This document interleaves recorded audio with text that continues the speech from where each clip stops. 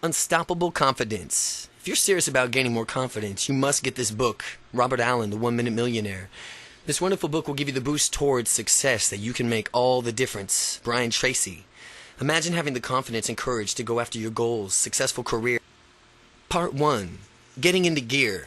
Why confidence matters. Without self-confidence, we are babes in the cradle. Virginia Woolf. Confidence matters more than almost anything else determining our success. Therefore, it's necessary to understand exactly how important it is. Why confidence is important? Confidence is vital because it's the difference that makes the difference. When people consistently take action and make the appropriate course corrections, they get massive results and achieve all their goals. However, if they lack the confidence to take action, they will stay stuck. It would be no different than if they had no dreams or no goals at all. And after all, what's the point of wishing for anything if you don't pursue it? Having confidence, especially when it comes to having the ability to communicate, is absolutely essential. Without it, people don't communicate effectively. The degree from which you are confident and communicate well with others is the degree from which you will succeed in life, no matter what context you're referring to. Business, family, friends, in which you'll experience in your career and so on. It is directly proportional to the degrees from which you will experience a rewarding and fulfilling life. We are naturally drawn to confident people. Imagine what it would be like to have people coming up just wanting to meet you simply because you're so confident that you automatically make an impression in their minds of being somebody different. Imagine how it feels to exude attractive energy, one that radiates out with and attracts people to you. Confident people appear to be more credible. Being confident will immediately turbocharge your success in the business and relationships because you will come across more credible. If people ask you a question, you look at him or her straight in the eye, you have confidence and physiology, answering with an authoritative tone. It took a few blown real estate deals for me to learn this lesson the hard way. After all, if you don't project that you believe in yourself, how are investors supposed to believe in you? Confidence can make your dreams come true. Right now, as I write this book, I'm actually dictating it into an audio cassette recorder on a beautiful Thursday afternoon in Oregon, and I hear geese quacking in the background. It's a beautiful blue sky reflecting off a lovely pond. It's a puffy cloud kind of day, and there you want to relax and enjoy yourself, but it is because of using these techniques I'm prescribing that I'm going to be able to do so. My journey to unstoppable confidence. Now, before you think I was always this confident, let me tell you my story. I share this miserable tale of shyness and let you know that no matter how shy or unconfident you are now, you can improve and become more confident. My shy self. I had always been a shy child, continuing to shy into my shy young adult. I had a small, select group of close friends my entire life. I've never found enough confidence to introduce myself to strangers, and it led to a serious difficulties for me in dating and having relatings to women. And my friends and I excelled in school. It was our main focus, yet in the back of my mind I knew that I was missing out on something when all the other people in high school were going out on dates. I thought to myself, man, it must be different, or what's that something that must be wrong with me? Consequently, I found myself rationalizing that I could be a great Lothario if I chose to, but in the main area of concentration and excellence was school. However, deep down I secretly desired to trade places with some of the other kids just to experience what it was like to go out on a date and even be comfortable with someone of the opposite sex. And the more I thought about it and how much fun they were having, hanging out and having normal teenage experiences, the worse I felt about myself. And it was as if I lacked the ability to really connect with other people on a deep level. Searching for the new way to escape, I turned my studying event harder into burying myself in the books, and at that time it was all I knew how to do. Now, in reflection, I can easily see that there were other choices available at the times, and we always have options, and it's important to be able to recognize many of these possible, and then naturally decide for ourselves which option suits us best. In 4 years of high school, I went to exactly one date. One, of course, it wasn't from who I initiated it. The girl approached me, asked me one day, and asked me if I wanted to hang out with her one night. Smiling broadly and trying to contain my overwhelming enthusiasm as an incredible, unprecedented event, I gladly accepted. Later in the week, she called me, and then we set the date, and following Friday, and the night came, she picked me up, and we went to a fast food restaurant nearby. All throughout the dinner, the conversation was strained as she tried her best to pry me loose from my shell, and everything that came out of the shell, I automatically retreated back into it simply because of my dreadful habit of shyness. She did her absolute best to talk with me and have a good time. Still, I couldn't tell she saw my shyness as an obstacle to getting to know each other. And my saving grace was that I smiled a lot and reciprocated every question she asked me. The conversation went better as long as she did the talking. After we finished dinner, she drove us up to the mountains. We had a lookout point with a beautiful view of the city, and I was clear in a clear night sky with the stars illuminating high. She asked me for suggestions on what I wanted to do, but I was too shy to suggest anything for the fear of rejection. I didn't really understand the meaning of this field trip. Only later did I learn from high school that other high school friends that the place we went to was the designated makeout spot. While I was able to maintain good eye contact with the young lady, sometimes there was pauses in the conversation that seemed like an eternity to me, and at these times my internal dialogue came alive as if it were an annoying young sibling whose life mission was to prevent me from enjoying myself. Does she want me to kiss her? What if I have a gunk in my teeth? What if I kiss her, and should I do it? Does she really like me? Is she bored with me? What should I say next? Why are we really here? What does it mean? What should I do next? Do I look at the stars outside the car with her, or should I hold her hand? My goodness, she sure is pretty. Is she noticing me, turning red and with embarrassment? How come I'm so darn shy? Do I want to kiss her? What should I do? When should I do it? The internal dialogue continued on, as like for an entire night. No wonder I could not hold a conversation with her. How could I when I was so busy having conversations with myself? None of my attention was left over to talk to her. After an hour or more forced conversation, she finally dropped me off at home and offered a handshake in lieu of repeating one of my previous awkward episodes. Though the high school gossip grapevine, I found out that the young woman had recently broken up with her long-term boyfriend, immediately called me out. And I was wondering if it was really coincidence that she had gone to the restaurant where he had worked. Was she hoping he'd be there? My ultimate conclusion was that she was just trying to make him jealous and have me find out about the date, even though she did not have any interest in me. People thought of my inaction as unwillingness to initiate activity, and others was because I was so antisocial, aloof, indecisive, reactive, and generally unfriendly. What I found most painful was that I wanted to be social, proactive, decisive, and friendly. Only at the time, I didn't know how.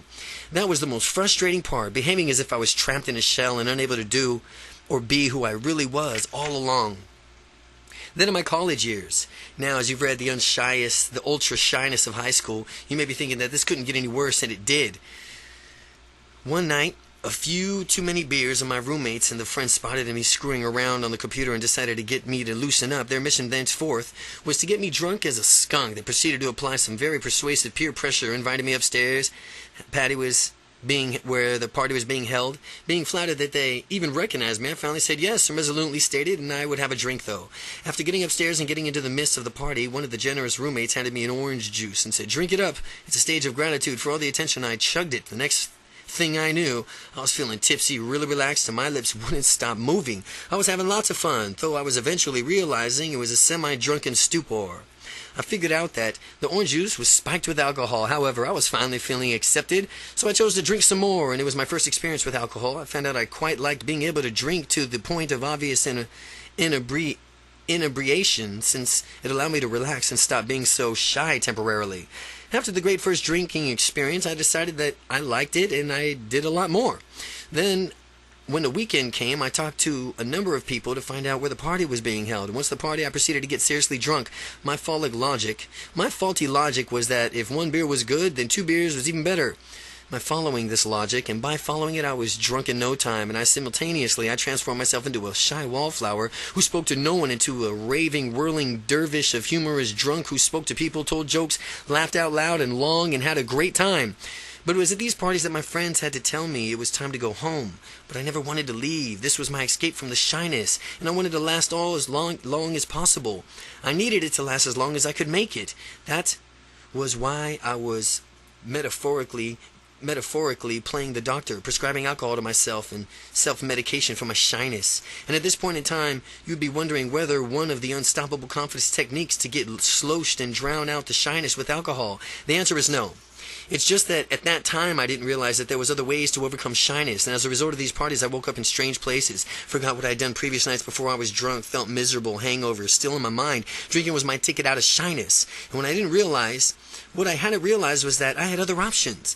But without these other options to be more confident, I did the best I could with what I knew, and that, unfortunately, was to drink to excess. One day after having miserable hangover, I crossed the threshold and I knew it was time to stop. I decided that there was another way, and after all I'd seen other people who behaved confidently without resorting to getting smashed, I decided I'd find out just what it was that they were doing. My search for solutions. My search for solutions began as I searching for answers. I found myself reading a number of self-help books. From the self-help books gained a little knowledge, useful exercise, and enhanced my confidence in myself and allowed me to relax in the presence of others. Finally, I promised myself that I would become confident in whatever I wanted to do. And I was fiercely determined to gain confidence, ultimately in the experience of breaking out of my shell that made it possible. Specifically in the case, I was talking to women. I decided I would approach every single woman I saw. At first, it was simply smiling at them, and you know what? They responded. Not all of them, but enough to encourage me to expand my comfort zone a little further. The small success catapulted me into the next step, expanding my comfort zone. Next, I would approach women and simply say hi. Again, this slight widening of my comfort zone encouraged me, and after all, I was an adult and had to take care of my confidence myself. I had two choices. I could either retreat back into my comfort zone and be shy, blaming someone else for making me that way, or I could take responsibility and go for it. Then my confidence really grew. I got to the point where I could meet women and gain instant rapport with them, conversation with ease. Following your dreams. Following your dreams confidence ultimately gave me the ability to leave my job and start my own business. Confidence is what I needed to follow my dreams. I'm sure as you read this, you can find your own reasons of why it's important for you to go out and find your own dreams. Picture your idea of bliss. What does this look like? What does it sound like? Who are you with? How much fun are you having? What time are you getting up? What time do you go to sleep? How do you take a nap? Because you can? Do you take a nap because you can? No matter what your dreams are, when you use the techniques in this book, you'll develop an unstoppable confidence to go after those dreams and make them a reality. By keeping your vision in mind, imagining it vividly and regularly, you automatically teach your unconscious mind to lead you to that day. And won't that day be wonderful? Chapter 2. Origins of Confidence. Courage is resistance to fear, mastery of fear, not absence of fear. Mark Twain. Up until now, how have you thought of yourself? Were you shy like I was? Were you tentative? A lack of confidence usually comes from one of the following areas. Lack of confidence usually comes from society at large, your parents, school and your peers, and then mass media. Well, in addition, you may have become shy because of hypersensitivity or even because you believe that you were born that way. In this chapter, we'll explore the reasons you may lack confidence. In the process, we'll debunk the false premises behind these reasons. And if you have children, we'll discuss how you can prevent shyness from happening to them. You'll instill unstoppable confidence in them. Society. In many ways, society's conditions people to go with the flow, or you better accept what is offered and not to make any waves or go against tradition. Well, sometimes this is falsely interpreted as advice to not follow your dreams. If you need to step outside of what is normal or usual to pursue your dreams, then do that exactly. So society is not your influence. Parents. Parents can be a major contributor to your lack of confidence. Throughout life, their purpose is to teach their children, to help them to experience their full potential, to be who they were meant to be. Yet sometimes parents strip away the child's individuality and inadvertently instill what the child perceives as limitations. Parents often try to get the kids on conform to the view of what they think is correct. And how many times have you heard these following phrases? Act like a grown-up. Stop acting childish as if that were a bad thing. Be realistic. Or get your head out of the clouds. And you're such a dreamer. Or you can't do that. No one has ever done that before. Parents usually have positive intentions motivating their behavior, yet sometimes they don't communicate that. Take the phrase act like a grown-up. What does that mean? Well, to have all the limits most adults do. But not to play and experience pure joy like a child, to not learn, wonder, or explore. If that's acting like a grown-up, I'd rather pass. Or consider the phrase, stop acting childish. Well, the notion of exploring, laughing a lot, or learning a lot, or really what life is all about. So it would seem like kids have the right idea after all. By this definition, acting childish or stop acting childish, it's a natural state of humans actually. What's about the notion of being realistic? What does that really mean? Realistic according to whom? Well, how specifically should I be realistic? The phrase is ludicrous, and calling people dreamers or telling them to get your head out of the clouds does not help them. It only instills limits in them and helps to bring them back into the blind of what is socially acceptable. School. School has a huge influence over children. They're mandated to go. Teachers are powerfully authoritative figures. The peer pressure is extremely high, with all taught to fit in. Everyone wants to fit in. So how does the school create a lack of confidence? One factor is peer pressure. Some kids make fun of anyone who does anything differently. School can also divide kids into different learning tracks, which is also unfortunate. Kids can be quite intelligent, much smarter than typically given them credit for. They understand the labels that go with different learning tracks, and they integrate these into their identities. The students labeled slow integrated this as a belief, I stink at math, and as they beliefs help shape their reality and their whole way of being. A research study shows in the 1960s showed that powerfully expectation influences and performances showed that powerfully expectation influences performance. One teacher was told her class students was exceptional, but in the reality is they were standard across the section students with exceptional class performed exceptional that year, and the teacher commented on how eager the students wanted to learn and how much they enjoyed teaching. How much she enjoyed teaching them. The next year, another normal cross-section students in her class. The time, the experiments told that her students were poor and poor performers. An exception to the beliefs and creative reality, the poor students performed awfully. And the same teacher who had just had the exceptional students a prior year remarked how awful the students were, how much they hated learning, and how much hard it was for her to teach. Now, we could take this idea and project only positive expectations onto our children. Furthermore, we can expect excellence from all of these people we interact with. You can expect excellence from everybody, and it will surprise you to learn how often people will rise up to whatever standards that you set for them. Mass media. A lack of confidence also comes from the media, mainstream media funded in advertising. Ultimately, it's out to get people to consume. Network television programs free because advertisers give them networks large amounts of money in order to introduce their products to the captive audience. Terrestrial radio is free for the same reason. Individuality is dangerous to these advertisers because when you think of for yourself, you can decide for yourself whether the producer is right, the product is right for you or not. You won't be buying for the sake of conformity and keeping up with the Joneses. It is to the advertiser's benefit if you lack confidence.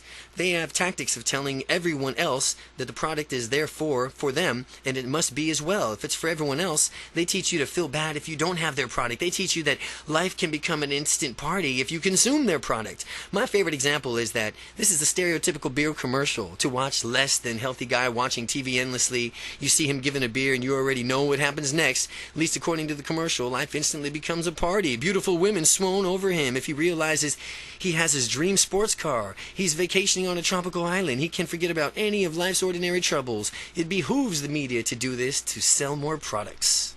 Hypersensitivity.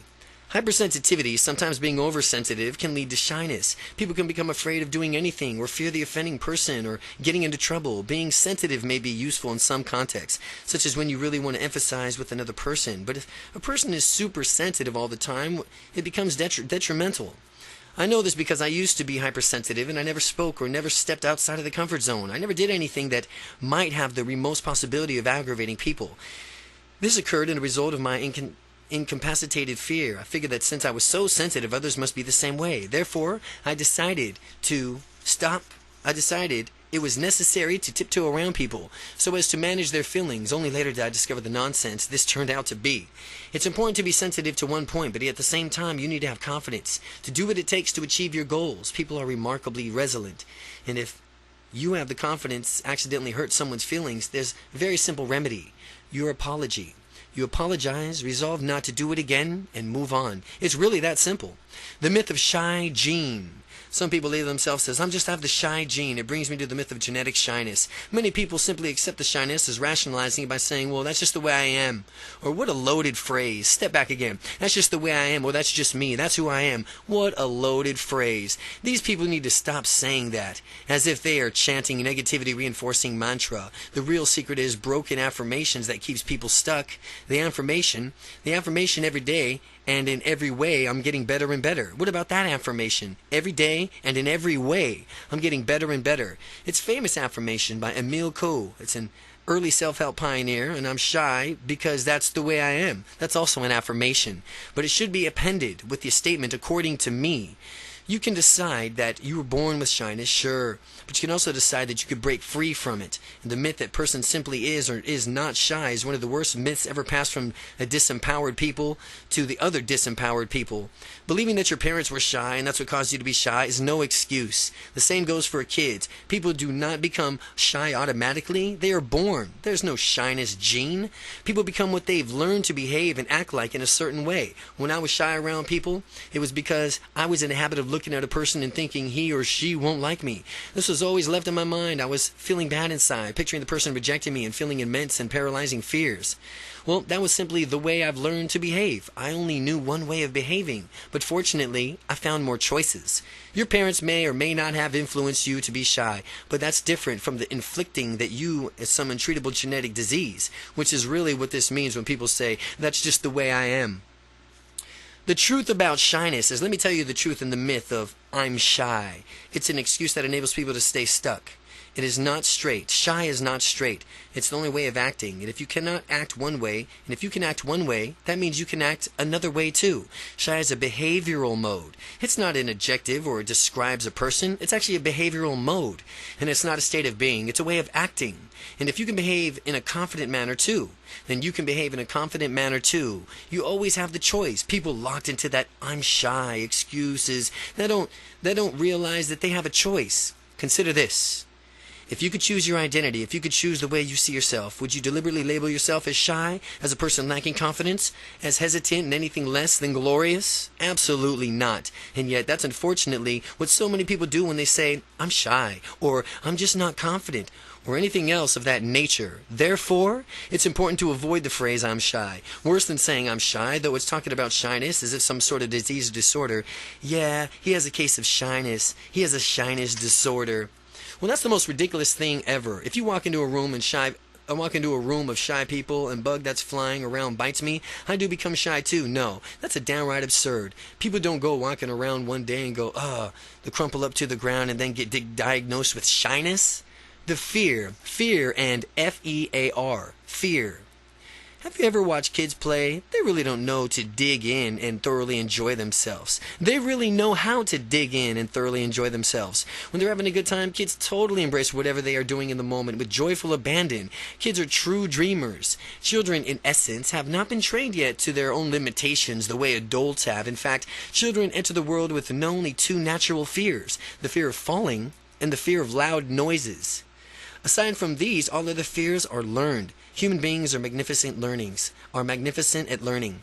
Because they have learned from fear things, aside from the only two natural fears, you can naturally empower yourself to move past your fear by learning new ways of behaving. A study is conducted among adults to research their greatest fears, and the fear of public speaking rated highest other than any other fear or of death.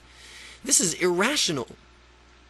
Being more afraid of public speaking than of death is a direct result of learning to fear something that does not need to be feared. Fear can be characterized in an acronym. FEAR, meaning false evidence appearing real. False evidence appearing real. Fear. When people realize that public speaking is simply a process, not a life or death event, the false evidence disappears with it and goes the fear. With the fear gone, people can be in their more natural, confident selves. Confidence is our natural state of being. It's a state of confidence. Should we be natural in a state of being? The fact is that we were born and simply not self-conscious. It's not like we popped out of the womb and say, oh, I'm naked. Could somebody please give me some clothes here? Oh, I'm shy now. Oh no, everybody, look at me, I'm naked. Children are already in their natural state of being, absolutely confident, full of wonder, ready to explore the world around them. What if we were to adopt that same childlike attitude for going after what we wanted to in the world? When you were first born, did you immediately stand up and start walking around, though it were not completely normal to you? Obviously you did not. Well, neither did I, and neither did anyone else. In learning how to walk, children take that attitude. Hey, I'm going to go do I'm going to do that walking thing. And I see others around me doing it, so I know I could do it too. I'm going to persevere. It didn't matter how many times I fall down. It didn't matter how many times I got up. All that mattered is, it only mattered that I just kept getting up. And if you get the chances, watch kids as they begin to walk. They crawl around, stand up, wobble, wobble, fall down, then they do it again, over and over again. Kids continue doing this until they learn how to consistently walk. Nothing will stop them from learning how to walk. When you have the same attitude and going after your goals, nothing will stop you from achieving them. What if kids infected you with the same useless attitudes of some adults have? What if kids were infected with the same useless attitudes? attitudes. If we try something, it doesn't work, we just give up. We'd all have people who refuse to walk just because they didn't get up perfectly when they were kids. They tried it once and they didn't even work, or try it again, so they gave up and decided they weren't going to be walkers. Can you picture a little baby with his arms crossed, pouting, scowling intensely just because he took the lackadaisical adult attitude? If something didn't immediately work, then he just gave up? Can you imagine a little baby saying, in a snooter manner, "Walking isn't for me, I do other things. I tried it once and it really was not cut out for me. Walking isn't for me." Kids kept going on until they mastered their skills. That's what they do. We as adults need to learn from them and keep that same attitude that kids have towards learning and walking.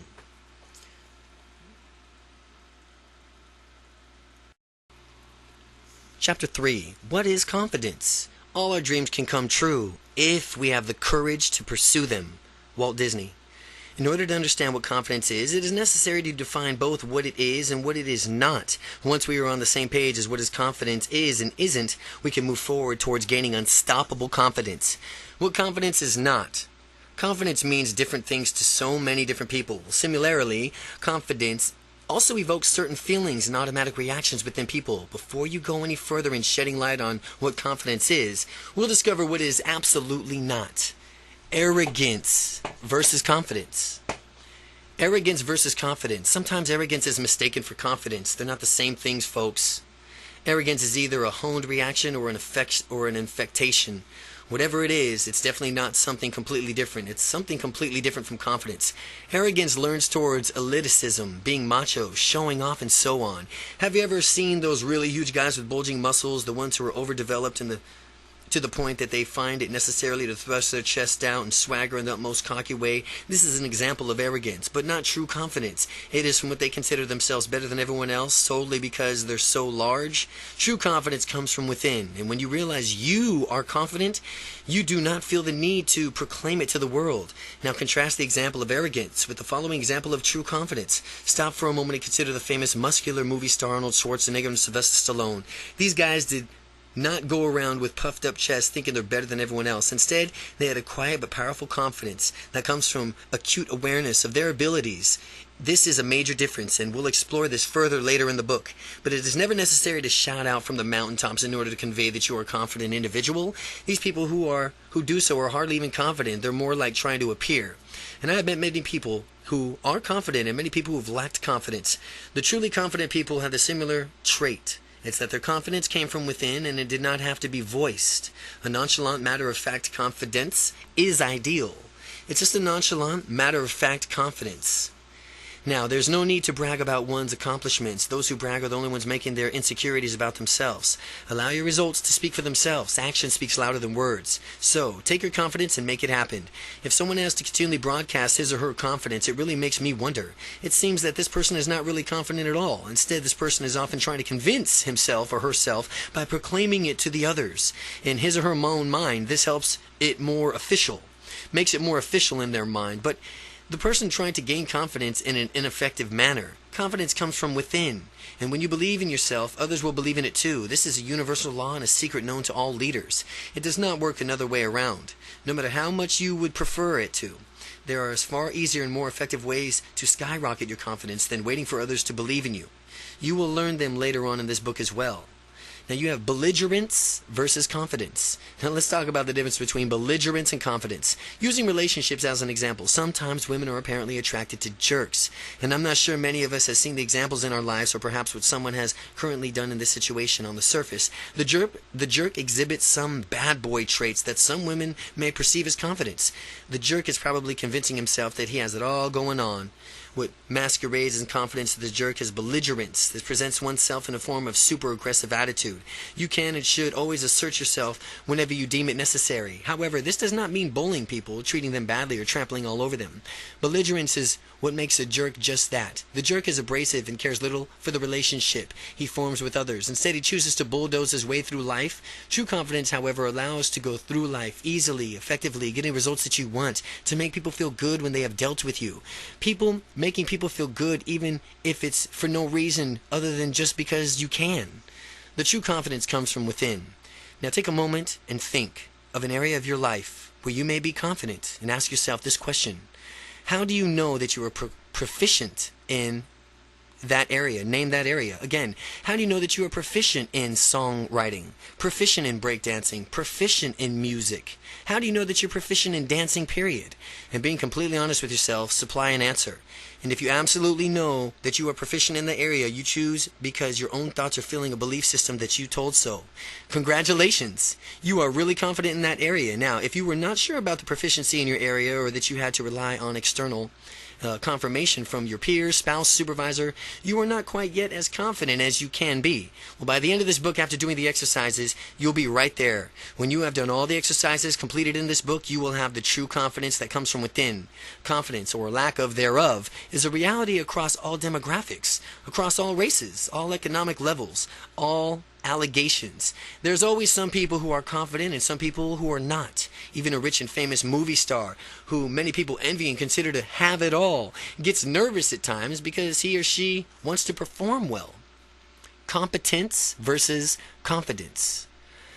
Are confident and competence the same thing? No, in fact. They are quite distinct, and understanding the difference is essential. Competence is defined as the ability to do something, and confidence defined as your belief about your competence. Each of us has an individuality, experience, beliefs, and values that make us perceive life in our own individual way.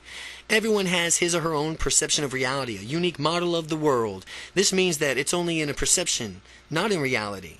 The empowering part of this idea is that those beliefs can be changed and in turn change one's perception of life. This means that the exercises and strategies described in this book will change your beliefs and your perception of what is possible for yourself. Confidence without competence? Confidence without competence. Well, it is absolutely a recipe for disaster to lack competence yet possess a project unjustified confidence. Take, for example, someone who has never flown a plane before, has ridden on a plane, and thinks she or now is an ace pilot since he has read a book on about a decade ago. Would you let that person fly you across the country? I would get off that plane as fast as people would think as I was a blur. You can easily see how there was numerous examples of confidence without competence and why it's dangerous. Competence without confidence. Competence without confidence. People are competent and yet lacking the confidence are stuck in a quagmire. They might have been perfect understanding in some powerful concepts without even taking action. Someone who has the knowledge and the competence to do something and does nothing instead is no better off than someone who is clueless and incompetent. Again, someone who has the knowledge and the competence to do something and does nothing instead is no better off than someone who is clueless and incompetent. Now, when I was getting started in my own real estate investment, I was a classic example of competence without confidence. I studied real estate, and I read 10 books, took 3 home study courses, attended a seminar, signed up for 2 mentoring programs, and still I was stuck big time in this quagmire that I wasn't even aware of or could get caught in. I saw others being successful and knew exactly how they were doing it and knew how they were doing it, but when I asked them about it, they confirmed to me that they were just doing exactly what I was only thinking about. Now, what was holding me back? Was it my lack of confidence? My fear of the unknown? I wouldn't have known absolutely everything about all the real estate before taking any action at all. So I kept studying and studying, trying in vain to learn everything so I could actually get started. Meanwhile, the people around me had their businesses taking off because they were taking action. The 4 levels of competence. There are 4 levels of competence that people go through and develop to skills. Those 4 levels are unconscious incompetence, conscious incompetence, conscious competence, and unconscious competence. You will travel through these stages as you reach unstoppable confidence. The 4 levels of competence. Competence is knowing something. The 4 levels are unconscious incompetence, conscious incompetence. You have conscious competence and unconscious competence. Unconscious incompetence. Unconscious incompetence means you do not possess a skill nor even the awareness of how to use that skill could be. Someone who is extremely shy and does not even recognize how beneficial learning how to be more confident would be for him or her could be considered unconsciously incompetent in that area of confidence. I spent the first 20 years of my life like this, being shy and knew no other way of being, nor I was cognizant of the fact that other people didn't have to live trapped in my shells.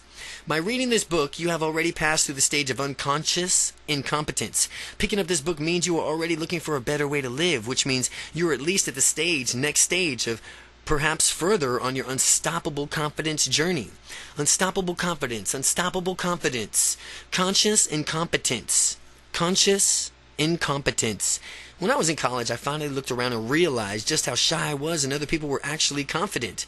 I had moved to the second level of skill development, which is the conscious incompetence. And I became aware just how shy I was.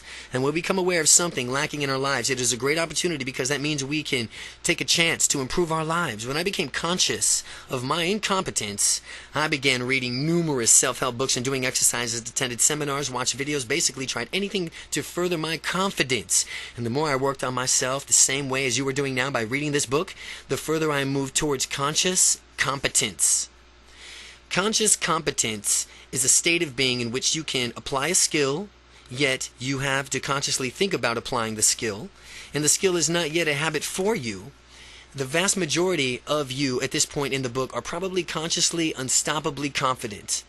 Now, you know how to be confident, and that's a matter of developing this into a habit. Now, give yourself the gift of your own 21-day unstoppable confidence challenge. Deliberately practice your confidence for 21 days consecutively until you reach the skill level of unconsciously competence. Unconscious competence. Unconscious competence is the fourth level of skill development called unconscious competence. Unconscious competence. This is the ultimate stage of any skill.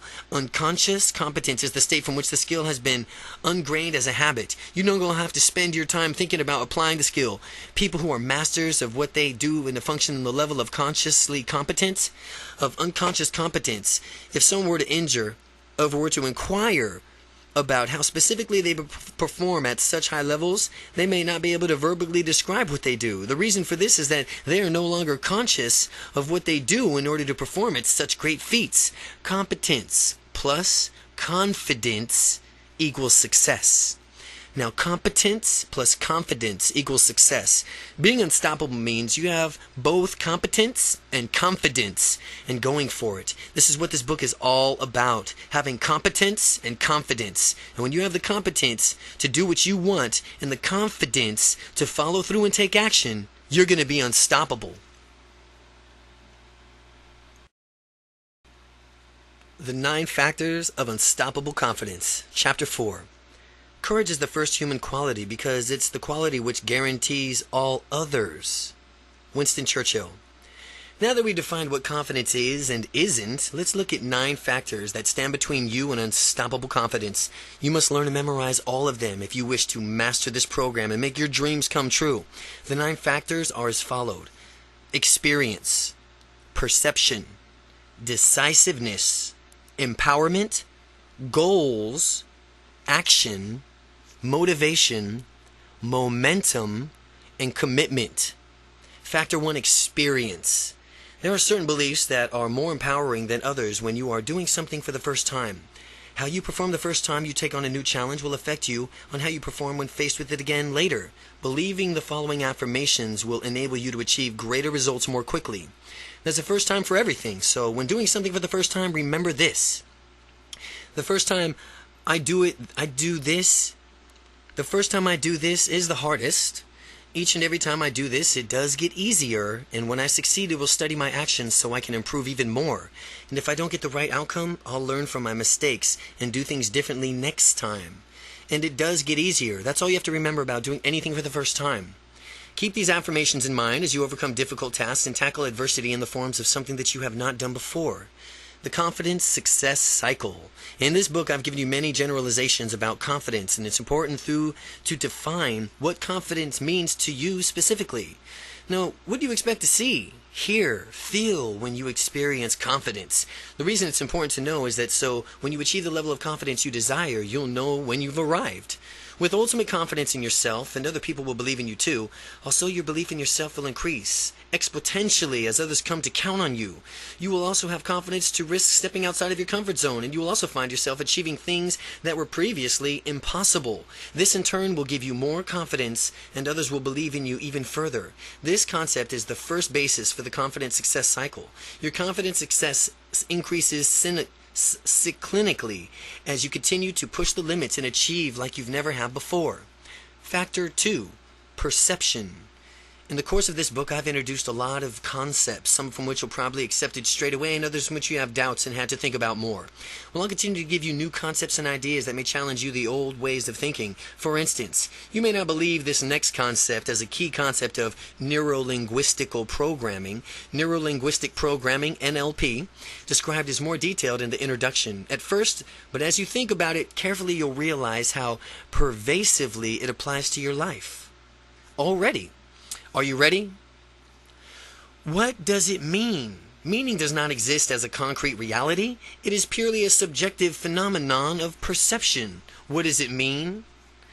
How do you think about something is entirely up to you. You could put a positive or negative frame around whatever experience you have in life. Since you have always the choice to either laugh or cry based on the experience, do whichever you prefer, and I prefer laughing. So I find myself doing that more often. A friend of mine told me this story, and he was sitting on a bench out in a park right next to a rather large crack in the sidewalk, and a man came by, tripped on the crack, fell on his face, and fell face first into the bushes next to the sidewalk. Dusting himself off, he quickly got up, glanced around to see if anyone was watching, and unfortunately for him, my friend was watching the entire episode. Noticing this, the man turned several shades and red before hurrying away as fast as he could. Later that same night, a woman came walking across the same path and in the same place in the sidewalk. She tripped, fell flat on her back, spontaneously reacted to let loose with a fully belly laugh. She laughed so hard she began crying. She acted as if the slip was the funniest experience she's ever had, and it seemed she could not stop herself from laughing. By the time her laughter had died down, my friend was staring at her nonchalantly. She picked herself up, smiled, and acknowledged my friend, and happily darted off into the night. The meaning of any experience, event, or interaction varies widely upon two people because their choices as to from which the ways of they make it. If someone offers you an insult, remember that it's only the person's opinion. By adopting that useful belief, you can move thoroughly and through the world more prepared to deal with anything that life throws at you. Contrast this with any way of some people take insults personally and waste your valuable time and energy being bothered by them. You are a meaning maker. You are a meaning maker. And if you have to perceive some comment to be derogatory, stop yourself and give it more positive spins. Do this because you can. Now remember, nobody else has the power to determine your own perception of events, only you. So, in my own life, I had a business project and it went sour, and for a while I spent some time being bitter and frustrated and stuck in my victim mentality. Finally, I started to ask myself a question like, well, what can I learn from this experience, and what does the outcome of this project really mean? And when I asked myself these questions, I immediately recognized that I could shift into a more useful mentality. And what had been a sore point for me became an opportunity to look at the adversity as a challenge. And it now is up to me to rise above and conquer and over the difficult situation in order to achieve the right outcome. It is exactly what happened. Had I latched onto the victim mentality and refused to let go, I would have never completed my own business project. And any time you choose, you could change your perception and create a new meaning for something. Factor 3, decisiveness. It is easy to identify people who have unstoppable confidence just by watching the way they make a decision. The deciding factor.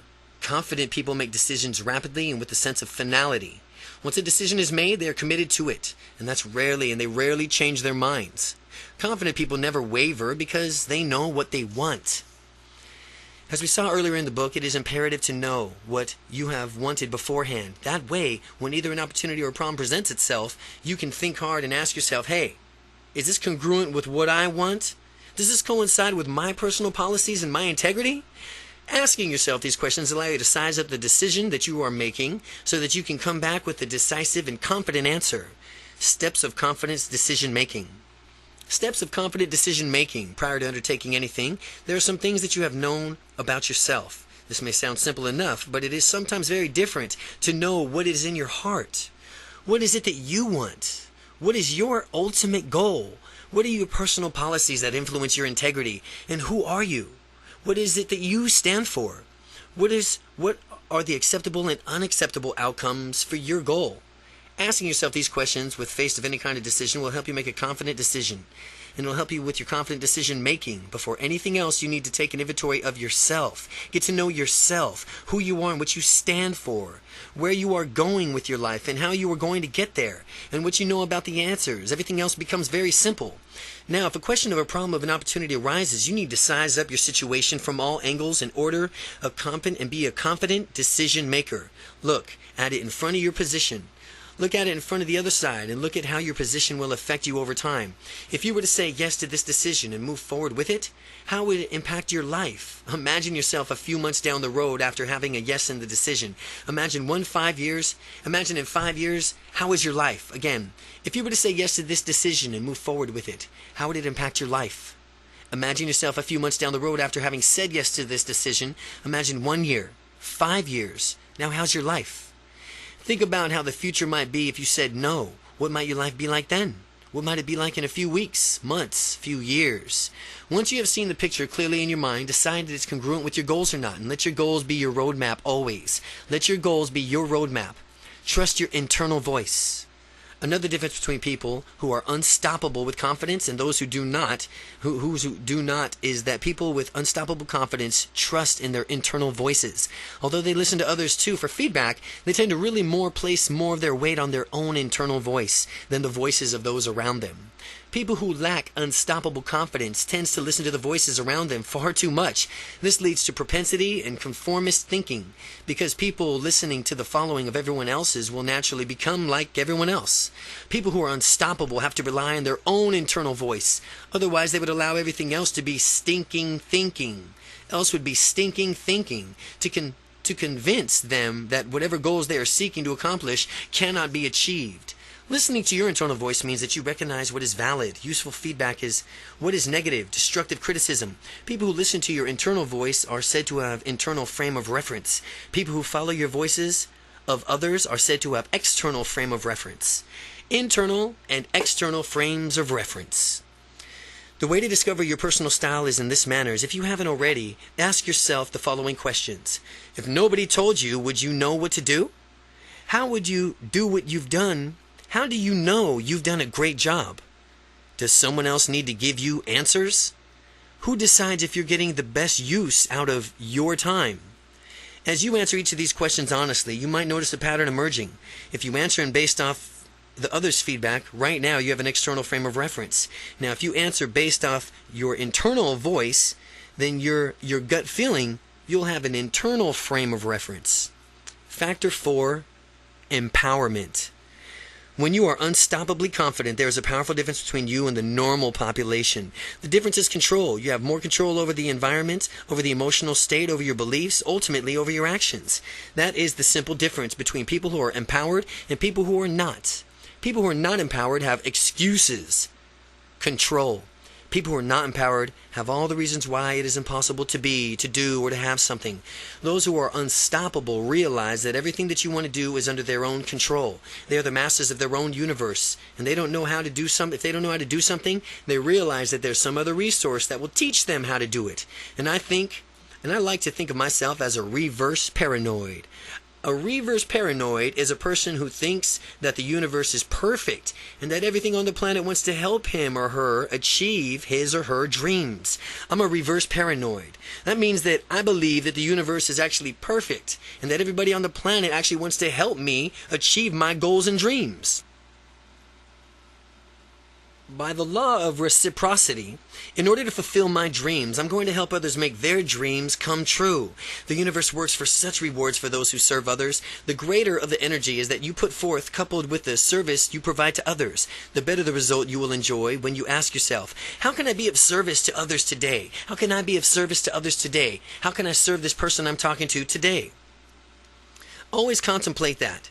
When you ask yourself that, you will experience a paradigm shift of great proportions. Greater empowerment equals more choices. Empowered people simply have more choices than dispowered people. People who do not allow themselves to find other choices available to them are likely to become disempowered. Although, always contemplate the number of choices that you have in any given situation and do your best to generate more options. Perhaps there's an option that you have thought of that you would like to have as ideal. All you need to do now is empower yourself to think of the solution and then act on it. With greater empowerment comes truer sense of freedom because you have the liberty to choose from more options, adding more options to your life. There's an easy way to add more options to your life. Pay attention to people who use language. Language indicates how they view the world. It can easily empower us to limit us through what we say. Some people use their language to try to force limitations on you. Anytime someone offers you two choices, beware. Ask yourself if there are any choices that have not been mentioned. Is there anything stopping you from choosing your options? The more options you make, the more empowered you are, which means you will have a greater chance of success. Salespeople are taught to intentionally use their language to limit our apparent choices. For example, let's suppose you found a certain model of automobile that you like, and the salesperson might say something like in the effect of, well, now that you've decided on this car, would you like to pay for this in cash, or do you want to finance it through us? The question automatically assumes that you're going to purchase the car, and with the only remaining detail being now specifically of what you want to, or how you want to pay for it. Even if you did want to purchase the car, there might be another payment option that the salesperson's limiting statements hasn't covered. What if there was a hybrid part cash, part financing option? That is not reflecting in the salesperson's statement, is it? Well, here's some questions to generate more options when you're presented with only a few options. Well, what's stopping us from doing both? Or all? Or is that all the options only? Or what other options haven't we examined yet? What other options haven't we examined yet? Are these our only options? Disempowered people simply find themselves to lacking choices, which thus compelled to enact upon their addictions, not only of choice, but of our sheer necessity. Even if we were to consider psychopathic criminals, they appear as if they are forced to perform these evil deeds. In interviews, they often reveal how they went to great lengths to cover them up, as they did because they internally understood that it was wrong. Inevitably, the question gets posed to them of why they perpetrated the violent acts. As if they could truly understand the acts were immoral and wrong, they acknowledged that while they knew it was wrong, they felt as if they had no other options and their criminal acts were their only choice. Again, this is simply their perception of reality. I'm not condoning or apologizing for criminal behavior, but rather pointing out the fact that these people need to make better choices for themselves and do not need to first need to become aware of those choices and realize their validity. The initial step to becoming more empowered is to eliminate the belief that you have few choices and replace the belief to the knowledge that you have many choices. You always have the freedom to choose, no matter what the situation, even in the times in which you apparently lack a choice. There really is a solution. There really is always a solution. When you keep this belief as you go through life, you will find that you have an enriched sense of control over your life, which escapes most people. Factor 5. Goals.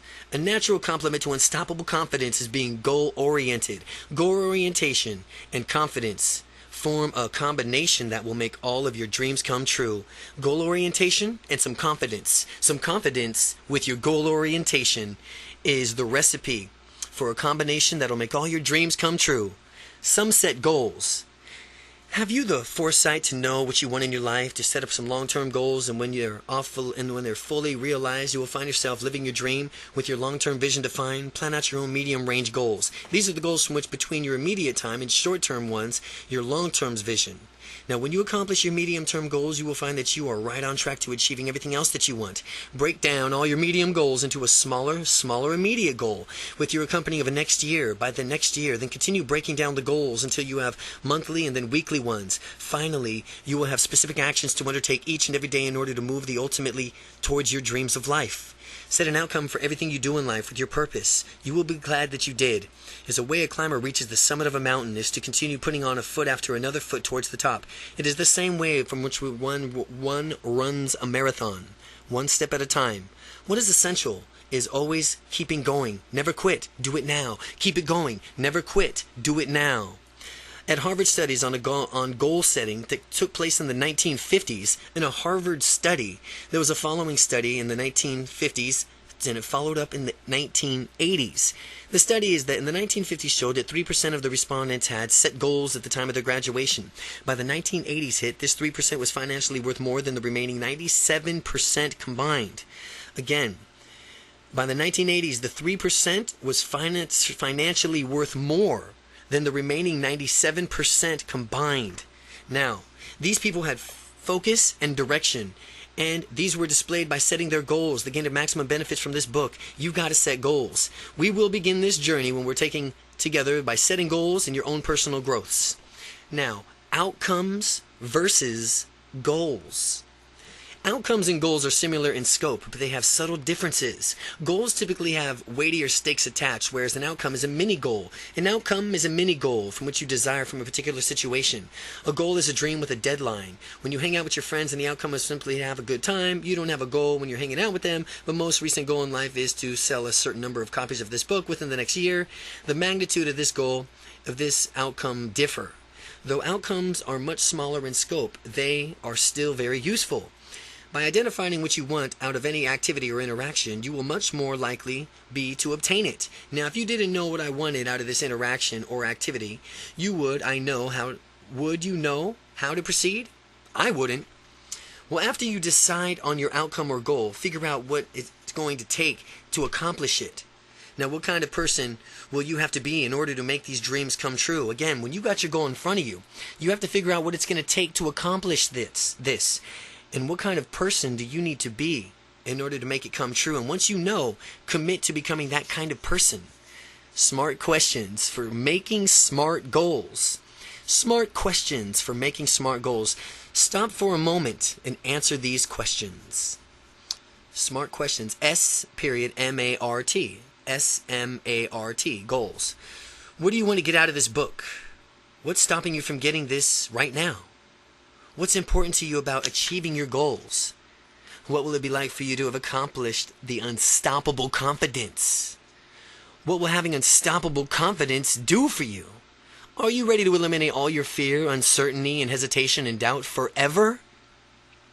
How will you know when you have unstoppable confidence? Well, after answering these questions, you are now ready to set a SMART goal for yourself. The acronym SMART stand for SMART. Specific, measurable, achievable, realistic, timed. Specific, measurable, achievable, realistic, timed. SMART. Specific makes your outcome specific when you state when you will see, hear, feel, and experience it. This will help you provide points from you can check to verify if you have undoubtedly achieved your desired outcome. A general outcome may be, well, I want to get confidence out of this book. And that does not work as well as following up specific outcomes. I want to gain 2 specific strategies from eliminating my fear of changing jobs and gain confidence in knowing I will succeed at whatever I have a job. Succeed at whatever job that I have. Measurable. Measurable. Your outcome is measurable when you have a clear way and know whether you have met it or not. An immeasurable outcome is, I will become confident by the end of this book. I'm using the techniques described in its pages. While confidence is sometimes difficult to measure, you can get creative and find ways to do just that. A more measurable outcome is, I will make direct eye contact with people in my new job. I will maintain confident physiology, posture, and bearing. And I will be more outgoing by initiating conversations with my coworkers. Achievable. Achievable ensures that your outcome is achievable.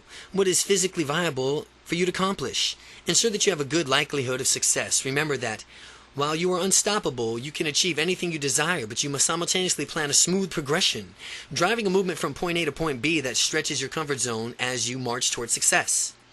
Avoid setting yourself up for frustration by setting out outcomes that is unattainable in a realistic time frame.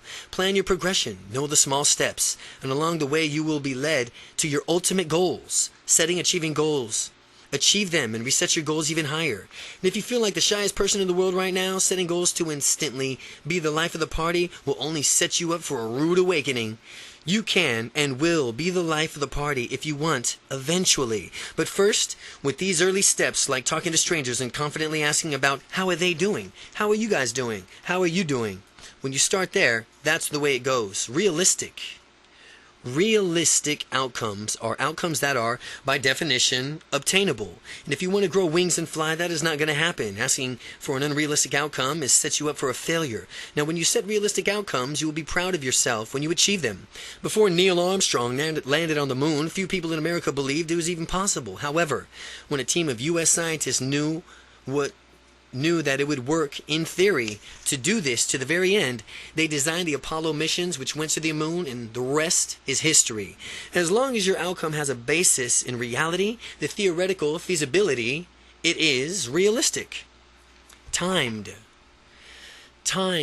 Make sure your outcome is timed by attaching specific deadlines to the accomplishment.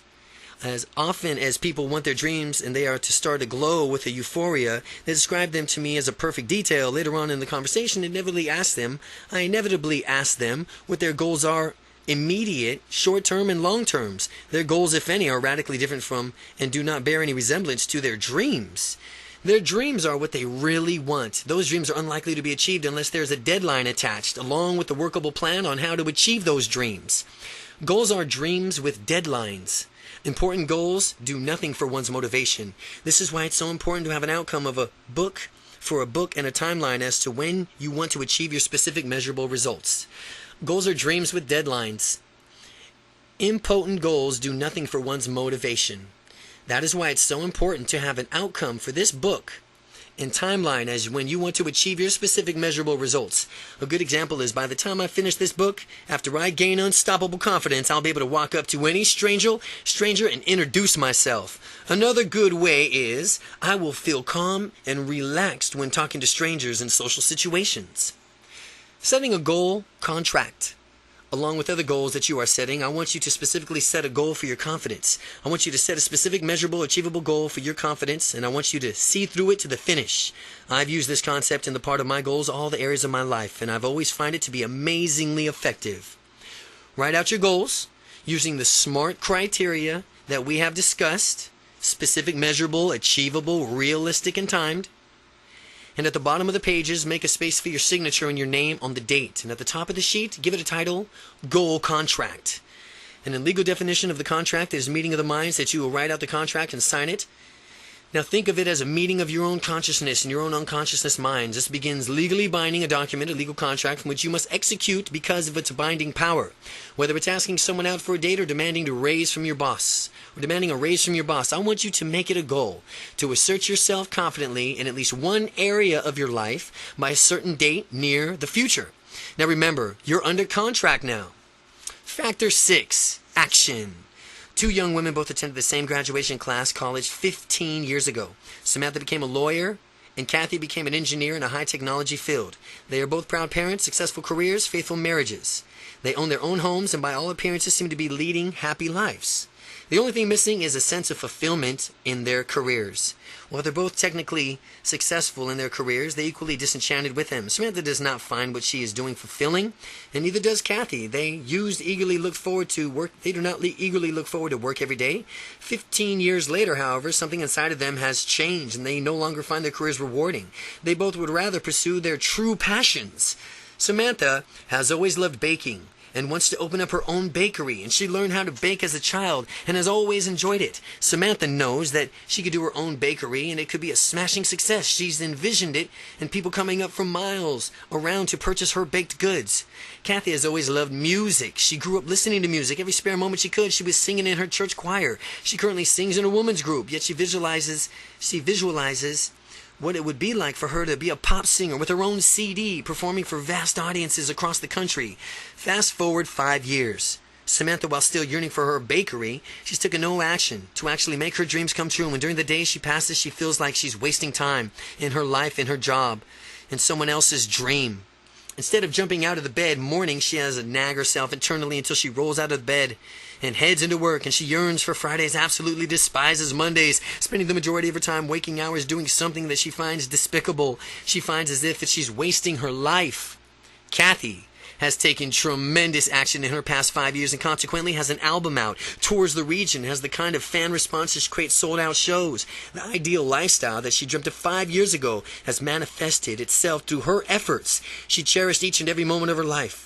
Her time was spent on stage singing the time she feels her most alive. She doesn't just exist. She knows she's living well. It seems as if her life is better and getting better every single day. Sure, she has her struggles launching her own new CD and getting her name out to be recognized. She has countless people to tell her so. In fact, of defeat, she persisted too. She never quit. She would have been easier to stay in her old job, and yet it would have been tremendously unfulfilling. Kathy paid the price through her commitment to live her dreams. She ultimately made her dream come true. Samantha and Kathy both had dreams and visions for their respective futures. Kathy took action and fulfilled her dreams. Samantha did not. The difference between the two is that Kathy had the confidence to put her plan into motion and take action. Samantha lacked the confidence, but the techniques Kathy practiced, combined with attitudes and beliefs she and other successful people hold while they pursue their dreams. These can be learned and put into use. Most successful people may not consciously be aware of these techniques, but it is subliminally applied techniques like these that can help you, and like them, achieve their intended results. Put it into action. Put it into action. Confidence comes by finding out what specifically you want and making a plan to get it and putting your plan into action. If you're doing well, ask yourself, how is it that you're doing so well? And consequently, you will know how to apply yourself and do it even better. And if you haven't been getting the results that you want, evaluate what you're doing wrong. Adjust your behavior accordingly and do things differently. As much as I'd like to say that all you have to do is incorporate these mental techniques into your life and get confidence, the truth is that unstoppable confidence comes from doing. Unstoppable confidence comes from doing. These mental techniques will help you out. Guaranteed. The most confident people out there are confident because they have proven to themselves over and over again that they have reasons to be confident because they have succeeded it so many times. They're people with the deepest parts of their minds, bodies, and souls that they are capable of being doers. The process of gaining confidence requires action. The goal contract that you set is preceding sections. It's going to fulfill itself. You will need to do something. Only taking action can give you the undisputed real confidence that you desire and deserve. Factor 7. Motivation. Motivation, another key to being such a go-getter, and how you motivate yourself. Do you motivate yourself with pleasure or with pain? Do you think about all the excellence of your life? Think about all the excellence or all the trouble that you want to avoid. You motivate yourself in one of those ways, and the only way from which one you know. Now, only you know which one. Are you moving towards the goals, or are you moving away from problems? Methods of motivation. Don't move away from problems. Move towards goals. Methods of motivation. Both strategies can be effective in certain contexts. For example, trial lawyers often use pain avoidance strategies in order to construct strong cases for their clients. They seek to minimize damages from the opposing attorneys might do to inflict by creating a strong counter arguments. Again, for example, trial lawyers often use a pain avoidance strategy, which is in order to construct strong cases for their clients. They seek to minimize any damages that our opposing attorney might try to inflict by creating a strong counter-argument. The strategy of being pleasure motivated can be equally effective. In fact, a majority of the most successful people who have close family relationships, massive financial success, and career satisfaction have motivational strategies drawing on their own pleasure principle. You may have already realized which motivation style you predominantly utilize. It's having unstoppable confidence, and I encourage you to focus mostly on having positive motivation strategies, allowing you to seek better things in your life. The most successful people have the positive motivation, and if we want the same results, then naturally we should follow suit. The value of negative motivation. While having strategy to move towards excellence can be beneficial in certain circumstances, there's times you can also benefit by having a strategy that moves you away from pain. Since we all have to move towards pleasure and away from pain, we are always motivated by some degree by one or the other, sometimes by both. Because I wanted to get this book done in a timely manner, not only did I commit myself to moving towards the pleasure of having the book published, but I also instituted monetary fines of myself of not meeting my writing goals. After I began using the pain avoidance motivational, my efforts skyrocketed, and I became tremendously more productive. As you can think about it, I've applied this. You can think to see all the ways from which you can utilize towards pleasure, moving towards pleasure, and away from pain, motivation methods in your life. Now, when you set up your away from pain strategy, make your negative incentives something more slightly annoying, but not a catastrophe. Just in case some unforeseeable event leaves you unable to achieve your outcome, your strategy ought to be proportionally to a magnitude of the goals that you have set. Here's an example. If you're on a diet and you have a piece of cake, you obviously wouldn't punish yourself for fasting for the next rest of the week. You would be ridiculous. You would want your pleasure rewards and pain punishments to be commensurate with your goal. Instead, you eat some chocolate cake while you're on a diet. You might figure out how many calories are ingested, and next time you work out, you'll just burn that many extra calories beyond your normal workout. Make it a habit to stay motivated. It's a habit to stay motivated. It's a habit to stay motivated. Remember, people are becoming addicted to various things all over the time. Gambling, drugs, alcohol, a few of the many destructive addictions people have. The secret to aim for our addiction is a positive direction. People who have an unstoppable confidence have it because confidence is a positive habit of theirs. Confidence is a positive habit that they got. What makes the difference in our lives is equally of the habits we form. Each of us have habits already. Let's empower ourselves to have only positive, life-affirming habits and addictions. Habits are tremendously powerful. Without them, there'd be so many decisions to make every single day, we'd easily go on with information overload, as if we weren't almost there already. Habits simplify our lives and making us so we don't always have to think about what we want to do, we just do it. And that's why it's critical to develop good habits. On your goal contract, make it one of your goals to develop a confidence habit. Make it another goal to pay attention as you become more and more confident and evaluate your progress. Keep a confidence journal. I strongly recommend that you keep a confidence journal so that you can see just how far you've come. By the time you fully are aware of it, you'll have unstoppable confidence. You'll review your journal, and naturally you'll be amazed to discover how differently you think and feel. By regularly reviewing your journal, you will also be able to immediately correct yourself so that you can have more confidence in the present and stay motivated towards your future goals. In your journal, feel free to jot down notes, specific techniques from things in this book that you will utilize in the next interaction to cause you to be even more confident. Factor 8. Momentum. Momentum is very valuable for increasing the confidence level. Momentum. One of the Newton's law of physics states that the object at rest tends to stay at rest unless it is acted upon by an outside force. Similarly, the object of motion tends to stay in motion. Applying the same law to confidence about if you are at rest, you may be a bit difficult to begin increasing your confidence. However, after overcoming the initial resistance, for the rate from which you gain confidence in yourself will soon accelerate. For people who have unstoppable confidence, it's easy to accelerate the rate from which you gain confidence. Stop for a moment and take a survey of how much momentum that you have in your life. Are you in motion? Are you out there making it happen? Are you going a little slower? Only you can honestly judge this for yourself. And do you need to crank it up a notch? No matter where you are, you can always increase your momentum. The best way to do this is by starting small. As you continue to take small steps each day, you draw closer and closer to your goals. The small things add up, and it's pretty soon you'll be leading your life in the way of your dreams. After you're at the top of your mountain, having fulfilled all your goals, you can look back and you can say, wow, what you've done, and marvel on how all those small actions you took led up to this massive success. These small actions can be any number of things. They can be simple steps to educate yourself on the goals from which you're in your sights, buying books, attending seminars, and so on. The way I become a full-time, real-life estate investing entrepreneur was by subscribing to the aforementioned strategy.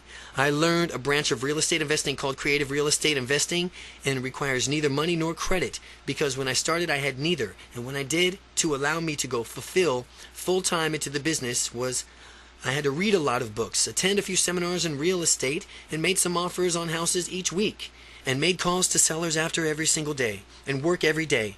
Every day you are either moving towards your goals or you moving away from them. Personally, I would like to always be moving towards my goals. Momentum is infinitely powerful, and you can make it work for you or against you. So make it work for you. Factor 9. Commitment. When people commit themselves to their destiny, they go for it, full tilt. Consequently, to achieve their goals, master motivational speaker Anthony Robbins says, Success is cutting off all of your options for failure.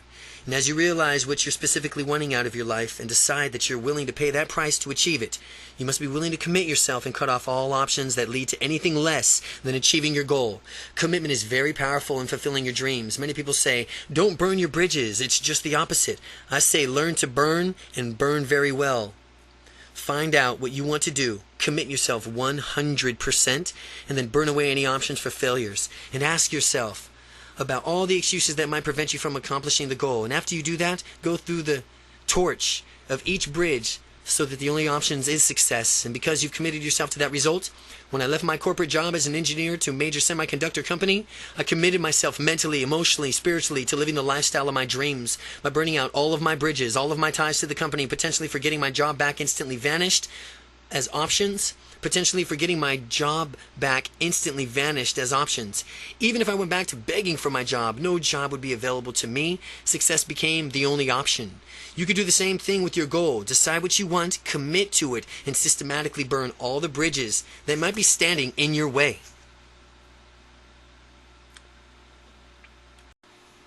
Section 2. Gaining momentum. Chapter 5. Confidence is a process. It's not what happens to you what determines how far you will go in life. It is how you handle what happens to you. Zig Ziglar. Confidence is not a thing. It is a process. You may still been thinking of confidence as something that you either have or do not have, but that's not the case. Calling something confidence is actually a misnomer. There's only such a thing as acting confident or behaving in a confident way or thinking confident thoughts. The same goes for any emotion, be it fear, sadness, depression, or anxiety. None of these are actual things. They are all results of processes, sequences of thought that you run in your mind. Up until now, you may not have been aware that you were doing this, but the vital point to realize is that you have complete control over these processes. You can decide whether mental processes are useful or which are not, and if they are useless, you can stop, interrupt, and banish them. By changing your language, you change your life. As we saw in the introduction, Neuro-Linguistic Programming, NLP, shows how language, both verbal and nonverbal, affects your mind. The language that you use to describe what you are feeling impacts your feelings tremendously. It is your knowledge and this awareness of these processes that gives you the power over them. When somebody says he or she is depressed, that person has done is built in the notion into his or her mind of that very being. People can't be depressed all the time. If they were, they wouldn't call it depression. It'd just be their normal state of being. Instead, people who consider themselves depressed should be saying, I run a process through my mind that causes me to experience certain feelings that I have collectively labeled as depression. The same goes for anxiety. Releasing the past. Think about who you were in the past, and who cares if you were shy, if you weren't confident in the way that you wanted to be. The past is behind you. There's nothing that you can really do about it now, and the best thing you can do is learn from it and behave differently in the future. To the end. And to that end, I want you to forgive your former self, being shy of not being acting confident in the past. So often, people spend their valuable time and energy kicking themselves for the time and opportunities that they lost as a consequence of being shy. To stop now before you read any further. So stop now before you read any further. And if you were unconfident or shy in the past, forgive yourself now. Release all those feelings of negativity and frustration and anything bad you might have against your shy former self. Because that version of you is over. We're going to learn from the past and we're going to move on. Get rid of negative emotions. Getting rid of negative emotions. Let's begin to blow out all the negative emotions. A great place to interrupt and banish those useful thoughts processes is to consider the language that you use to describe them. Let's just say if you feared public speaking, you would have described this fear as if you say, I have a fear of public speaking. You are, in a sense, taking ownership of something that is just a mental process. What if you were to describe what is really happening and say, well, when I think about public speaking, I run a process in my mind that I have labeled as fear. How much does this change the things for you? How much better do you feel knowing that what you previously described as a fear of public speaking is really just a process that you can reverse? Beginning now to notice how you've been describing other negative emotions. Have you been saying anything like, I always get nervous when I talk with strangers, or talking to customers makes me anxious. I just feel depressed, or instead saying, I feel sad. Describe yourself for what's really going on. I choose to think in a certain way that results in my feeling sad or when I encounter a certain set of circumstances. It may sound a bit hokey at first, but as you continue to think about it and really dig into the meaning of that sentence, you will begin to gain a sense of how truly liberating this is. Add positive emotions. Now, after taking control of these processes, insert a positive emotion in place of the negative one. I have absolute confidence in public speaking. Try that one out. The negative processes it serves you. And if you catch yourself running in these negative processes, interrupt it inside of your mind and yell, stop. Make it a habit to stop the negative process and automatically start the resource. Chapter 5. Confidence is a process. Part 2. Gaining momentum. If not, what happens to the bitch better have my money? Voice to suit you. Congratulate yourself when you stop the negative processes and praise yourself when you start a confident process, because you get more out of what you reinforce. Praising yourself gives you the incentive to run the resourceful process. Naturally, you'll be more likely to do it again in the future. After all, you should treat yourself well. Some people have negative internal voices nagging at them all day. How awful would it be to live like that? Remember, the only way, the only person with whom you spend all your time with is yourself. So you might as well have a great rapport with yourself. Also, don't forget to congratulate yourself whenever you step outside of your comfort zone. Celebrate the successes and rewards and reward yourself accordingly. Consider the example of Janet, a rookie salesperson. Janet finds herself saying, talking to customers is scary. It's frightening to me. I feel fear when I go out and ask them to purchase my product, and I don't know what to do. What is occurring here is Janet has given up her personal power of using disempowerment language. And if we were to reward her language in a way that would allow her to easily change her perception of the situation, the translation would be, well, according to me right now, talking to the customers causes me to experience a certain emotion that I describe as scary. I choose to allow my customers to frighten me and feel something that I label as fear when I ask them to purchase my product, and I don't know what to do yet. Here is what Janet can do to immediately gain control of her emotions. Append, according to me at this time, onto every one of her sentences. This forces her to acknowledge that what she is describing is not absolute truth. It's not etched in stone for all time. According to me at this time, it's not the absolute truth. Whenever there is an unwanted emotion, like fear or guilt or anxiety, she must describe the emotion with the following phrase. Well, I choose to experience a certain emotion by doing something inside of my mind that causes me to experience a set of pictures, sounds, feelings that I collectively have labeled as an emotion. This requires Janet to take fixed emotion and turn back into a process. It also demonstrates that she is one in control and of that process. When she scratches or catches herself using the disempowerment language, after she restates it using the guidelines above, she must empower herself by using sentences that state how she will behave in the future. An example: although I have done this in the past, I wonder how quickly I can find myself becoming more relaxed and confident when I go to ask customers to purchase my products. Now, as you would go through this example and see how it's done, you will realize that you could do it too. Unwanted emotions exercise. The unwanted emotions exercise, it's time. It's now time for you to think of 5 unwanted emotions and context them with which you experience those emotions. While you do that, become cognizant of the language that you are using to describe what you really do to experience those unwanted emotions. And think of emotions that would best fit in their place after you rid yourself of the unwanted ones. Following that, do the exercise of changing your current language and adding in more empowering language. Remember, what you do to change your language is what you'll do to change your life. Throughout the rest of this book, you'll be learning many more effective, simple ways to use language and many more mental processes that will give you unstoppable confidence. Chapter 6. Your beliefs and how they affect you. If you develop an absolute sense of certainty that powerful beliefs provide, then you can get yourself to accomplish virtually anything, including those things that other people aren't even certain are possible. Anthony Robbins. The next step is to take a close, hard look at our beliefs and to find out what they really are and what we really want out of life. Your current beliefs realized. Pause for a moment and consider everything around you. Everything that you have, everything that you lack stems directly from beliefs of yours. Similarly, all of your experiences that you've had and all of those experiences yet to be had are because of your beliefs. Beliefs are pervasive throughout our areas of life. They influence what we do and how we do it in any extraordinary degree. Your quality of life depends upon your quality depends upon the quality of your beliefs.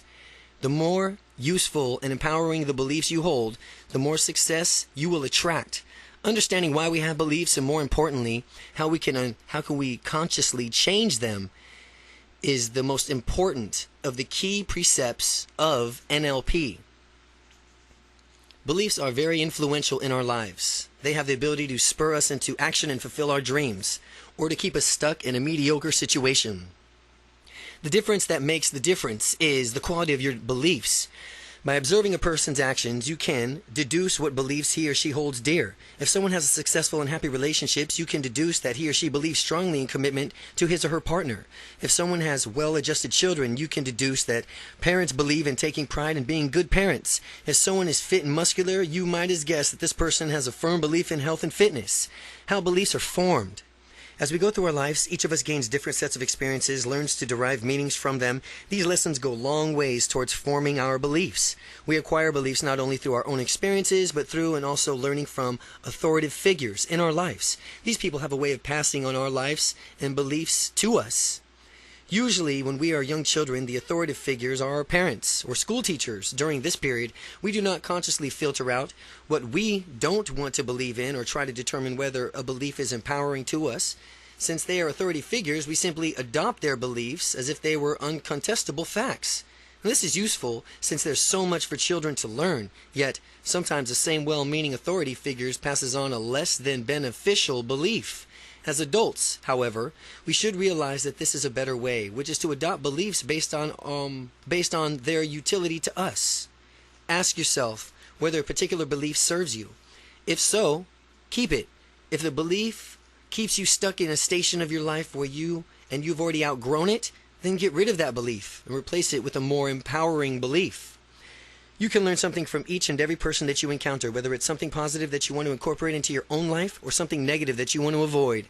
When you find what that someone has as far as empowering beliefs in a certain area, you can adopt those beliefs for your own. Similarly, if someone tries to pass a limited belief onto you, you can filter that one right out. Consistently remain aware of your beliefs and about certain things in different contexts. For example, you can wear a rubber band around your wrist and snap it every time you catch yourself uttering something less than empowering. This will cause your mind to associate that belief with pain.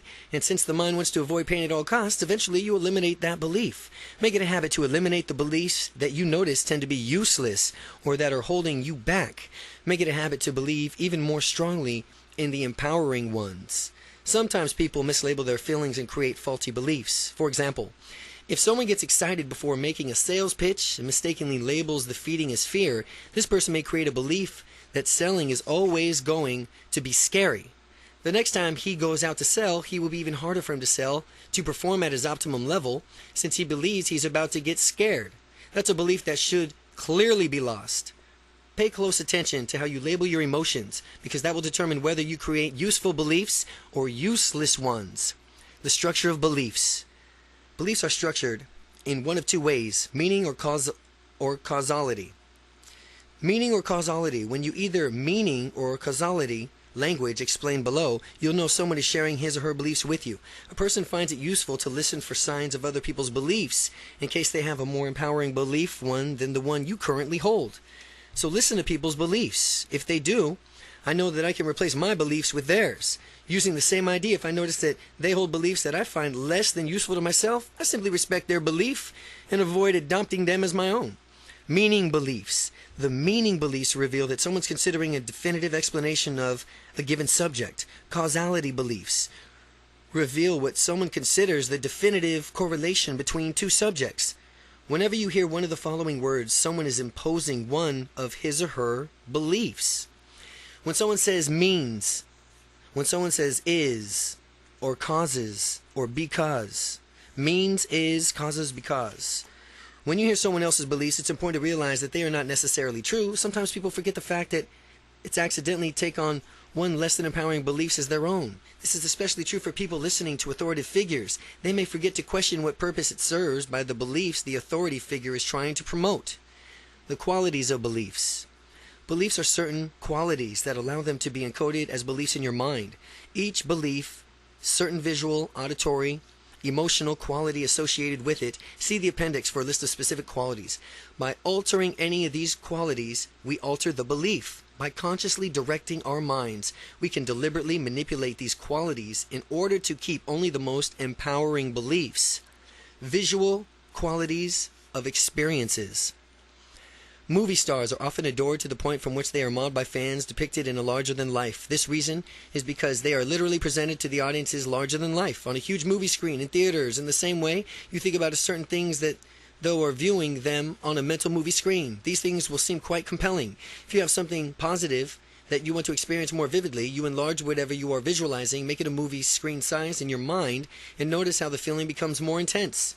You can make the belief even more intense by making it brighter in your mind, picturing it being closer.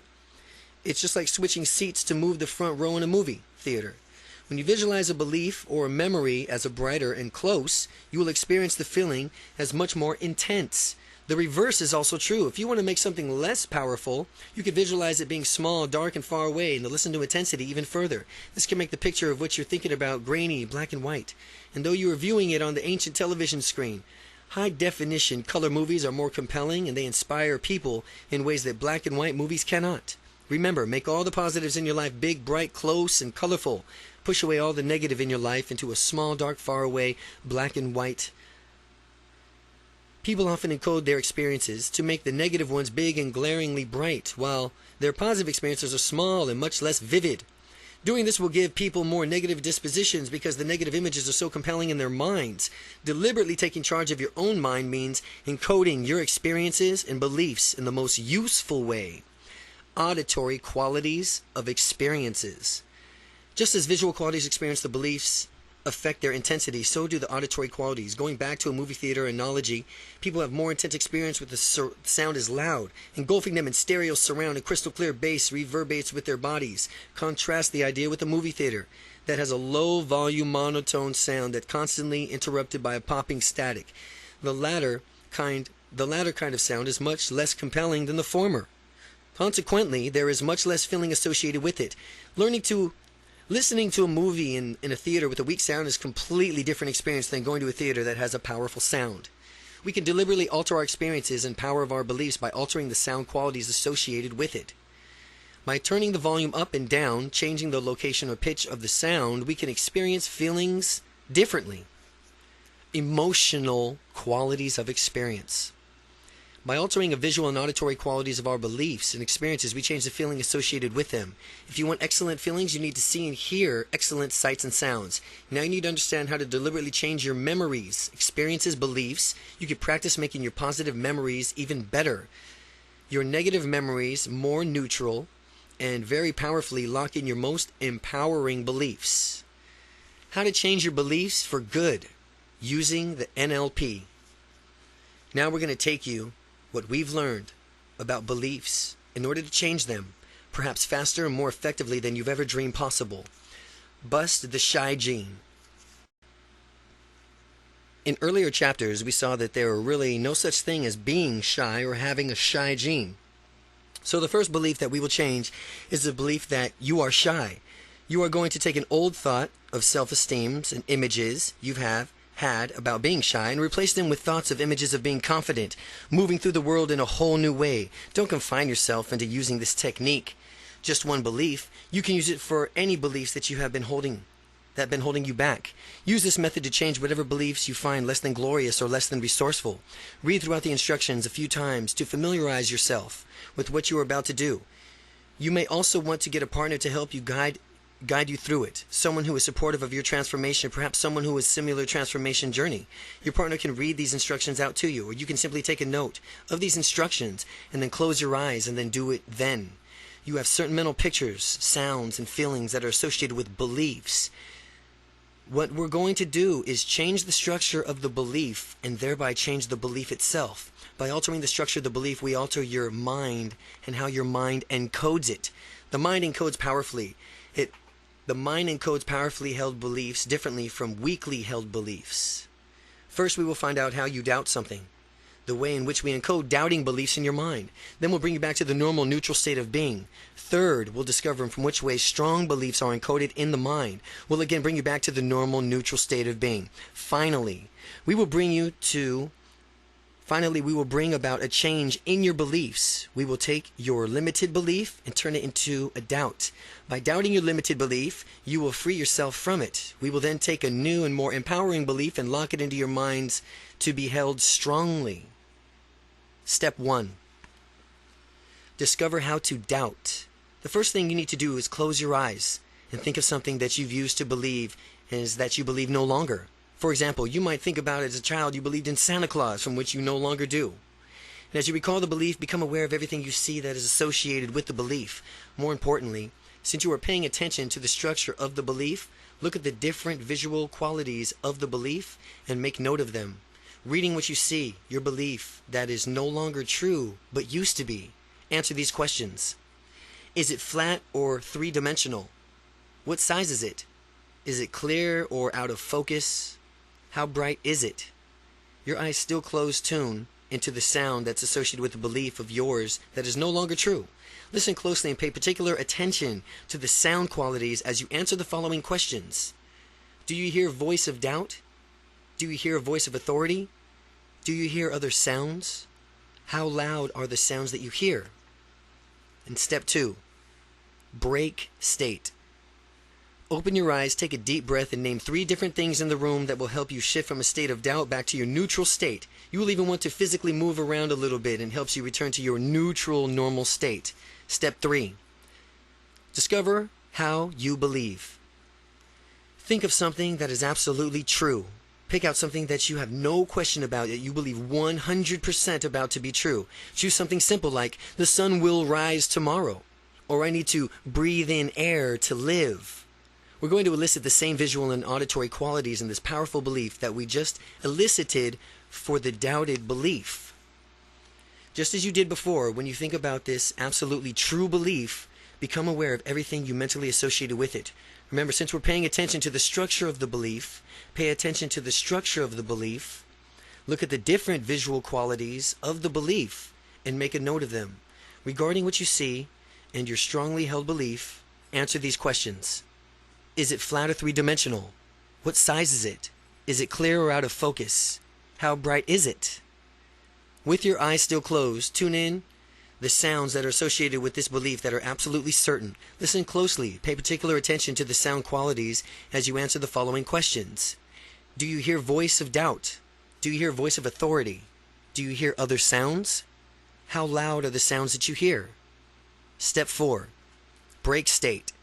When you're done making note of all the qualities from which you see and hear, open your eyes, take a deep breath, name 3 different things in the room that will help you shift back to a neutral state. You may want to physically move around a little to help you return to your neutral, normal state. Step 5 is change the belief.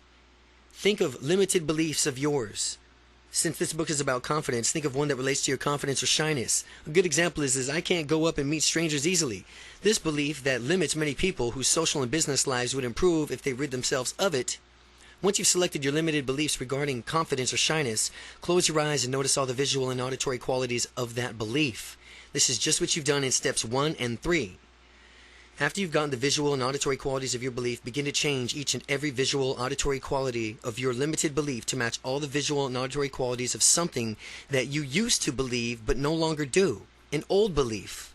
This process recodes your limited belief, transforming it into something that you no longer believe. Make sure the visual and auditory qualities of the limited belief match those of the old belief as precisely as possible. When you're done transforming that belief, open your eyes, take a deep breath, and reorientate yourself back into a neutral, normal state of being.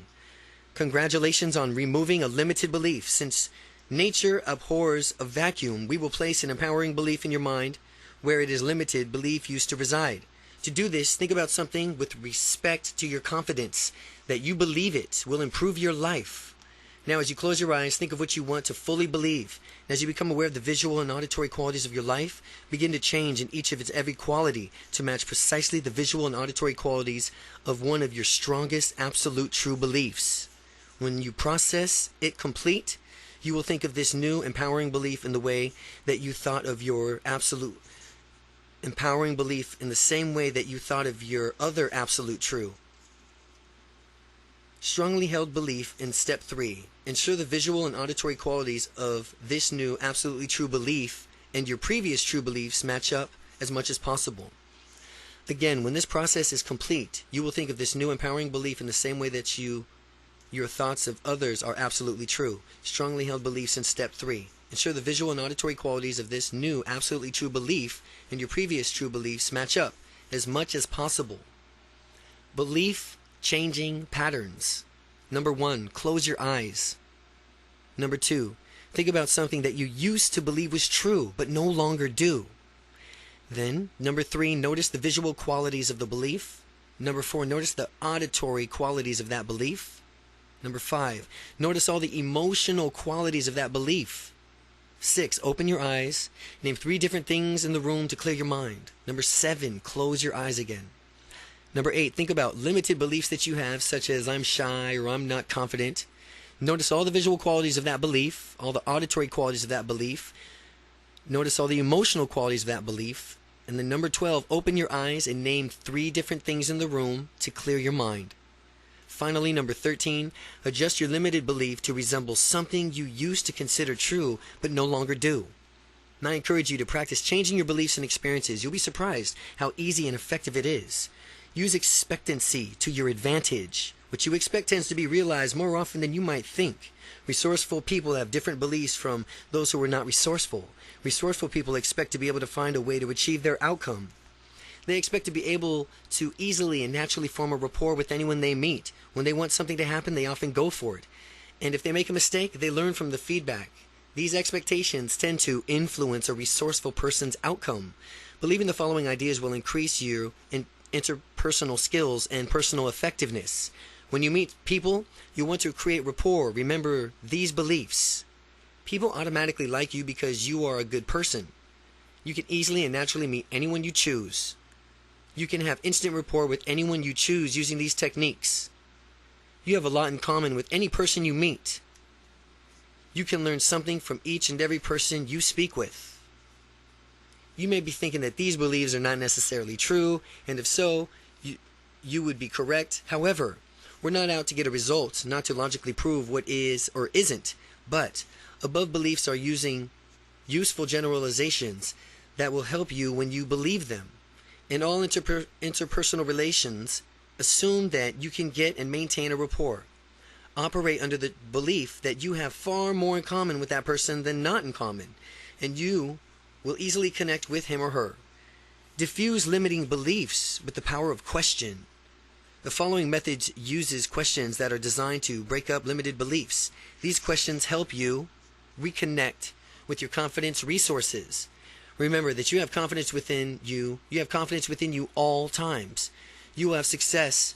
You will have successfully been confident in the past. The key is to summon the necessary confidence whenever you choose. Now, if you hesitate or behaving tentatively, ask yourself, what's stopping me from doing what I want? Once you have the answer to this question, you can transform the frame of mind, your internal dialogue, and your physiology into a state of confidence. If in fact you do find yourself acting shy, never beat yourself up over it. Remember that there's a positive intention behind every behavior.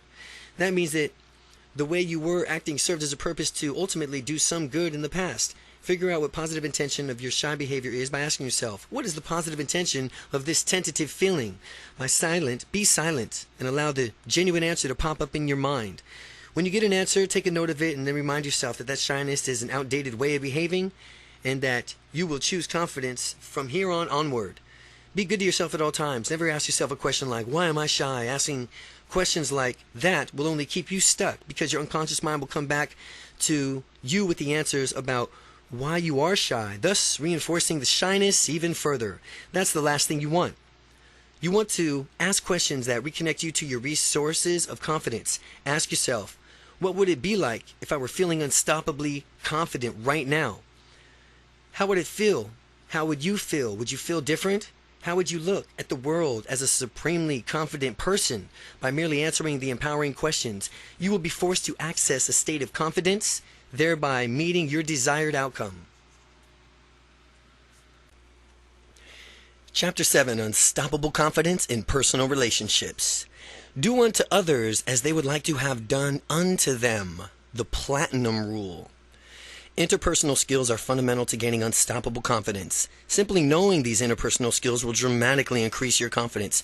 Because you know how people function, you will naturally be able to relate to anyone and everyone easily by the time you finish this book. The universal characteristics of friendship. Stop for just a moment and think about your best friend. You can probably picture that person clearly in your mind. As you hold onto that image, I want you to notice what it is specifically that you like about that person. Chances are the qualities that you like about your best friend are related to the following 3 universal characteristics that make people like one another. All friendships are based on these 3. All friendships are based on similarity, cooperation, and praise. Similarity. People like people who they perceive as being similar to themselves. You and your best friend have things in common. These things may include attitudes, beliefs, hobbies, goals, dreams. More likely than not, you like to do the same things. Furthermore, you and your best friend probably have similar dislikes as well. The similarity principle can be used to enhance your interpersonal relations and increase your own personal confidence. There's a distinction between true similarity and perceived similarity. True similarity is actually having something in common with someone, while perceived similarity is matching someone's behaviors. Example, mirroring. So, that his or her subconscious mind perceives you as similar. Both kinds of similarity can help you improve your interpersonal relations. See Part 4 for the exercise using perceived similarity. Cooperation. Cooperation. The next ingredient that ensures people will like each other is cooperation. It is the absolute necessity. Without cooperation, there can be no basis for friendship. People who cooperate with you, participate in activities with you, and generally agree with you are undoubtedly more likable to you than people who don't. If someone you consider your friend decides to stop returning your phone calls, starts canceling appointments on you, or is generally uncooperative, you would obviously be difficult to maintain the friendship with them, no matter how similar you are to this person. Praise. Praise is the third factor in making one person like another. The importance of praise is obvious. People like to be praised, complimented, and recognized for their achievements. At work, employees often become disgruntled, not because they are uncompensated well monetarily, but instead because their hard work goes unrecognized. Just a praise unites people in harmony, puts down insults, and divides peoples. It is much harder to like a person who puts you down than someone who consistently praises you. If your best friend did nothing but insult you, you would quickly dissolve that friendship. Perceiving others. How you perceive people will influence how they perceive you. If you love people and enjoy their company, that belief will impact your life tremendously. Again, if you love people and enjoy their company, the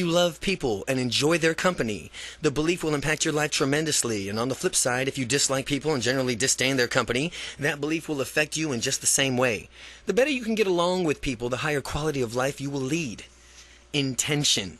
Let's discuss the concept of intention. Intention is the subtext of the interaction between people. The intention. If you intend to connect with someone before beginning to talk to them, him or her, you will project the intent of the person will unconsciously pick up on it, responding to you more positively than he or she may have otherwise. People want acceptance. They want to relax and be themselves, free of any judgment. When you set someone else's comforts as one of your own outcomes, that person will find him or herself automatically more comfortable in your presence. The person may not know why he or she feels relaxed around you, but he or she will feel it. A positive frame of mind. Do the following an experiment to reveal the influence of your frame of mind. For a week, make yourself believe that people are all unfriendly and don't like to meet you, and they don't like to meet new people. Imagine that they don't want to be bothered at all. After temporarily adopting this frame of mind, you go out each day, night, and week and try to strike up a conversations with strangers, and it will be difficult because of your frame of mind. What the thinker thinks is the prover proves. The prover proves. Having these preconceived negative beliefs become a self-fulfilling prophecy. Once the week is over, purge yourself of that toxic frame of mind. The following week, adopt the belief that people are perfectly friendly and they love meeting new people, dynamic people such as yourself. Furthermore, recognize that you like to get to know new people yourself, and since you can learn something new from each and every person you meet, you can accept people for who they are, allow them to be themselves, and free themselves from judging them. After permanently adopting this frame of mind, you can go out each day or night or week and notice how naturally it is for you to converse with strangers. One of many beliefs is having a confidence is how other people are put in ease when you interact with them and the confidence with you. Again, one of many benefits of having confidence is how other people are put at ease when interacting with the confidence and the confident you. If someone is uptight and ill at ease, other people can sense it, and that may act correspondingly uptight. However, when someone is genuinely comfortable in being him or herself, others sense it as well, and consequently, it lets their guard down. While you do these experiments and see yourself on how influential positive frame of mind works and is, remember to have fun.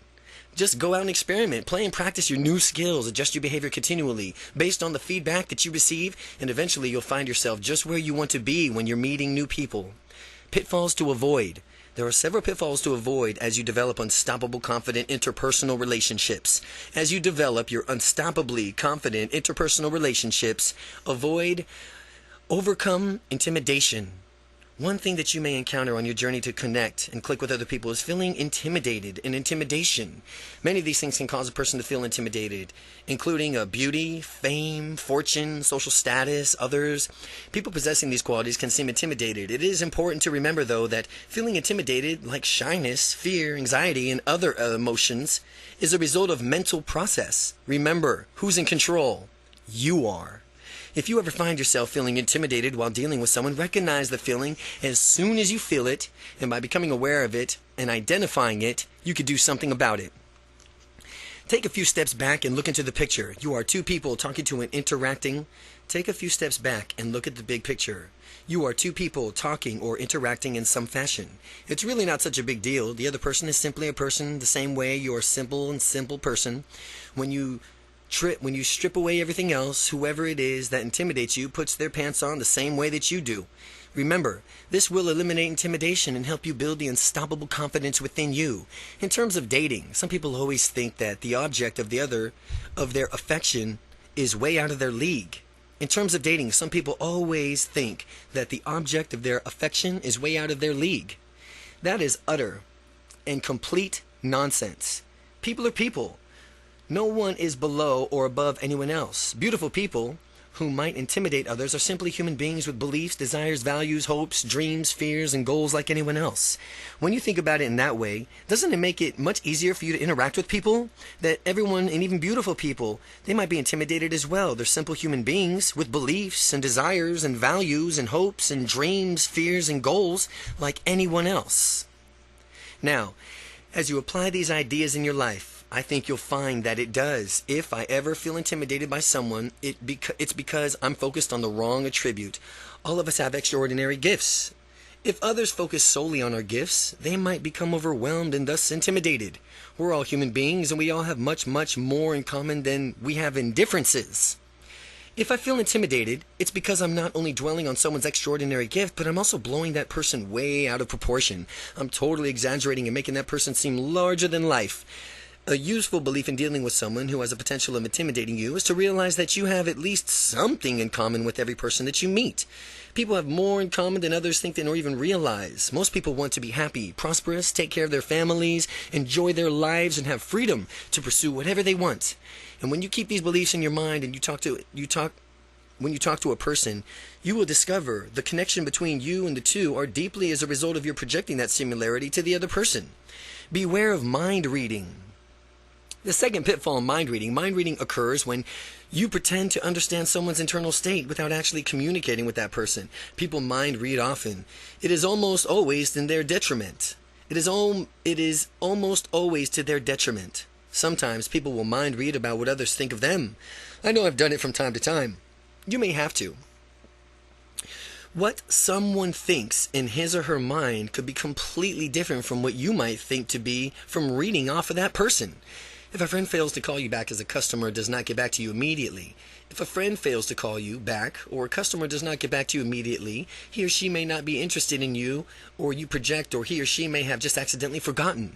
There are many different potentials causing for everything, and the only way to verifiably know is to ask someone. For the next week, practice becoming aware of whether you're mind reading. If you're automatically presuming to know someone else's private thoughts, stop and ask yourself. Stop trying to presume someone else's private thoughts. Ask yourself, how do I know? Have I asked this person? Or has this person communicated this to me? Are there other possibilities from the way this person is doing a certain behavior? And when you are aware of this, and you are of that in the mind reading, stop at once. Fortunately, we can mind read in a positive way too. I know that I just told you that the mind reading is something less than useful, and it does not lead to good communications, with everyone running around you pretending to read other people's thoughts. However, when you mind read positively, it can actually be very useful. When I was overwhelming and overcoming my shyness, I had difficulty meeting strangers, and in a particular woman.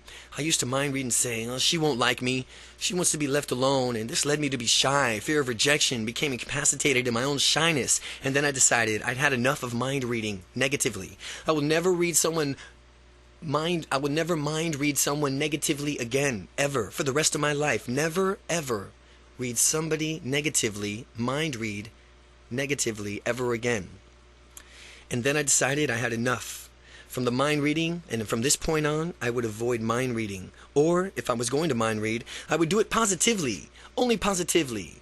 I figure if you're going to mind read, you might as well do it positively. And when I began to do this, my confidence immediately swelled up.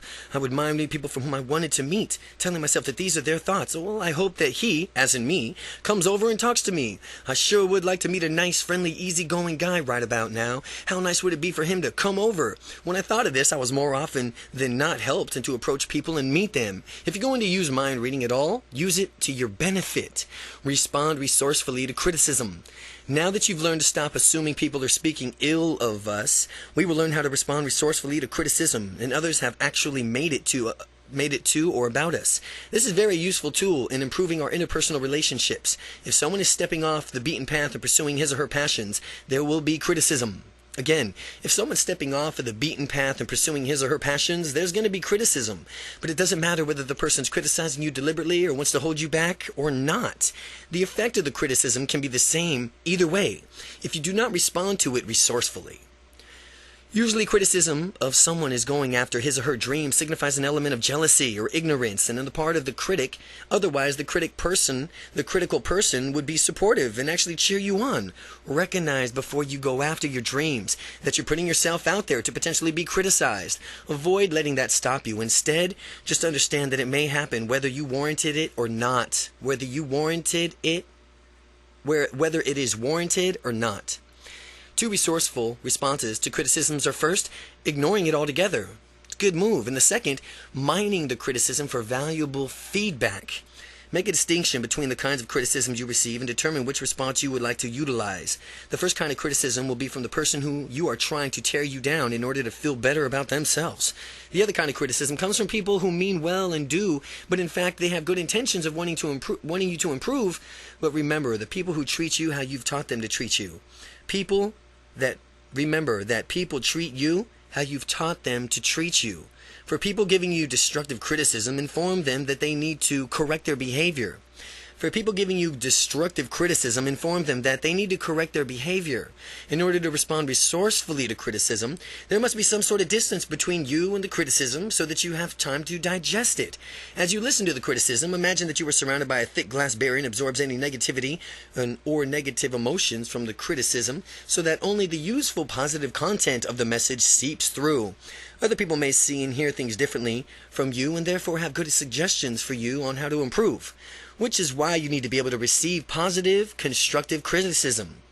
Teach people how to give you good feedback. Good feedback comes from the form of a sandwich. The structure is praise for something done well, suggestions for improvement, and then some more praise for other things done well. When people use this sandwich, it helps actually. People use this feedback sandwich. The person receiving the feedback feels good while still getting useful ideas on how to improve. When giving constructive criticism, remember that the more specific the suggestions for improvement is, the more useful the suggestion will be. Again, when giving constructive criticism, remember that more specific the suggestion for improvement is, the more useful the suggestion will be. You got to be specific what you're trying to have suggestions of the improvement is on.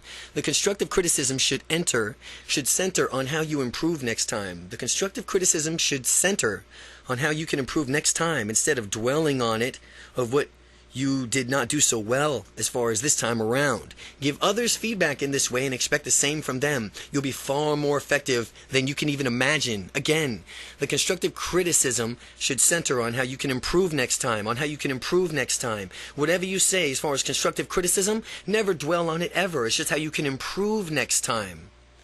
And instead of dwelling on it, of what you did not do so well this time around. Give others feedback in this way and expect the same from them. You'll be far more effective than you can imagine. Show confidence in interactions. The following ideas will get you started in demonstrating unstoppable confidence. In these interactions with others, more techniques for creating better personal relationships are found in Part 4. The Platinum Rule. In dealing with people, many have heard the Golden Rule. Everyone heard of the Golden Rule. But how about the Platinum Rule? The Golden Rule is do unto others as you would have them do unto you. No, the Platinum Rule is do unto others as they would like to have done unto them. When you think about it, the platinum rule obviously makes more sense. If someone feels down and recognize it, you can proactively make that person feel wonderful.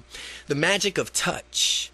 People who are well-liked and confident put others at ease in their presence. One method they use is to put others at ease is to convey a warm feeling and the power of touch. People crave connection with other people. Touching and being touched by others, if applied correctly, can be a powerful way to make a connection.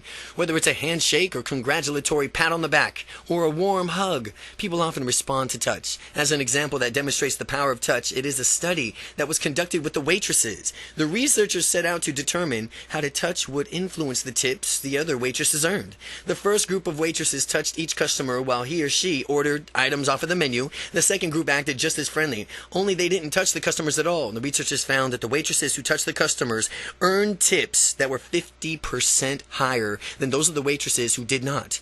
What this shows is that the customers perceive the waitresses who touched them as more likable and open. Finally, a word of warning.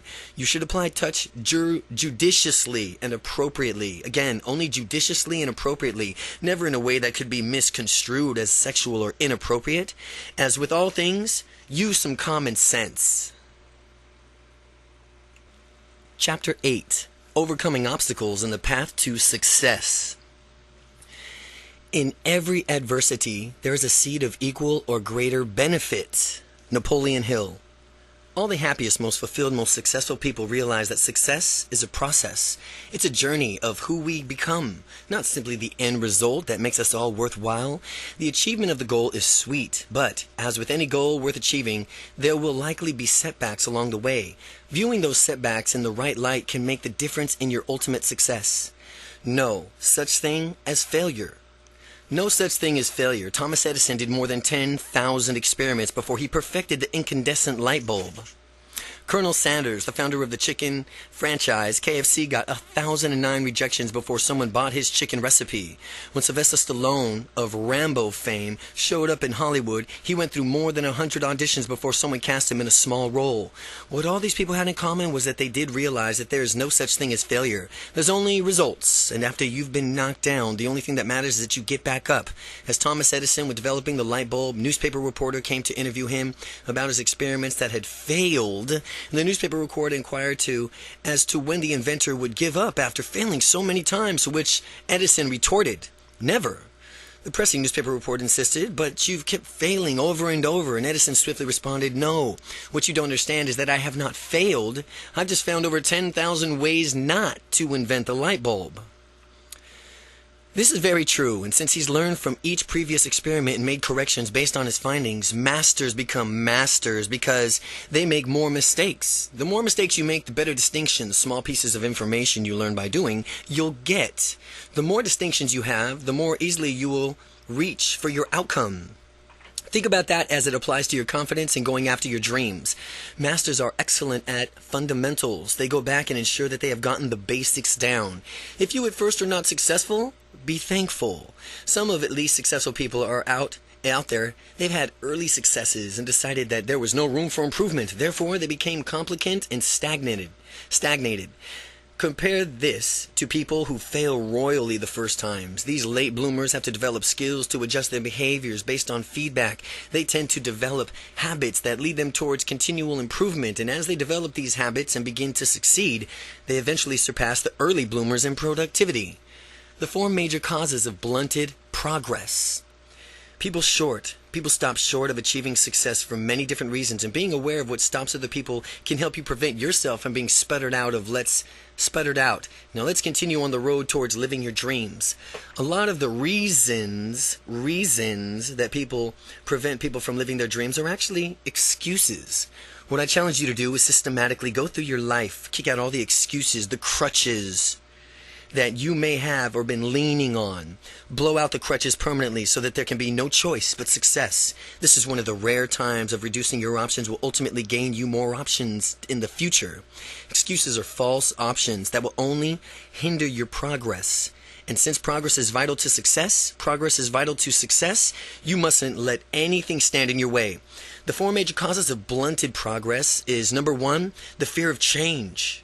Number 2, fear of the unknown. Number 3, the fear of success. And number 4, the fear of failure. Fear of change. People are creatures of habit. A lot of us do the same things over and over again, as in every day we rerun. This can be good in some context. Habits simplify our lives. We don't have to consciously think about how to drive a car, open a door, use a computer every time we do so. On the flip side, habits can become detrimental to our well-being if they act too much on our habits. We can become automatons and forget to make conscious choices about what we really want to do. Becoming confident is the breach of habit that people may fear, since it involves an entirely new set of behaviors, attitudes, and values that differ from being shy. It is useful to believe that change is fun and easy. To change for the better leads to personal growth. Change for the better. Change for the better. Personal growth. And that lets you know that lets you know that you're really alive. It shows that you are really not stagnated. Sometimes at the start of a big change, it may be painful or seem to have negative effects. Always look on the bright side. Think long term. Dwell on how difficulty you experience in making the change can only help you down the line. Pretty soon you'll discover yourself doing these same difficult things automatically. The more you practice, the easier it gets. Fear of the unknown. Fear of the unknown is quite common. Even though it makes little sense to me, life inherently has become unknown. You just never know what's going to happen. You don't know what to expect all the time, and your life would be completely drained of spontaneity if you ever could. And you would never have any enjoyment. That wasn't mapped out beforehanded. Is this worth wasting your valuable time and energy contemplating on the unknown when you could just take it as it comes with an optimistic attitude? Of course. It's only natural to make provisions that ensure the worst case scenario in each situation does not happen. Although, if the worst case scenario should happen, you can always minimize the damages afterwards. This is the fundamental shifting in your mindset here. It's the difference between taking action to preventing or minimizing the worst case scenario and not taking action because you're worried about something bad might happen. It's important to avoid spending your time worrying and fearing the unknown. Instead, take action and increase your peace of mind. Think of life as an adventure or a game where you make up all your own rules play by play. And if you move through your life with a frame of mind like that, how much more exciting and fun would your life be? The fear of success. Some people subconsciously fear success. This fear paralyzes them, preventing them from taking a positive action. Successful people find ways to overcome this fear, and that's one of the reasons why they are successful. There's a myth that if you become successful, you have to move in a different neighborhood and lose all your friends, and the world as you know it will end. But if you subscribe to this theory, you are deluding yourself. Success comes in many forms: marital, spiritual, physical, mental, financial, and so on. And it is wonderful. Success is continually rewarding all of the people, and all the people should know that it's like to be successful and what it's like to be successful in their own right. Sometimes people shun success because they think it'll impose a higher standard on them and consequently put them with more pressures on them to perform consistently at the higher level. It's true there's a higher standard and that the higher standard is set, but who says you can't meet expectations once you've raised the bar? You should always expect your excellence out of yourself. You deserve to perform at a high level, no matter what the context. If you're merely continuing to perform adequately, then you're just trying to not lose. Well, if you continue to perform with an excellence, then you are now in it to win, performing with an excellence. Avoid playing the trying not to lose energy or the trying not to lose game. Always opt for the I'm playing to win this game instead. Fear of failure. Fear of failure stops many people from even going after what they want. Some people tend to dwell of what happens if they fail. They focus on thoughts that will happen if nothing goes right. When you do that, you picture all sorts of negative, hypothetical situations and eventually talk themselves out of doing something that could have been done wonderfully. When people venture outside of their comfort zones and need to focus on their potential benefits and remembering it's important to go after them, after all, there's no such thing as failure. There's only results. You'll never fail again. You'll never fail again at anything again for the rest of your life. There's only results. And if you get results that you don't like, you'll naturally adjust your behavior based on the results to persist until you achieve your outcome. If you get results you don't like, you'll naturally adjust your behavior based on the results to persist until you achieve your outcome. To get past the fear of failure, answer the following question. To get past the fear of failure, getting past the fear of failure, answer the following questions.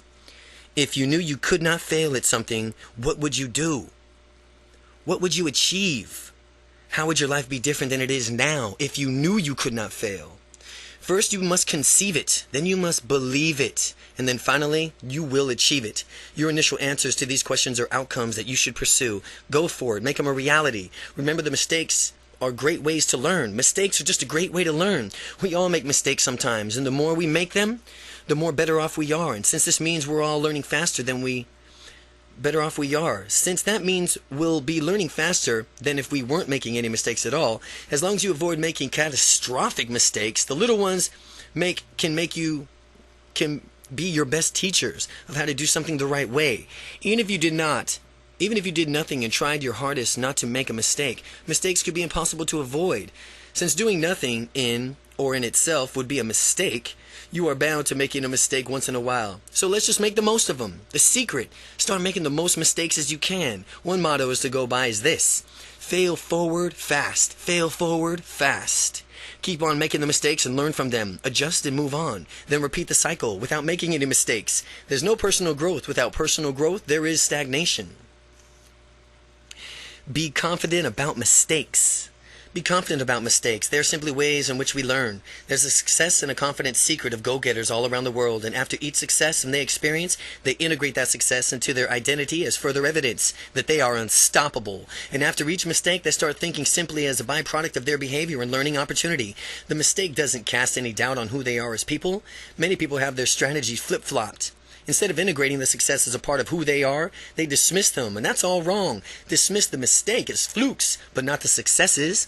People downplay their successes with each phrase as, "Oh, I just got lucky," or "Oh, it's bound to happen sometime." Those phrases absolve the person from any responsibility for taking action and generating the success. Noting these phrases popping up and out of other people's language and yours too, then avoid using them even ever again. It wasn't luck, it was you. It wasn't luck, it was you. To get the victories to occur more often, just as soon as you have a major success, visualize yourself having the same results again in many different contexts. When you got the winning feeling, it's such easier to imagine it yourself having the same feeling over and over again in the future. Visualizing the victories is different contexts, and it will help you create a belief that the success is part of who you are, not just an isolated incident that occurs from time to time. Here's how to be successful, and here's how successful people view their mistakes. Well, the mistake is simply a function of what I did, not a part of who I am or who you are. A mistake is something to learn from. A mistake lets you know that you should adjust your behavior. Here's how successful people view their successes. Success is part of who you are. It happens because you are a successful person. Success is something to congratulate yourself on and celebrate. Success can be built on to reach even greater heights in the future. The confidence you are rapidly developing can take to a form of a snowball. At first you pack the smallest bit of snow in your hands and make it as dense as possible so that it sticks together, and then you place a small snowball on the top of the great big hill, and as you roll the snowball down the hill, the snowball gathers more and more snow and it gains momentum. Pretty soon the snowball is unstoppable and it keeps getting bigger, acquiring more snow and faster. That's how your confidence is going to be growing now. You're packing the small snowball for the techniques in this book, pushing the snowball down the hill. With the snowball racing down the hill, you are stepping further and further outside of your original little comfort zone. You'll be amazed how surprised and delighted you'll find of how much you'll enjoy this wonderful personal growth. Once you adopt the belief that mistakes are your gateway to learning and natural parts of the process, your confidence will immediately begin snowballing faster. What makes the difference between successful, confident people and those who are tentative and do not pursue their dreams is the way that they actually view their mistakes. If you want to do something well, it's worth doing poorly at first. But that is why taking action is almost always better than taking no action at all. In taking action, you will either get your outcome or you at least get something so that you can do something even better the next time. If you fail, take action out of the fear. If you fail, take action out of fear. You will never learn nothing and stay stuck in the same place as you were. The confident man and the confident mindset allows you to make as many mistakes as you need to as fast as you possibly can. The key here is to correct what you're doing based on the feedback that you get regarding the mistake. Be constantly correcting. Eventually you will get your desired outcome, and after you've succeeded, you will learn to integrate the success into your identity as well as being a person of unstoppable confidence. The tentative mind sets and holds the mistakes they tend to think that they're bad and they should be avoided. But as you become more confident in yourself, you'll naturally find how effective the tentative mindset is in terms of going after your dreams, how ineffective the tentative mind is.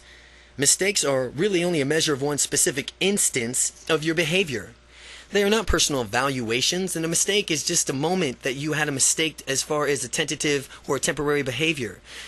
They are not a personal evaluation of your worth or you as an individual. Avoid taking mistakes personally. Don't take mistakes personally. Instead, learn from them and move on.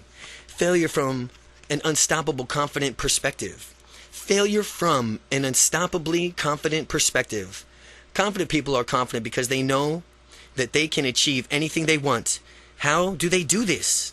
Because they have a history of persisting until they succeed, until they win, until they get what they want. They may experience temporary setbacks from time to time, but they always learn something from these and do something different, and eventually until they finally achieve their goals. So, how do you do this? Well, I'm reminding you of a story that you may have already heard. A group of frogs on a farm came across a bucket of milk, and the farmer had accidentally left behind, and they dared each other to jump over the bucket, and they did, and over until the frog kept misjudging his jump and fell into the milk. He tried to scramble out of the bucket, but the sides were too slick and he fell back in. He could hear the other frogs laughing at him outside. Not only was he in danger of drowning, but the other frogs that he thought were his friends were laughing about it. He was determined to get out, so he swarmed and jumped and flailed about. And the more he tried, the more they laughed at him. So he kept it up, and as he kept it up, all of his motions ended up churning the milk until it became butter. And when the butter was thick enough, the frog had enough leverage to jump up and out and escape. And what does this teach us? If you want something badly enough, you will achieve it, no matter how it happens, or no matter what happens, no matter what anyone says. Even if those whom you thought were your friends tell you otherwise, always know that you can. Refrain from asking yourself a question like, is it possible? Or can I do this? You already know that you can do it. Presuppose it is as a given. Presuppose it as given. You can accomplish whatever you set your mind to accomplish, with the inevitability of achieving your goal already firmly established. Ask yourself, what is it going to take to accomplish my goal? What is it going to take to accomplish my goal? This question assumes that the possibility of success is already a definite in your mind, and now the only thing is to determine is how. Specifically, will you get there? Chapter 9. Act as if. Act as if. Quality persons create a quality life. Successful people ask better questions, and as a result, they get better answers. Anthony Robbins. So now you may be wondering how to get unstoppable confidence. We've talked about confidence. We've talked about what it is, what it isn't, as well as about aspects of your language and body systems and how they need changing. But how exactly do you get there? Parts 3 and 4 give you techniques and exercises to help you change your language and change yourself. To get started, here's the first step to set you on your journey to unstoppable confidence. Acting as if. Acting as if is an NLP essential. If you act as if something is real for long enough, you will eventually forget that you are only pretending. And however you are acting will become your habit. And this is one of the keys to neuro-linguistic programming. People who used to be shy have used this as-if frame of mind to develop their confidence. The difference between people who are confident and those who are shy are their habits. Habits can either be good or bad. The secret is to have a wealth of good habits. The more empowering habits you have, the better life will be. Developing these habits of behaving confidently can be enjoyable too. It's exciting to witness your personal transformation as you gain more confidence in yourself. The pretend it, have it technique. The pretend it, have it technique. The mind and body are part of a cybernetic system. This means that the body influences the mind and the mind influences the body. You can pretend to have a confidence, reliving confident experiences in your mind, which will get your body to adopt confident physiology. Or, if you choose to adopt confident physiology, your mind will adjust from what you are seeing, hearing, and feeling internally to experience confidence. You can use this to our advantage, and we should use this to our advantage. Getting confident is no different from pretending to have confidence. Keep doing it for long enough, and pretty soon you'll forget that you're pretending. And by the time you've done that, the confidence will become a habit. Following that, your confidence gets ingrained into your personality, and it becomes a part of your identity. Remember, times as a child when you played make-believe. Children have excellent imaginations. They're very good at playing and consequently learning. People play make-believe now and pretend that you have the confidence before you really do have it. Here's some questions about confidence. Questions about confidence. Imagine what it would be like to be 10 times more confident than you are now and answer the following questions. How would it be? How would you be moving differently? How would your body posture be different? How would your inner voice be different? How would you be speaking to others? What is going through your mind? How does your body feel? Where in your body do you feel the confidence first?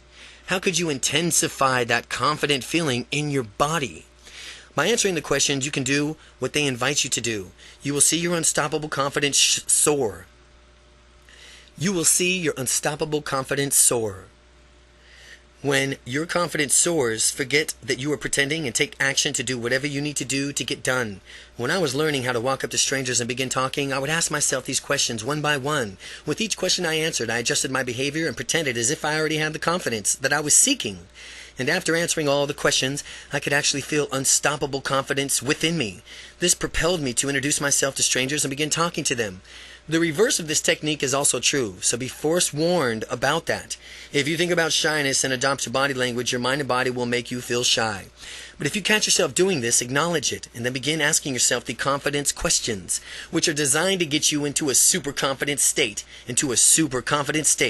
Now work on your way through the techniques and strategize in parts 3 and 4. Before long, you won't be acting unstoppably confident.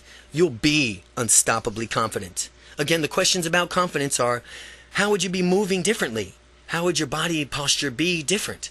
How would your inner voice be different?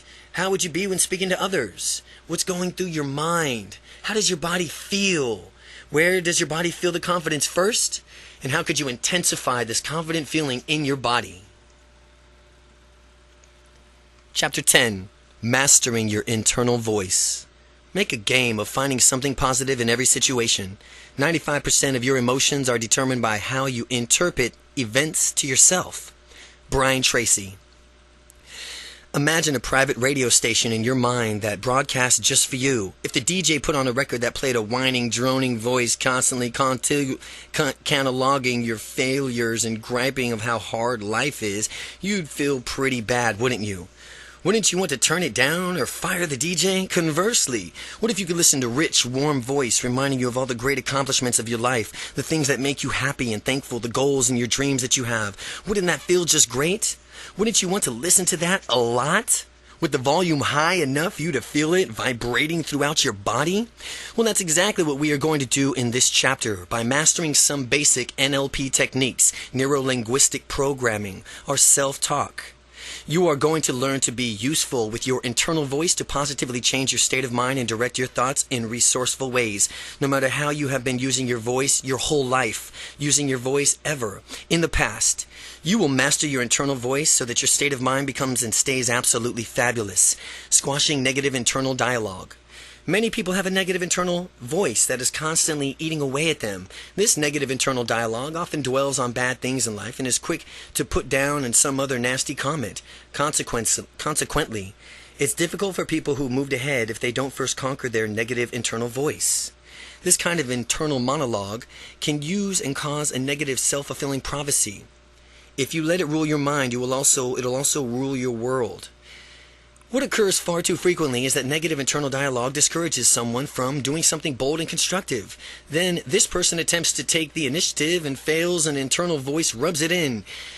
This further drives home in the false belief that a person cannot do whatever he or she has set up to do. This negative internal voice that becomes more powerful because it was right before, and it incapacitates the person again next time he or she dares to try to step outside the comfort zone. This cycle must be stopped. Considering all of this, how would you like to silence this negative internal voice once and for all? First, identify the qualities of your negative internal monologue by answering the questions listed here. When you're aware of the specific qualities of your negative internal voice, you can more easily silence it. Whose voice do you hear? Where does the voice seem to come from? At what level is the volume of that voice? Does the voice speak rapidly or slowly? Now that you are more consciously aware of the voice than ever before, you can squash it. To do this, you must actively choose to change the qualities of the internal voice. You can do this by imagining the same voice with no vocal properties altered. Sometimes the negative internal voice is that one of both of your parents. Sometimes the negative internal voice is your own. What would happen if you took your voice and made it sound like, say, Mickey Mouse's voice? It would be hard to take that highly pitched voice seriously, right? Well, what would happen if you had made another favorite childhood cartoon character's voice for the other voices? Or perhaps a clown's voice? Don't take my words for it. Do it yourself and find out. The next time you recognize a negative internal voice, mentally repeat just what I said and make it the voice of Bozo the Clown. You might be surprised to discover how quickly an internal voice that used to keep you stuck becomes meaningless when it sounds like this. What happens if you put your negative internal voice? What happens if you change where your negative internal voice comes from? Put the voice in different locations and farther away to lessen the impact. Picture a voice coming out of your kneecap, softly taunting you about your shortcomings. Notice how this changes things. What happens when you speed that voice up so very fast that it is almost incomprehensible? Like a record turned up to 180 RPMs. What happens when you slow that voice down so much that it's a deep and distorted that you can adjust your internal voice and though in the same volume dial? Turning the volume up or down in the suit of a situation, most likely the quieter the voice, the less influence it will have. Find that works best for you. Find out what does and use it to thwart the impact of that pesky negative internal voice. The underlying foundation of this technique is the idea that you can consciously direct your mind instead of just allowing it to function on impulse. You can consciously direct your mind. With the techniques I've outlined, you will be consciously directing how you hear your internal voice. I bet you're feeling better about having more control over the negative internal voice, and that voice is having less and less of an impact on you. Amplifying positive internal dialogue.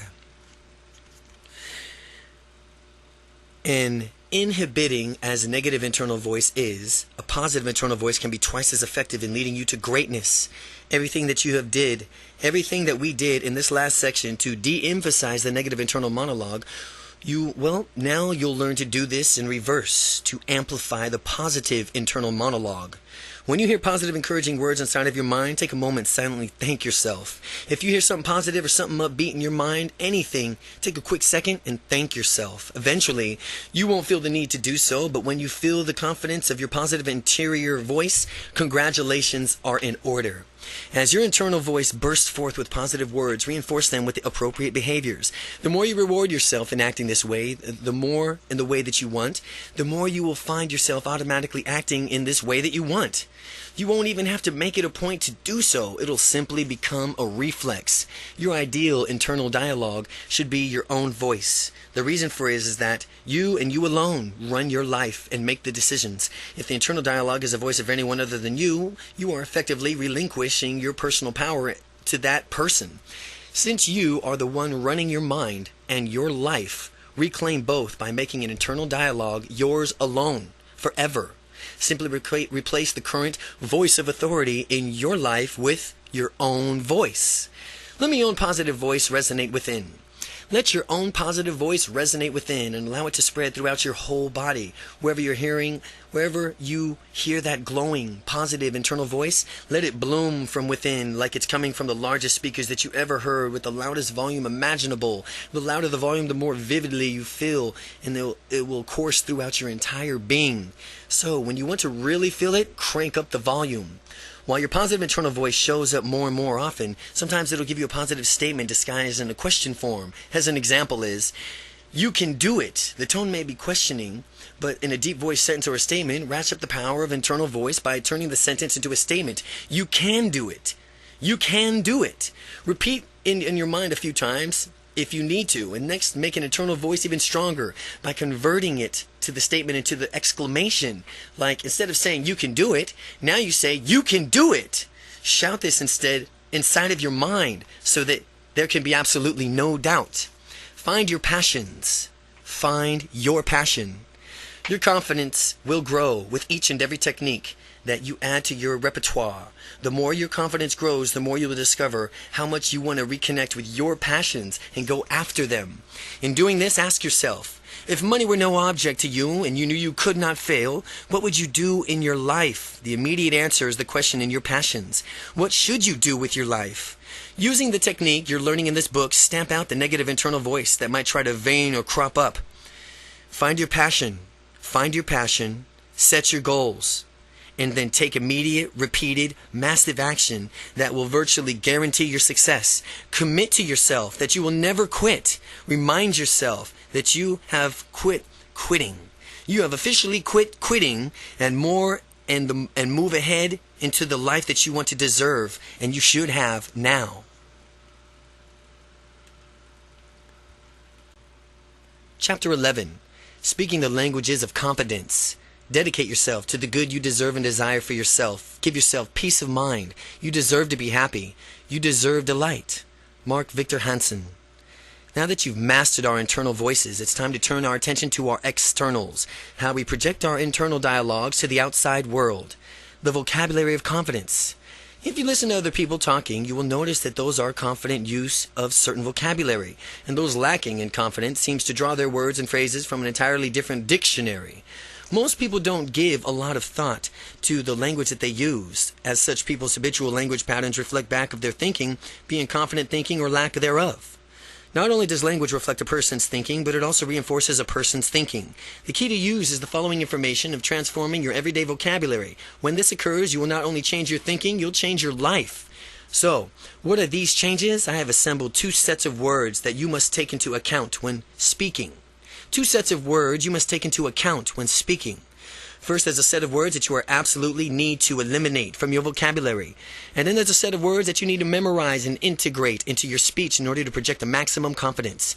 It is hard to overstate the importance of sending the right signals with your language, but it is easier learning to do so than you may think. Let's get down to it. The confidence killers. First, we'll tackle the set of words that need to be eliminated completely from your vocabulary. And if you catch yourself using this word, say, hey, wait a minute. I'm no longer shy. There's a better word for that.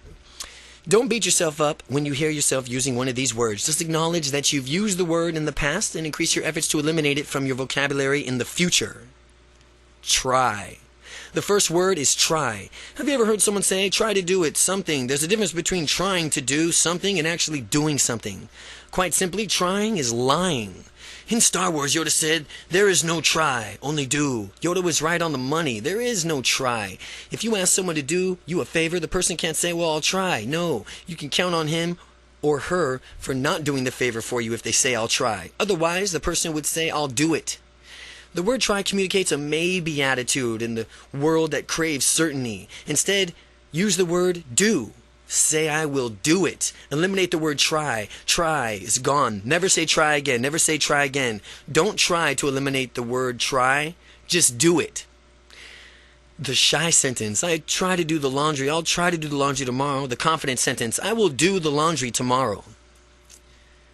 Try becomes do. Try becomes do. Try is gone. No more try. It's do. Hope. Hope is another word that is not for confident people, is hope. Now, hope is a nice and pleasant word. However, it announces a lack of action. For example, I hope things will get better, or I hope my situation resolves itself. Contrast with, I'm going to make it better, and I'm going to make my situation better. Hoping something is to happen is being reactive, whereas taking action and expecting success is proactive. The shy sentence, I hope I can take a trip to Hawaii someday. The confident sentence, I'm making plans to take a trip to Hawaii next year. But negates every word that precedes in its sentence. But negates every word that precedes it in a sentence. As an example, I want to go to the movie, but I have a lot to do. In this example, it sounds as if the person will not be going to the movie. When someone hears the word but, he or she immediately knows that what was just about said should be just disregarded. If you want to communicate the same thing without using the word but, substitute the phrase with and yet. And yet. The shy sentence, I want to go, but I have something else going on. The confident sentence is, I want to go, and yet I have something else going on. The 3 ouds. The 3 ouds. Would, could, and should. The ouds. Well, here's the ouds. Would, could, and should. As Dr. Seuss might have said, it was concerned with confidence. Here of the 3 ouds, there are no good. As we go through each oud, we'll discover how its usages in some places decreases confidence. The ouds are no good. We'll learn how to replace these words with that will propel you with furtherness into your success, propel you even further into your success. Would. Would is a conditional word. It's not confident, it's not absolute, but when I was discussing this notion writing a book, some people said, yeah, I would write a book too if... And then they give some reason why they supposedly precluded them from writing a book. Would is conditional and presupposes there's something standing in the way of success. It's pointless to use the word would because nothing can stop a confident person from achieving success. Eliminate the word from your vocabulary. The shy sentences. I would talk to strangers now if only. The confident sense is I will talk to that stranger now. Could. If someone says, I could go meet that person, then my question is, well, what's stopping you? Using the conditional word could implies that there's an certainty attached to your action. For example, I could go meet that person, or I could go market my business to 10 new people and expand it. Just as we've seen with the word would, could also suggest that there's something preventing you from achieving your goal. Could implies that there's a chance by the message it sends to don't count on it. Eliminate it from your vocabulary. It's much better to use more definite phrase such as I can or I can't. I can or I can't. Could is, it's letting there's a chance that it won't be done. It's either I can or I can't. The shy sentence is I could try to make a speech in front of my peers. I could try making a speech. Confident person says, I can make a speech in front of my peers. Should. Should is the worst of all the uds. Should implies expectations and limited options. Think of the sentence, I should be doing this right now. Well, you should be doing this according to whom? Ask yourself that. Whose expectations? It's all within your own expectations. At least it's all about your own internal frame of reference. After all, you're running the show. You're leading your own life. You're a unique individual in charge of what you're doing. Saying should is like keeping yourself hostage by limiting your choices. Should. If you have preconceived notions that you should always do certain things in a given circumstance, then you're not going to investigate other options because you're not going to do what you should. And that's a limiting perspective because whenever you have fewer choices, you have less control over your life. Confident people don't have that problem, regardless of whether or not the situation dictates they should. The shy sentence. It's late and I should get home now. The confident sentence. Well, it's late and I choose to go home now. Confidence builders. The confidence builders. Now that we've talked about the words that we're going to be eliminating from our vocabulary, let's discuss the words that will skyrocket your confidence when you integrate them into your daily thoughts and speech. The underlying principle and definition of purpose. Words that show confidence and let people know what you want.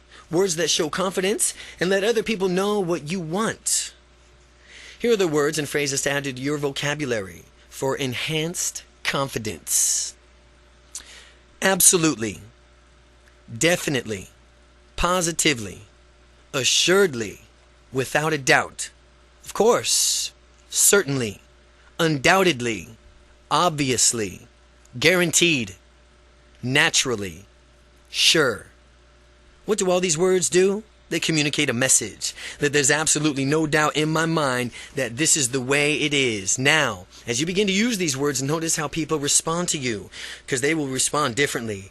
If someone asks, what do you want to do? There's a number of responses. Here are two examples. The undecided sentence. Well, we should do something fun, I hope. The confident sentence. Well, I absolutely want to see a movie tonight.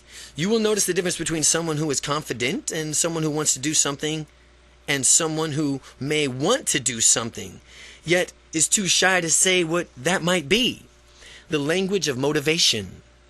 Now let's talk about how to use language to motivate yourself to do what you want. You could take a task of action and that you don't particularly care about and crank up your motivation so that you just have to just do it. Model operators. This goes back to our use of language and how it shapes our model of the world. With its technique, you will focus an aspect of language called modal operators. When you listen to someone's language, and especially his or her model operators, you'll hear so much about that person moves through the world and how the source of his or her motivation. So, what are modal operators? They are words like must, have to, need to, will, can, should, would, and so on. For our purpose, they fit into three categories: necessity, possibility, and impossibility.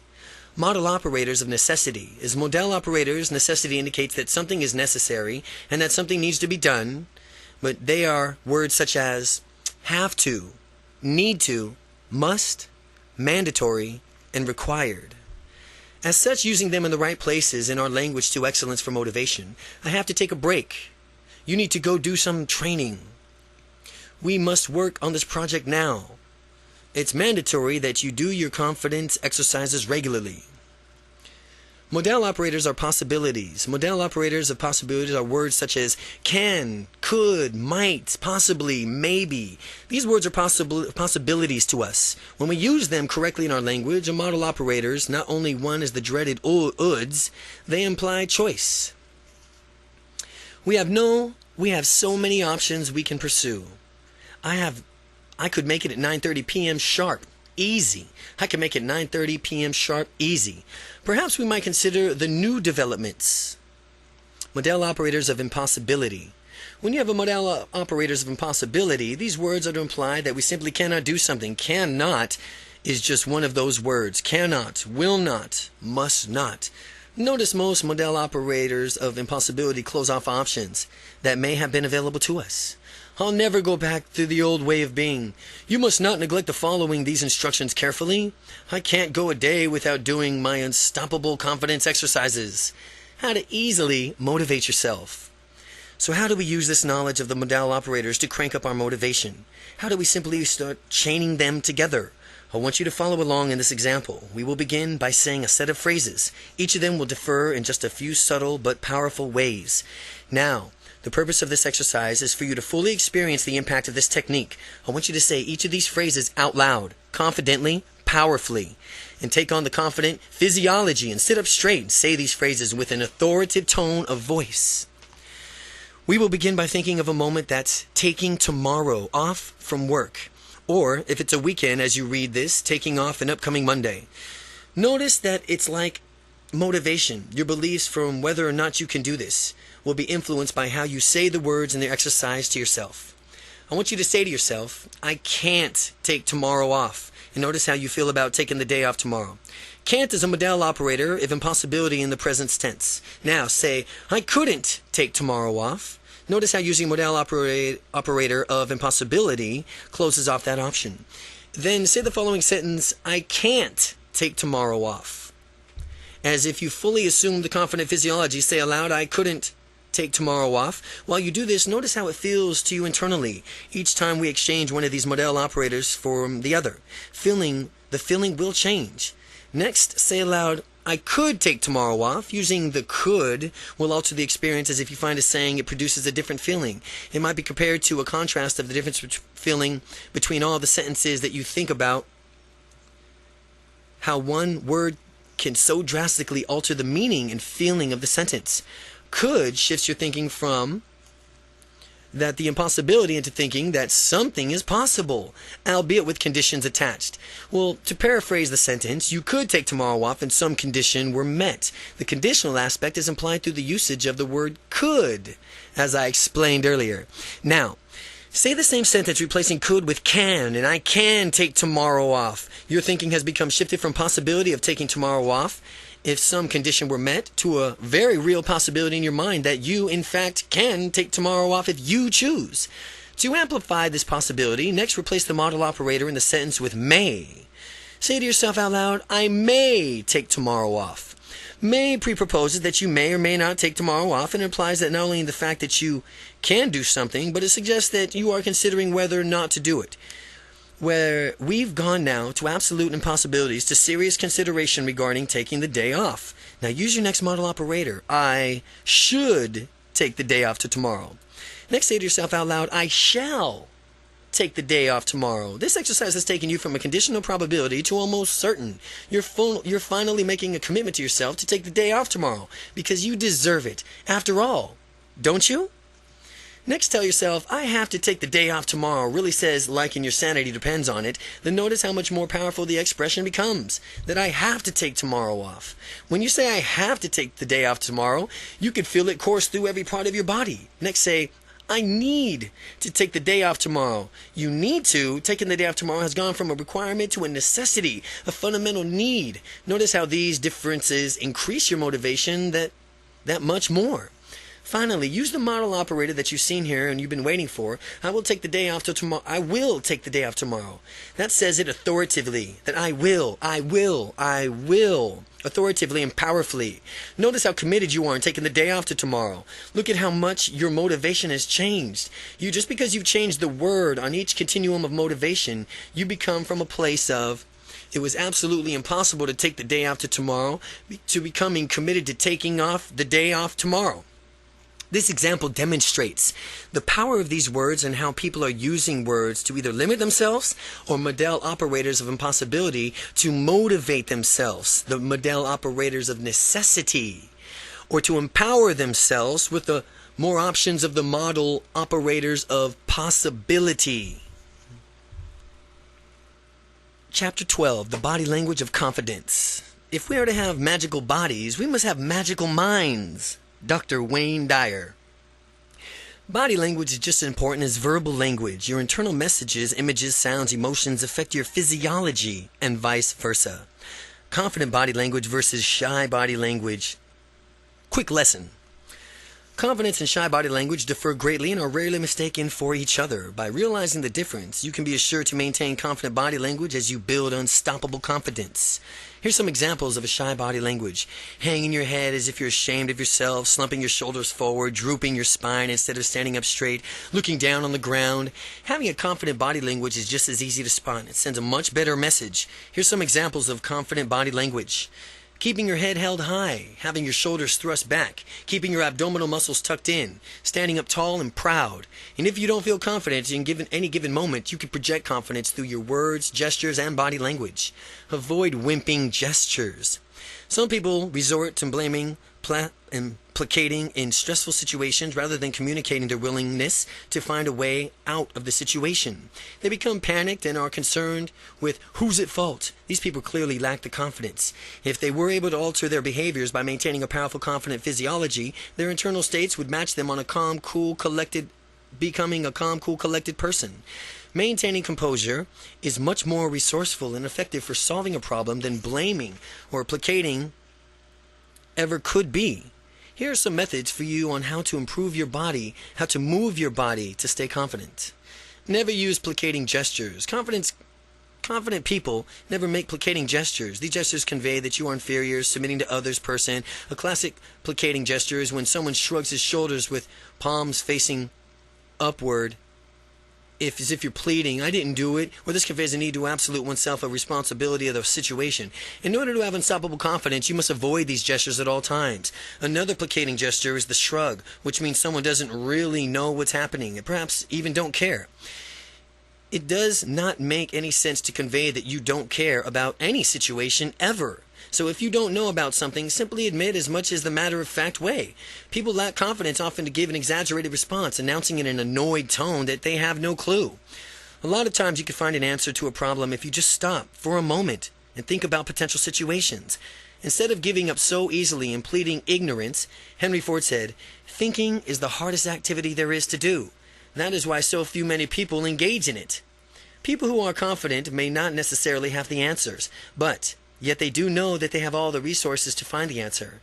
When I ask someone a question and the immediate response is "I don't know," it indicates to me that this person is not even willing to make an educated guess to the initiative to finding out an answer. The better response when you genuinely do not know is to say, "Well, I'm not sure yet."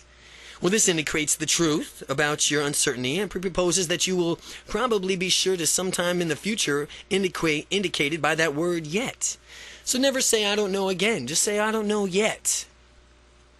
Never use blaming gestures. The opposite of placating is blaming. Unstoppable confidence people will never do this. Blaming takes place when you're accusing someone else in your stead. This blaming frame of mind is a very negative frame, and it does not empower you at all. The classic gesture associated with blaming other people is pointing fingers, or for some people to learn when they're young, when your finger pointer is aimed at someone else, that there are 3 other fingers actually pointing right back at you. Too many people blame, and it is not useful. Confident people come from a place of wanting to find solutions. They come from an options in how to solve problems and create solutions. They move through the world calm, cool, unperturbed by outside events. They manage their emotions rather than letting their emotions manage them. You manage your emotions. Avoiding both blaming and placating gestures will help you and who you are, an unstoppably confident person who solves problems and gets the job at hand done efficiently.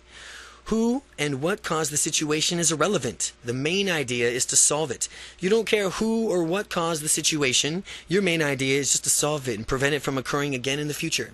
Practice unstoppable body language. And if you want to feel like the most charismatic person around, project good thoughts outward. They will manifest themselves in your body language as well. Walk confidently. Confident people have a certain walk. When they enter a room, it seems as though they belong there, even as if they own the place.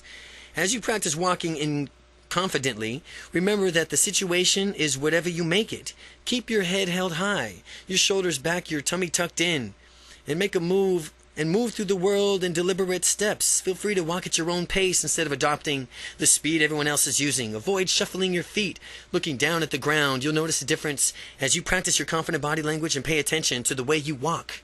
Steeple your hands for confidence. Steepling is a gesture that conveys confidence by pressing your fingertips together while keeping your palms separate, touching each of the fingertips to the opposite hand. Many unstoppable confident people steeple their hands to exude confidence. In fact, so many confident people do this gesture that it's now associated with confidence. Get in the habit of steepling your hands when you want to convey confidence to others. The wonder of smiling.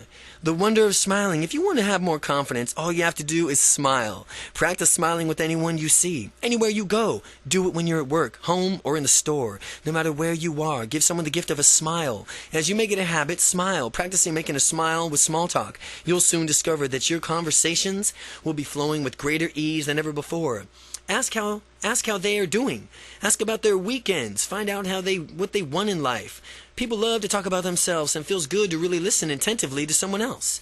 Even for me, in the depths of my shyness, smiling was a very effective technique. Bringing a natural, happy guy smiled often just because he was in a mood and the mood struck me. But what I discovered is that when I smiled at people, they would naturally smile back. And in fact, I'd make a game out of it. How many people could I get to smile? Sometimes when someone didn't respond to my smile, I kept broadening my smile until the person finally broke out of his or her stonic facial expression and smiled back. Smiling is disarming. It puts other people at ease. Since giving a smile is absolutely free and it always feels good to either give or receive, you should smile as often as possible. The sound of confidence. Another key to confident communication is an excellent vocal tonality.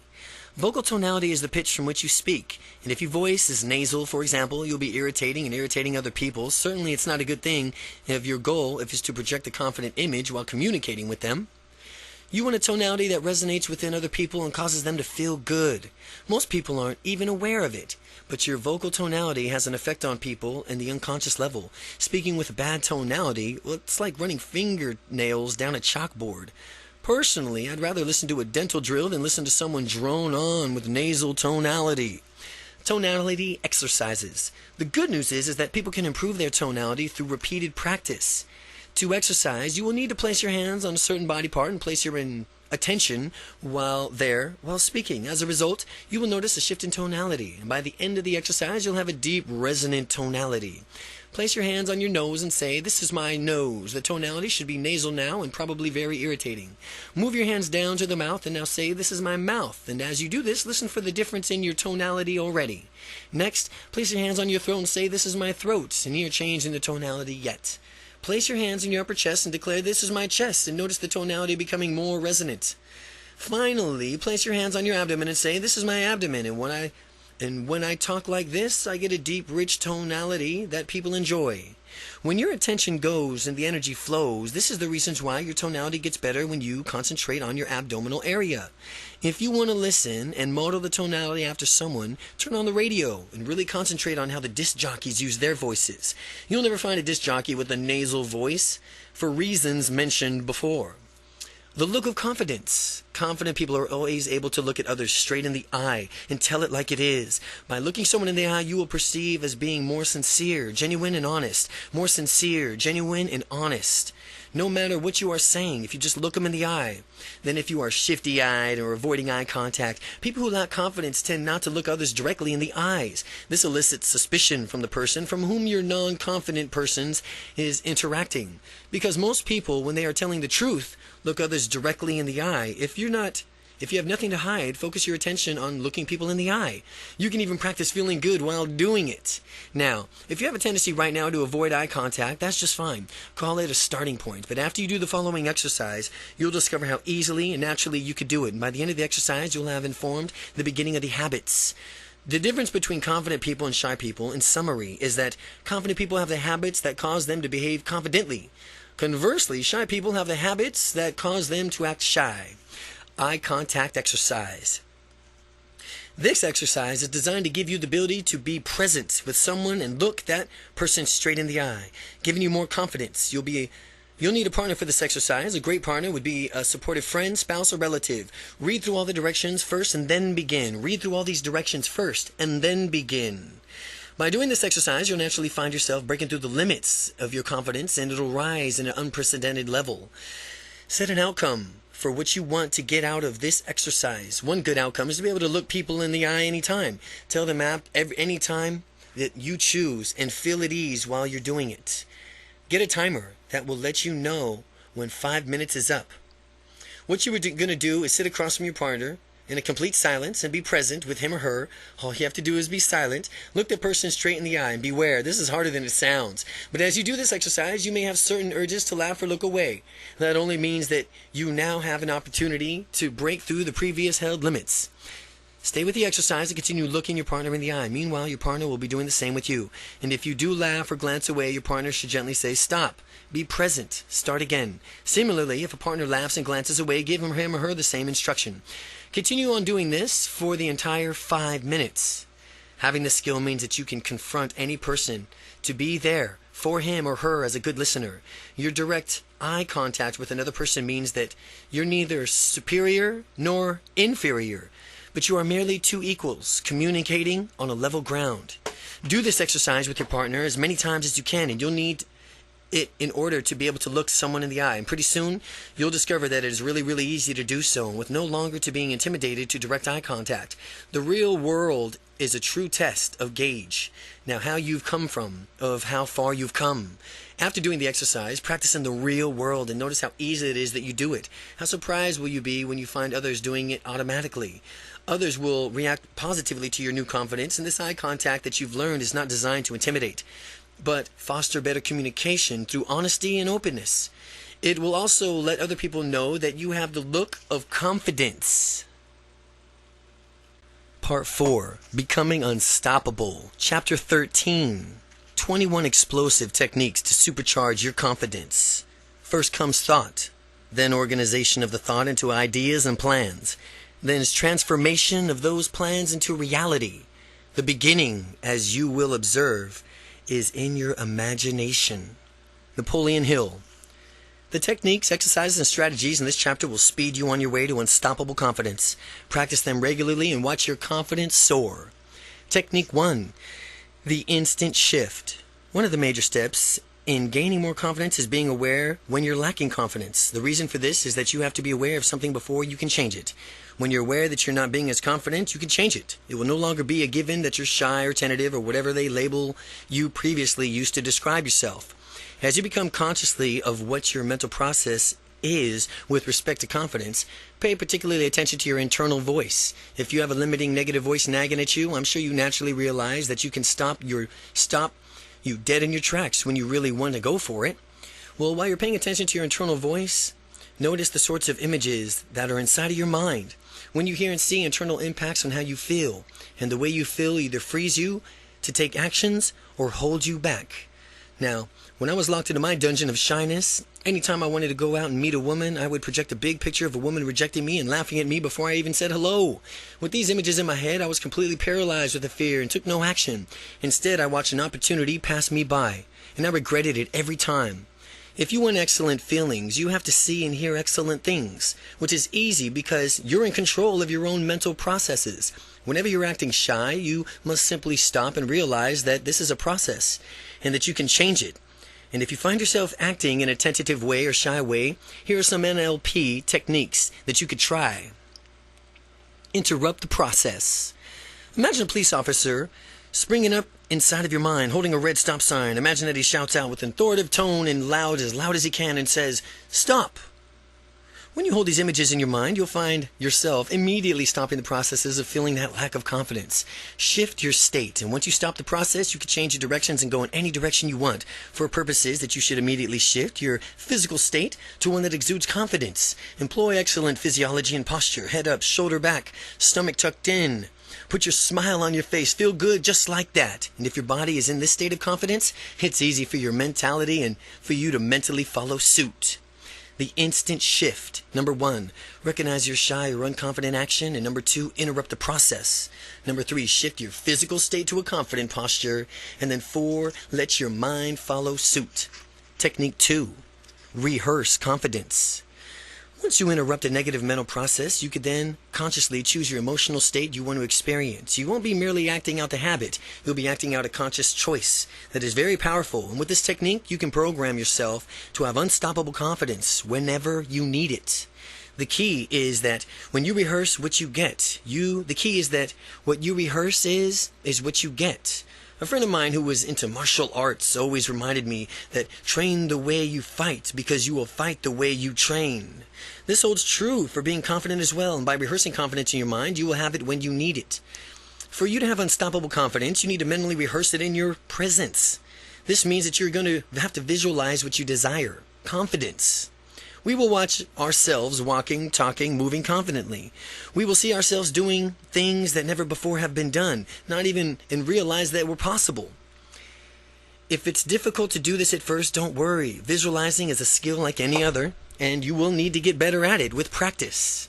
If you think that you have difficulty visualizing, pretend that it's easy for you.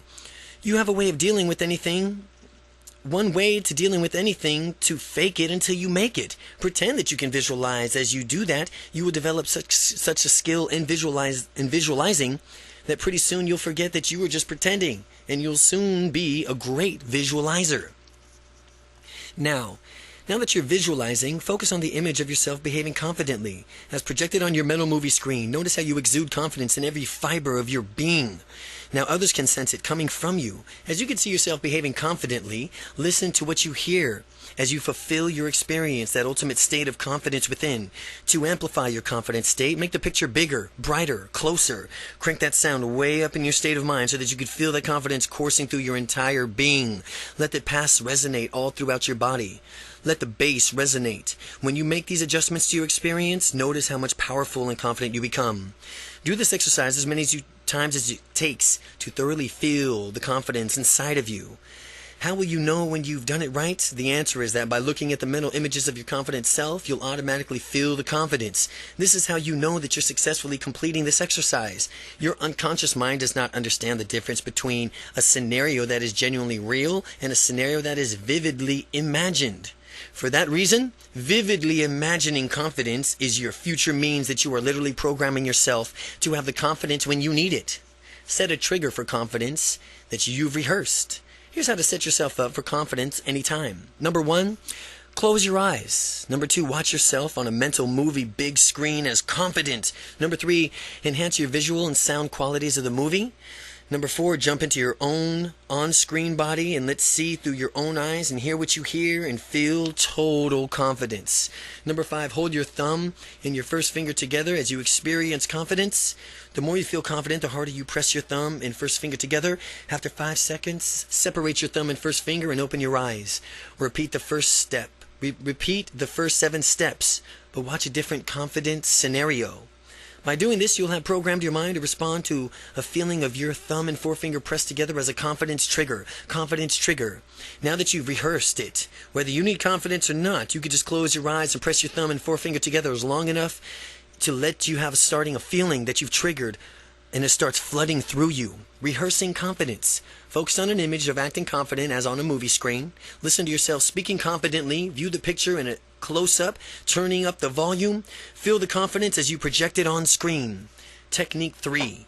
Program confidence. You and I have all the resources that we'll ever need to become total, successful, unstoppably confident. Many people discount how resourceful they could potentially be to have unstoppable confidence in the future. The key is to be able to summon your own confidence resources that will get you the results that you want. You did it successfully in the past, which means you can do it successfully anytime. It's only a matter of practice before you have the confidence whether you choose to switch it on. Remember the time that you were unstoppably confident in the past. Become aware of what specifically you did see, hear, feel inside as you re-experience what it's like to completely be confident. There's a structure to your confidence experience in the same way that there's a structure to your building. There's certain qualities that you see, hear, feel, and building this specific to that building. Similarly, this is a certain thing that you see, hear, and feel only when you are in a confident state. While you relive a past time when you were confident, ask yourself the following questions. To become aware of the visual qualities of confidence, what size is what you see? What size is what you see? Do you see a picture or a movie? Is it three-dimensional? How clear or fuzzy is it? How bright is it? How close is it? Is it in color or is it in black and white? As you ask yourself the following questions to become aware of the auditory qualities of confidence that confidence has for you, ask yourself, what do you hear? How loud is it? What's the tempo? What's the pitch? What direction does the sound come from? And ask yourself the following questions to become aware of the sensory qualities of confidence. Where does the feeling begin in my body? How intense is the feeling? What direction does the feeling come from? And how long does this feeling last? By altering the visual, auditory, and sensory qualities of confidence, you can actually amplify your confident state. Practice playing around in all of these different qualities. See the appendix for more qualities. And notice the results and the effects of your confident state. This means that you can build even more confident state once you find the qualities that work best for you. As you relive your past confidence and relive your past confidence experiences, become aware of the visual, auditory, sensory qualities associated with the experience. Realize that you can use these same qualities to program yourself in an unlimited confidence in your future. The way you do this is by imagining situations in the future where you will need unstoppable confidence and imagining your future confident self adjusting from what you see, hear, feel to match your past experiences of confidence. You are literally programming your mind to have unstoppable confidence in the future. When the moment arrives, your mind will act as if you already experienced it before and give you the unlimited confidence. Any subject or event coming in your future, start thinking completely confident about it, and when the event comes, you'll already be confident about it. As I've said, the mind does not make distinction between what is real and what is vividly imagined. Real-time scans the brain to reveal whether you take a physical action or simply vividly imagine doing it. The same areas of your brain are activated. You can take advantage of this by programming your mind in advance. Program confidence. Number 1. Relive the past experience in which you felt confident and noticed all visual, auditory, and sensory qualities associated with that experience.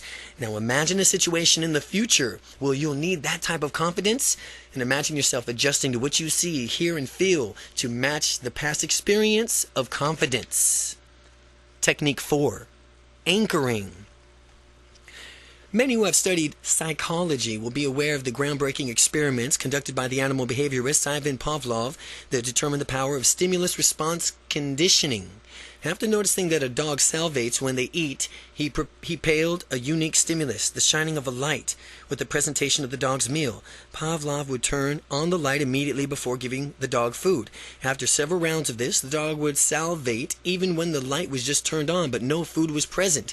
Prior to this pairing, shining the light had no effect on the dog's salivation, but after the stimulus, the light had been paired with the response, salivation, the dog would reliably salivate when the light was shone. The phenomenon of stimulus-response conditioning has come to be known in many circles as anchoring. An anchor is a stimulus that triggers a mental state. An anchor is a stimulus that triggers a mental state. It has been applied to a phobia treatment, motivation, and other areas of personal development. The beauty of anchoring is that it can be very easy to do for yourself. Properties of good anchors are that they elicit a strong emotional state, they must be unique, and they must be repeatable. Now, if it's all very well to work for yourself into an unstoppably confident state manually when you have the time, but what about when you'd like to get into that state instantly? Well, this is anchoring and where anchoring comes from. When you want to get yourself into a state of being confident, motivated, and strong, you can easily pair the state of stimulus of your own. Many people like to use music. If you want to do this, pick a piece of music that matches and maybe even evokes the state that you want to anchor, such as the Eye of the Tiger or the Chariots of the Fire theme. Pick one of your favorite confidence techniques and do it along with the music. Do this over and over again, and you'll find that listening to the music immediately plunges you into that state. You can even anchor states with internal stimuli. Any image that automatically puts you into a certain state already in an anchor. For some people, just thinking about the smiling face of their spouse puts them in a romantic state. Just thinking about a happy baby is enough to make many people melt with a tenderness. All of these mental techniques is designed for tapping into a natural power to activate an emotional circuitry of your brain and body to produce a confident state. Once you have that state, you can pair it with an outside stimuli like music or pictures, or you can associate it with internal stimuli like remembering images, sounds, or feelings. The following is a great internal anchor of mine, and I want to pass it on. After you imagine a few times, you'll naturally associate what you see and hear inside of your mind with a powerfully confident state. Picture a jet black puma at the top of a glorious canyon spans miles across. Puma radiates intensity with its black is arched in its poised pounce and its unsuspectedly prey below. The prey does not even realize what will transpire as the puma knowingly licks up its sharp teeth. But as you watch the scene, if you will, step into the puma's body and become the puma.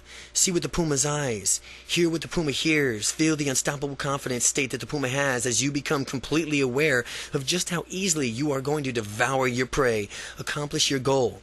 Or devour your prey or accomplish your goal. To even more fully experience this confident state, let loose with a growl that will rival any puma alive. Doing this will help you associate this powerful state with the sound of a growl. After doing this exercise, you'll be able to simply growl internally and immediately go back to this state of unstoppable confidence. All you'll ever need to do to get this, again, is to stop for a moment, close your eyes, and growl inside of your mind and become the puma. Anchoring. Practice a favorite confident generating exercise. While doing so, listen to the piece of music that makes you feel confident or an image. Imagine an image that makes you feel good about yourself. Well, when you want to recreate a confident feeling internally, hear the music or see that image. Technique 5. Circle of Confidence. The next technique is advanced from the anchoring called the circle of confidence. Circle of confidence. Instead of anchoring something on location to your body or internal stimuli, this technique anchors confidence to a spot on the ground. Into doing so, you will physically step into an unstoppable confidence whenever you need it. There have been times in your past when you were confident in the future. When you were confident. In the future, you will be confident again. The key is to be able to summon that feeling at will. This technique allows you to evoke a state of confidence wherever and whenever you want. To form your circle of confidence, imagine a circular location on the floor. Before you step into that circle, notice its exact dimensions. Picture it either with colors or transparent, and as if you will.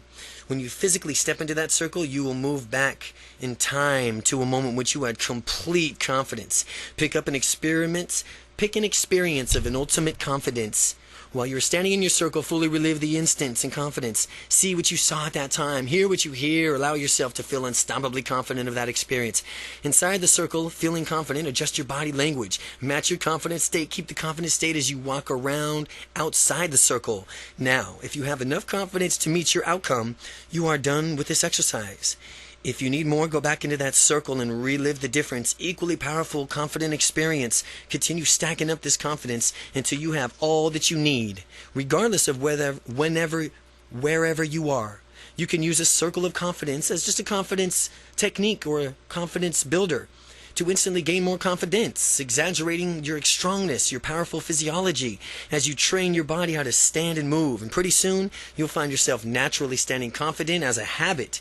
Circle of confidence. Imagine a circle on the ground, remembering the situation in which you felt confident. Relive the experience as you step into the circle. Relive that experience of confidence as you step into that circle and adopt that confident posture. Step outside the circle and continue to walk and act confidently. Technique 6. Mirror affirmations. Typically, when people do affirmations, they repeat them endlessly in hopes that they will not work. doing so and somewhat effective, but it can be made such more effective when someone simply has a modification to it. This technique can supercharge the efficiency of the affirmations. Instead of using statements like beginning with I, you will use statements beginning with you. These situations are more powerful because they allow you to consciously mind to tell you, your conscious mind, specifically what you want and how to behave. Get in front of a mirror and stand in front of the mirror with a confident physiology and project your intention for these affirmations to change your life. The larger the mirror, the bigger it is, the better, because you can see more of yourself. With your shoulders back, your head held high, and your stomach tucked in, look yourself squarely in the eye and say, with the following affirmations, you are completely powerful. You are unstoppably confident. You will become more and more confident each and every day, and nothing can stop you. You can go for what you want and get it. Repeat these affirmations to yourself in the mirror until you totally feel them in your body. Perhaps you could see yourself a bit differently when you do it, as you have already noticed behaving differently and more confident. Or maybe you'll hear the inner voice speaking forcefully with absolute confidence from within. Do this daily as part of your confidence building regimen, and I can guarantee you that you'll have an unstoppable confidence in a little bit of time. Mirror affirmations. As you stand in front of the mirror, adopt a confident physiology, shoulders back, head up, stomach tucked in. Deliver affirmations to yourself in the mirror using you instead of I. You. Technique 7. Future success now. I have future success now, and if you were to taste the future success, how would it feel? What would it look like to achieve your goals now? Wouldn't it feel tremendously more motivating to go for it right now? This future success now technique does exactly that. It brings all the future feelings of success into your heart, mind, and soul right now. You can experience such an overwhelming sense of success, and you'll surrender to your passion and go for it. Any fear that might have had still in the present, but you desire for success, dominating all other emotions, you'll feel the need to take action and fulfill your goals. In this exercise, the outcome you will want is to set to increase your confidence. This means saying, either aloud or in your mind, I'm doing this exercise to increase my confidence and feel more passion, which will naturally cause me to go after my goals and make my dreams more reality. Are you ready to feel your future success? Close your eyes. Picture your mental movie screen. See yourself at the point from which you're about to reach that pinnacle of your success while you're watching yourself. Make sure that you see yourself in color, big, bright, close up in a picture in HD, crisp and clear right in front of your face. Fill your mind with stereo surrounded sounds. Turn up the volume all the way. Just before you reach your pivotal point from where all your success yours, stop the movie you're watching and ask yourself some questions to clarify exactly what you're going after for this success. Find out and clarify why exactly you're going after this success. What's important into getting this pleasure? What's important about that? Ultimately, what does having this success do for you? Now restart the movie and witness yourself achieving your goal and getting all the massive success and pleasure that you deserve that comes with it. Right as you see yourself on the mental screening fulfilling your goals and experiencing the wonderful feeling of victory, jump into your on-screen body. Now, through your own eyes, as if you could see there, through your own eyes, as if you are there now, because your mind, you are. Hear the sounds of success. Feel the success like in every fiber of your being. As the moment comes to a climax, I want you to take all these wonderful feelings and wrap them up. Take those unlimited feelings that you have and jump out of that mental screen back into your physical body, allowing all those magnificent feelings to ebb and flow. You've just smelt the sweet scent of your future success. You've tasted the victory. You've realized the glory of yours to be for the taking. It's up to you to take action now and claim what's rightfully yours. As you complete this exercise, write down 5 immediate actions that you will take to bring you one step closer to achieving that success that you deserve. A future success now. Number 1. Only your mental screen, play a movie. On your mental screen, play a movie of you succeeding massively.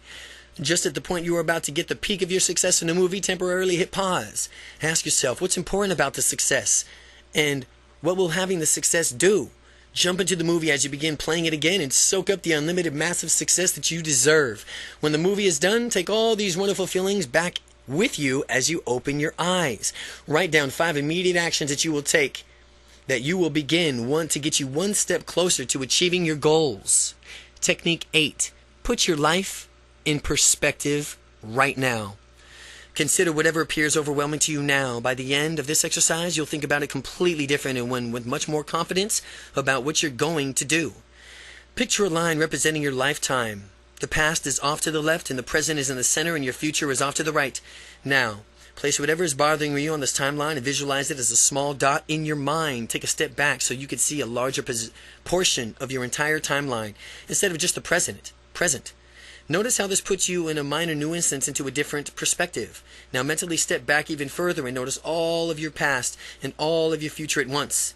And recognize just how small and insignificant this dot represents your current problem. When you keep things in perspective, it's really difficult to waste valuable time and energy on trivial things.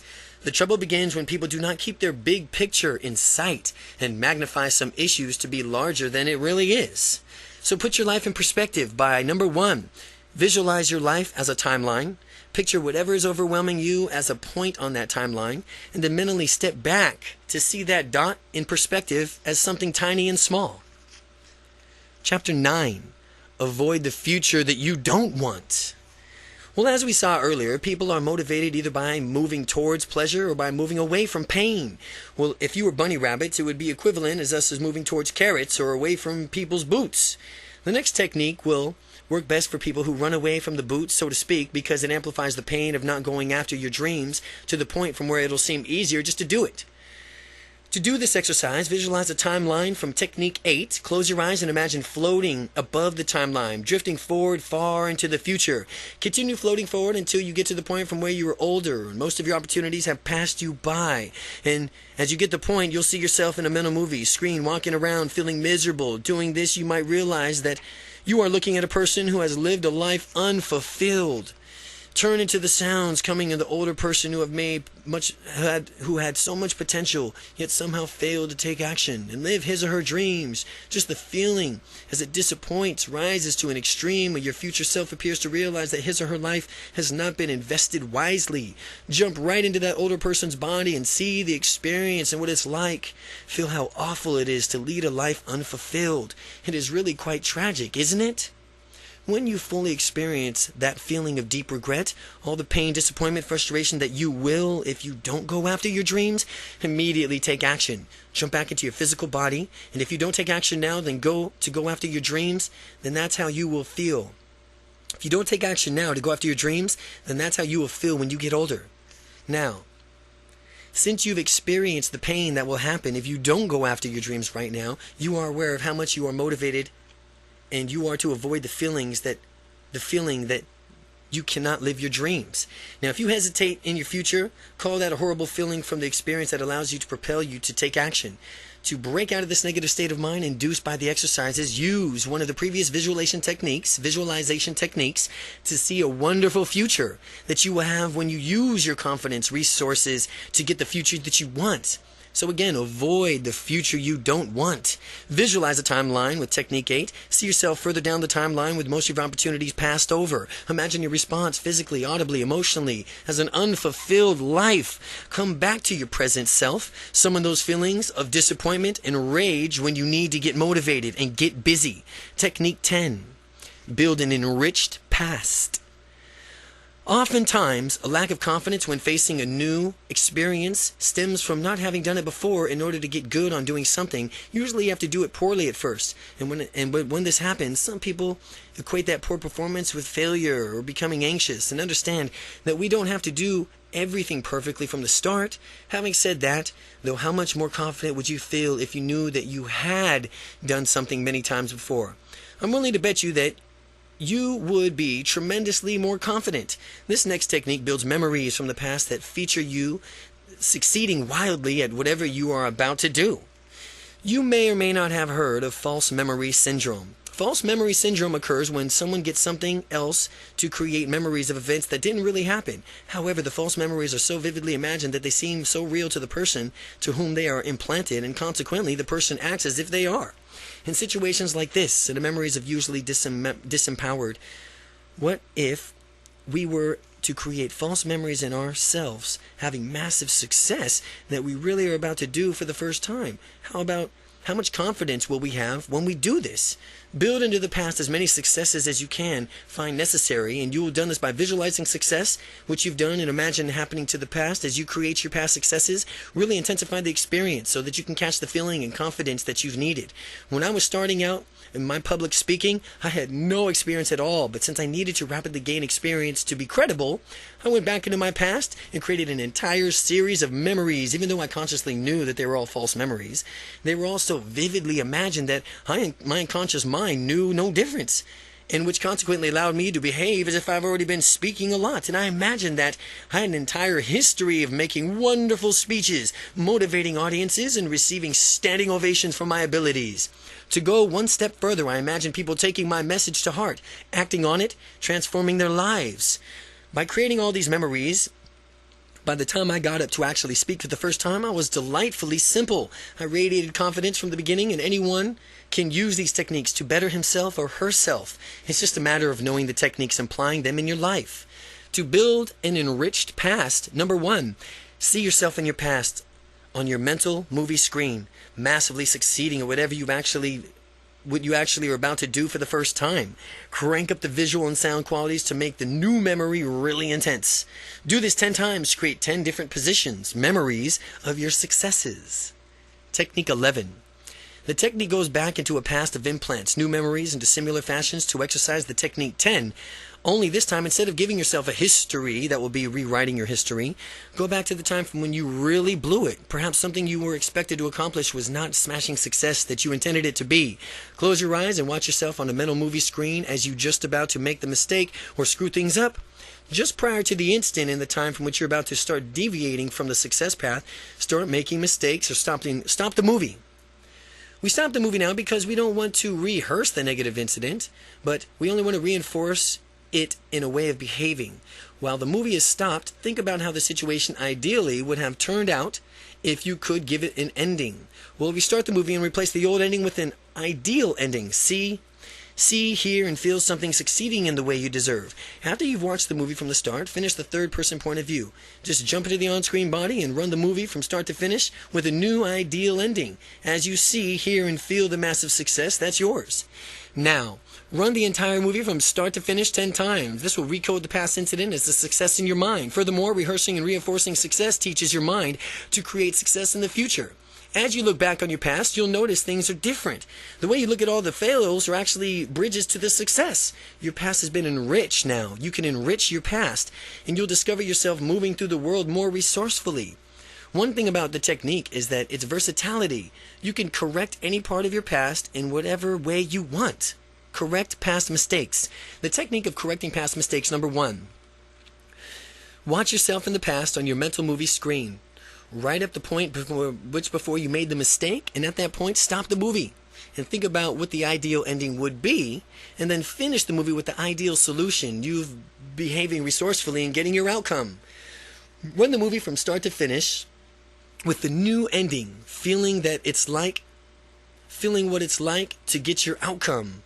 Now jump into your on-screen body and run the movie on the success 10 times and lock it in. Technique 12, the domino effect. As you recall from earlier in this book, beliefs come in 2 different forms, casualty and meaning. Again, as you recall from earlier in this book, beliefs come from 2 different forms, casualty and meaning. X causes Y, or Y means, or X means Y. Again, X causes and Y, X causes Y, or X means Y. Causes or it means. Understanding how beliefs are structured means that we can consciously choose those beliefs that are empowering to us. For example, if someone believes public speaking means it's time to be fearful and lack confidence, then obviously this belief will be made manifest in that person's behavior. As he or she gets nervous before making a speech, it's necessary to understand how beliefs are formed. To use this next technique, think of something that is so far outside of your comfort zone that you would be absolutely amazed, surprised, and delighted if you actually did it. In thinking about this, keep in mind that it should be something that is feasible, something you could immediately do, and should make this decision to take action. Become aware of the of what specifically you would see, hear, and feel when doing it. Now, just ponder what sort of confidence it would take for you to do this shining and to do this thing that you are so afraid of. Once you've thought of something completely outside of your comfort zone, you will naturally realize that if you were actually to do this, you could do anything you wanted in the world. After all, if you could step out that far out of your comfort zone, you can continue to expand even further outside of it. Can't you? To make this exercise really work, lock in a belief that doing whatever it is that you are thinking of right now, that you are afraid to do so, means that you could do anything. I chose to skydive as my activity for this exercise. I can lead a pretty conservative lifestyle, keeping risks a bare minimum, and so I had never done anything so daring before. Some risks, I soon learned, are worth it. To gain more confidence in myself, I built in this belief that as I jump out of an airplane and hurtle to the ground in rapid speeds, I'll be stepping far outside of my comfort zone, and by proving to myself that I could do things I wasn't quite sure of that I could do, means that I could do anything in the world. For me, skydiving demonstrates that anything is possible for me. When you do this in your activity, you'll realize that anything is possible for you. Your example can be whatever you want it to be, and as long as it is a big stretch outside of your comfort zone, it could be marching into your boss's office and asking for a raise, speaking publicly, running a marathon. The most important part is that when making it happen, you will realize that anything is possible for you when you set your mind to it. When you've decided on what you're going to do, take immediate action to ensure that that's what will happen. Get things in motion so that you can, taking immediate action to starting your excellent habits to develop. Taking immediate action is an excellent habit to develop. Taking immediate action. I take immediate action. Take immediate action. The most successful, unstoppably confident people take immediate action, and accordingly to manifest their dreams sooner. To anyone who is very logical or critically oriented, the belief that since I can skydive, I can do anything is not very logical at all, yet beholding the belief that you could do anything will enable you to go for much, much more than those who have limited themselves with logic. You may not be able to do anything, but you'll definitely go past your old limits. And remember, what seems like a limit is very often just a limit in belief, not in reality. So when you choose that your beliefs choose them because they are useful and empowering, not based on so-called logic. Choose your beliefs because they will help you live your dreams. The domino effect is, number one, choose an activity that is far outside of your comfort zone, and number two, realize that in doing this activity, it makes it possible to do anything that you choose to do. Follow through with this activity as quickly as possible and hold on to the new belief that you can make anything happen. Technique 13. Technique 13, borrow confidence. A great way to gain confidence is to model yourself after someone else who has already had a lot of confidence. Anyone who has an absolute belief in himself or herself will make a good model for you. One way to supercharge your results is using the techniques to repeat it, using several different people as your models of unstoppable confidence.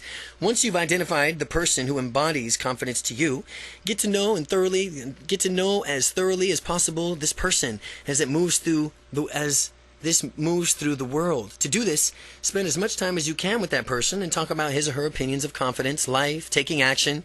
If your model of confidence is not accessible to you, perhaps you can get to know the person voraciously by purchasing his or her books, or CDs, or home study courses, or by attending a seminar. If it's a rock star that you could go to his or her concert. If it's a star athlete, perhaps you can attend his or her sporting event. The idea here is to expose your mind to this person so much as possible that you get a better grasp on how to model your beliefs, attitudes, and values. The more effectively you can model his or her the better you can model his or her confidence. Set a strong outcome for this exercise, such as, I want a confidence like, and then name the model of the confidence. For these reasons, and then list the reasons. By the time you reach the point, you have already familiarized yourself with the model of confidence, and you have a good grasp on his or her perceptions of the world, the self, and what he or she does. Close your eyes and envision your model of confidence behaving in an unstoppably confident way in a movie, in your mental screen.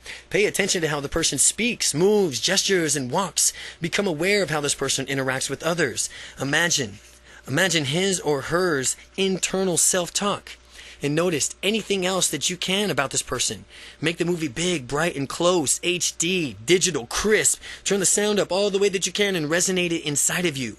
Next, step into the movie. As you are stepping into the confidence model's body, take on this person's entire being as though you're seeing through their eyes and your confidence models through their eyes.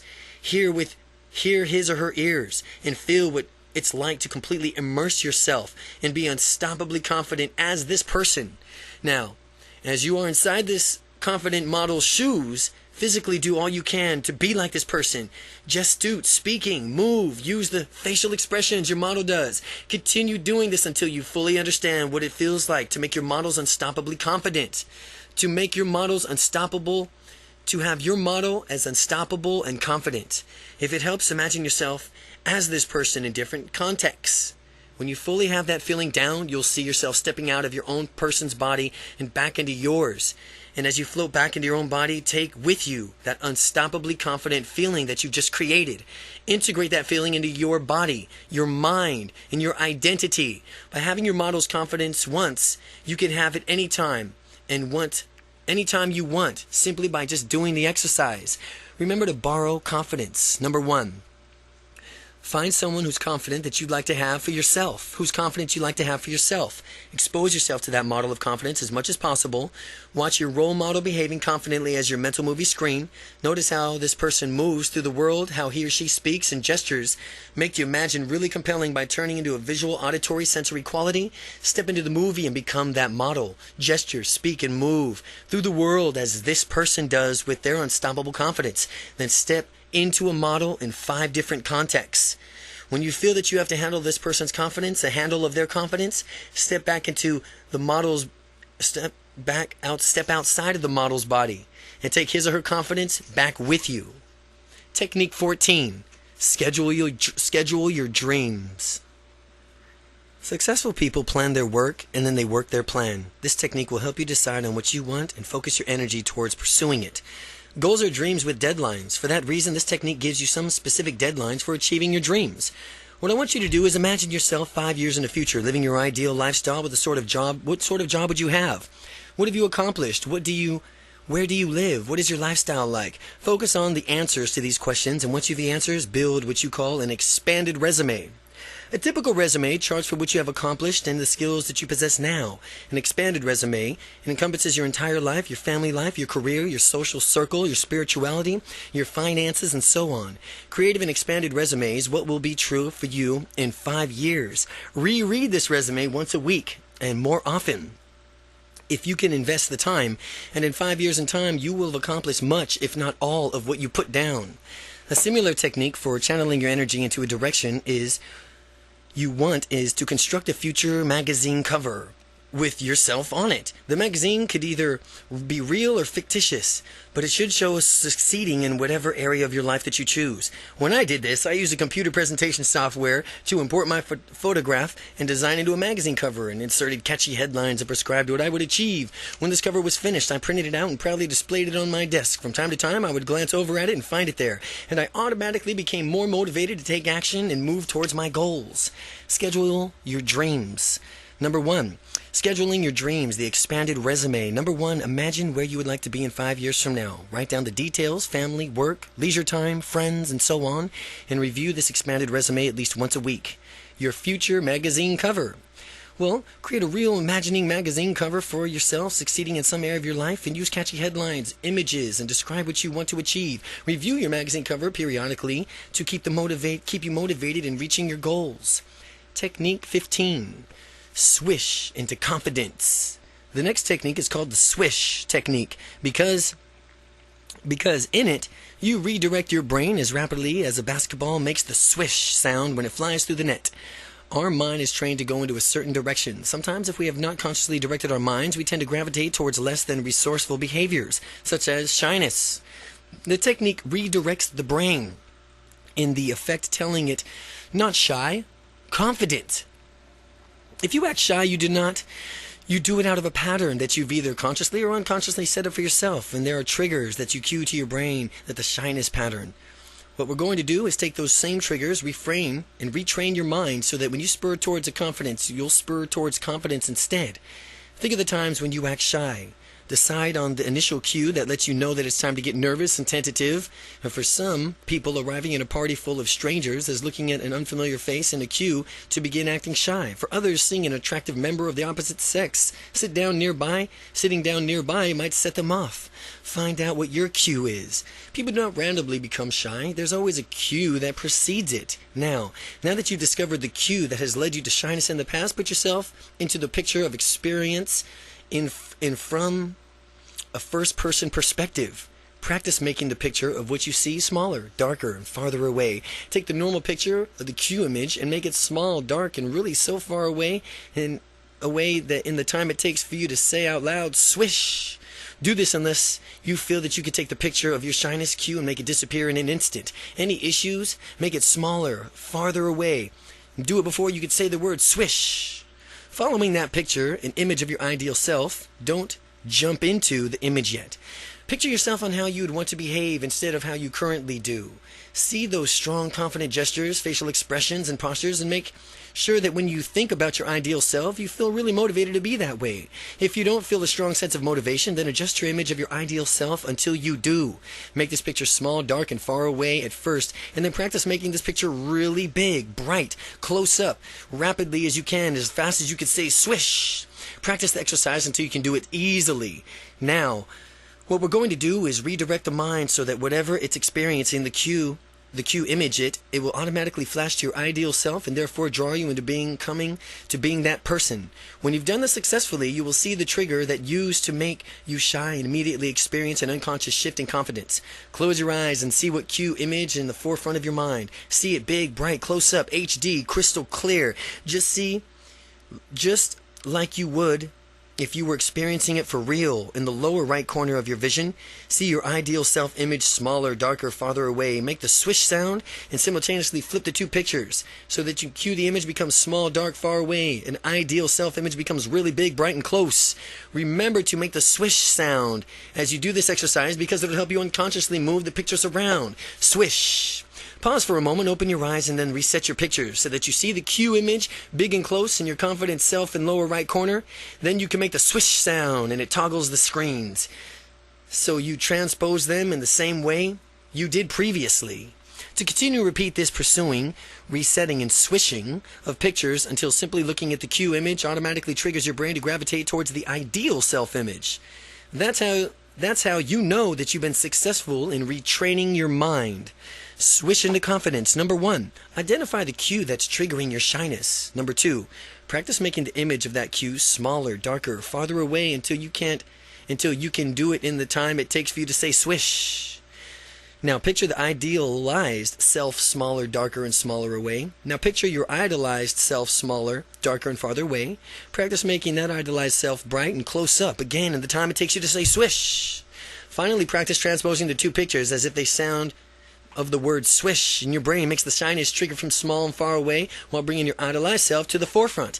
Now however you're feeling, screen it, swish. Now you're in the other image. Technique 16. Disassociate, add resources, act differently.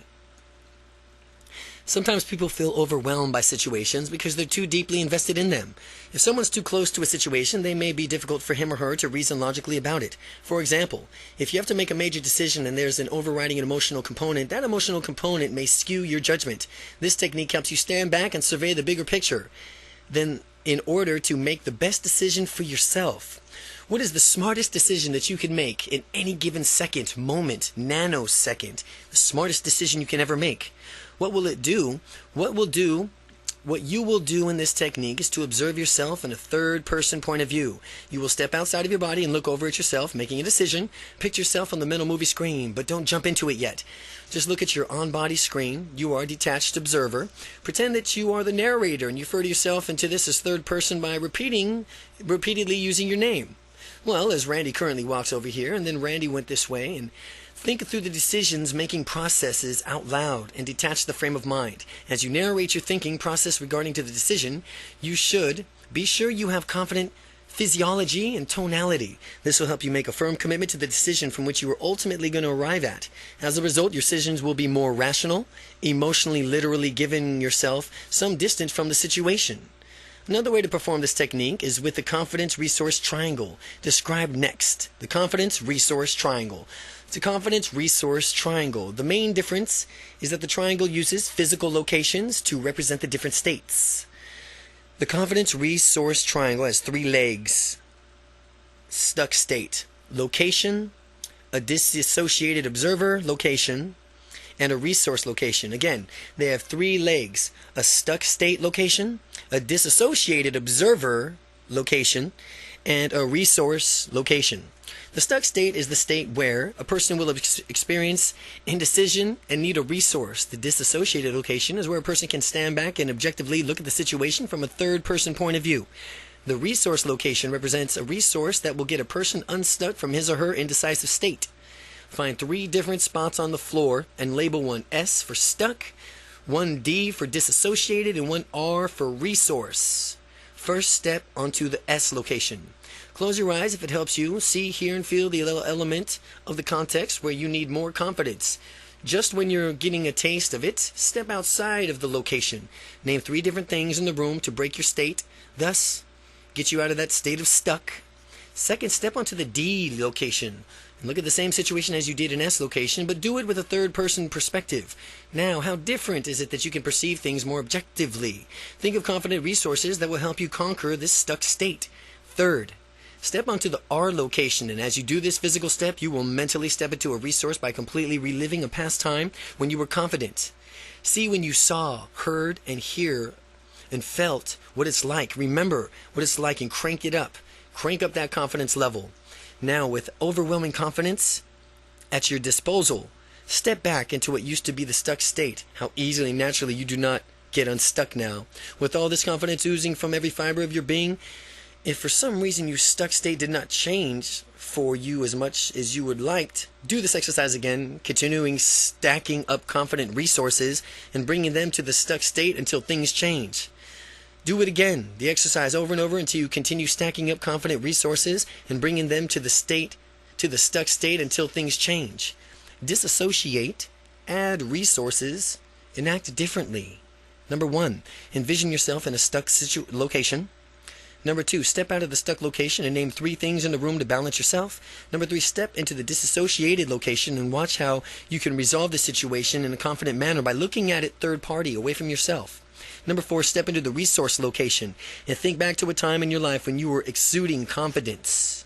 Technique 17, matching and mirroring. When 2 people have rapport with each other, an interesting thing occurs. Their body language becomes similar. They begin to match each other. How can we use this to our benefit? We can consciously match someone else's body language in order to increase our perceived similarity to the person. You can use matching to increase intimacy or almost in any human interaction. This technique is called matching and mirroring because your goal is to become a mirror and image the partner in a conversation. When I first learned this technique, I was confused with it as mimicking. Mimicking is something that younger children do to annoy each other's parents, or monkeys do to play with visitors at the zoo. We are not mimicking anything else. Instead, we are increasing our similarity to another person by mirroring that person's body language, which will help engender a greater understanding of his or her points of view. The way you match and mirror someone is to adopt the same body posture that that person has. When the person moves, you must move and hit with him or her. Be sure to allow a certain lag time so that matching does not creep into the person's consciousness awareness. And the idea is to gain rapport at an unconscious level without attracting or notice that you're doing it. The intended effect is that the other person will feel that you are similar to him or her without even being quite sure of why. At the rapport deepnesses, as the rapport deepens, you can trim the lag time and until pretty soon you're moving exactly with the person. Rapport is like a dance. One person leads, the other one follows. Up until this point, you've been involved in the dance and only been following. After sufficient rapport has been established, you have the opportunity to lead the dance of rapport. Begin by moving your body into a new position and seeing if the other person follows you. Now, when the person does follow you, you will know that you are now the one in charge. And if you move and the person does not allow you to go back to the matching, mirroring and build up the rapport further. When you lead non-verbally, you can match and mirror people in other ways. In addition to matching body language, you can match a person's breathing too. This person will serve the unconscious synchronize. This practice will serve to unconsciously synchronize. You and another person can facilitate rapport. To match someone's breathing, watch his or her shoulders. Most people's shoulders rise when inhaling a breath and fall when exhaling. People exhale as they are talking. So remember to match someone's breathing as the person speaks to more similarly to you and how another person, even in barely perceptible behavior, such as breathing. The deeper the rapport you will create. As we're matching someone's breathing, you can match hand gestures as well. When another person's talking, notice how he or she gestures. No matter whether one is wild, demonstrates gestures, or slight, precise hands using some gestures. I don't care if you feel awkward or it's outside of your comfort zone. You are matching the other person in order to better understand and communicate with him or her. Facial expressions are another great way to match and mirror someone by developing greater rapport. Someone frowning is raising of an eyebrow or another facial expressions can be matched. You can even match someone's muscle tone. If a person's uptight and stressed out, you can tighten yourself up too. If the person's loose and relaxed, you can do the same way to be with him or her in the moment. Suppose that you match someone who is tense. You could develop a great rapport with the person and begin to lead the dance rapport gradually by relaxing. If the rapport is sufficient, the person will follow you and relax as well. The level of perceived similarity between you and another person is directly proportional to the rapport that you will experience. Again, the level of perceived similarity between you and another person is directly proportional to the rapport that you will experience. The greater level of rapport you experience, the more freedom you will have to relax and be your own confident self around that person. A good rule of communication is to remember that nobody is going to get a message across for you. So do whatever it takes to make sure that you are heard. Nonverbal matching somehow can help facilitate this and increase the chances that your message is received the way you intended it. It's not up to the other person to make sure that he or she gets it. As an excellent communicator, it's solely up to you to share your message loud and clear. Matching and mirroring number 1. With a friend, practice mirroring his or her movements. First, adopt the same body postures that the friend has, and next, match your friend's gestures. Third, mirror the friend's facial expressions, and when you are aware of the rapport that has been deepened, try making your own gestures and facial expressions and see if your friend matches your movements. Technique 18. Verbal matching. You now understand how to create rapport by non-verbally matching someone, and of course, you can further deepen rapport by matching someone verbally as well. Typically, verbal behaviors can match our tone, voice, volume, voice, rate of speech, inflection, for example, questioning and manding. The word usage, if someone speaks rapidly, for example, you shouldn't speak much more slowly. You should keep up with that person's speech rate. If someone speaks slowly, you don't want to be a motor mouth when talking with that person. You want to just speak near to the same rate that person is speaking. Listen to people's key words, the words they say over and over again, like they call them a trigger or hot buttons, words from which you hear these words. Use them right back and notice how the rapport skyrockets. My trigger words sprinkled throughout this book. If we were to meet and you spoke with me using some more prevalent words in this book, you would notice how delighted I became and more rapport would skyrocket. Some of my trigger words are unstoppable or fun or powerful or delight or awesome.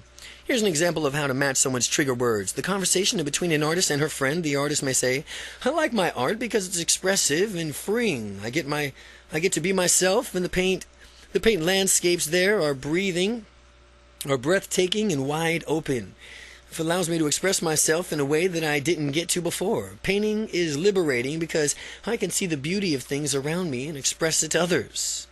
The friend can match the numerous trigger words by saying, "Yeah, it makes sense. I understand where you're coming from.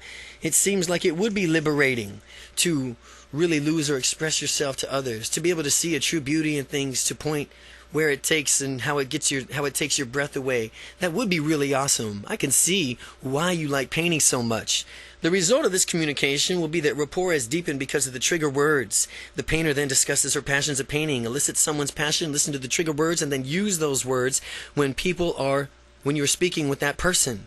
You'll be amazed how much quickly you develop an excellent rapport. Verbal matching. To increase rapport, practice verbal matching with a friend. First, practice your friend's tone and volume of voice. Next, match the rate of speech. Finally, pick up on your friend's trigger words and use them as you respond to what your friend was saying. Technique 19. Parroting. Parrots are interesting birds because they repeat certain words or sentences that are used frequently enough. To act like a parrot, you can increase rapport. With someone speaking in pauses, repeat the last few words of the sentence right back to that person. The person's word has special significance for him or her, or they wouldn't have even chose to say it that way. Be like a parrot and repeat the exact words back. You'll discover how easily this causes a greater sense of rapport. Parroting validates the person's point of view, and the point of view validated, and they enjoy being listened to, which is why parroting works so well. It proves you were listening. As a friend, Fred, for example, Fred and Carolyn. Fred, how are you doing today? Carolyn, excellent. I have a flat tire on the way to work, but I made it here all right. Well, you made it here all right. How has your workday been since that?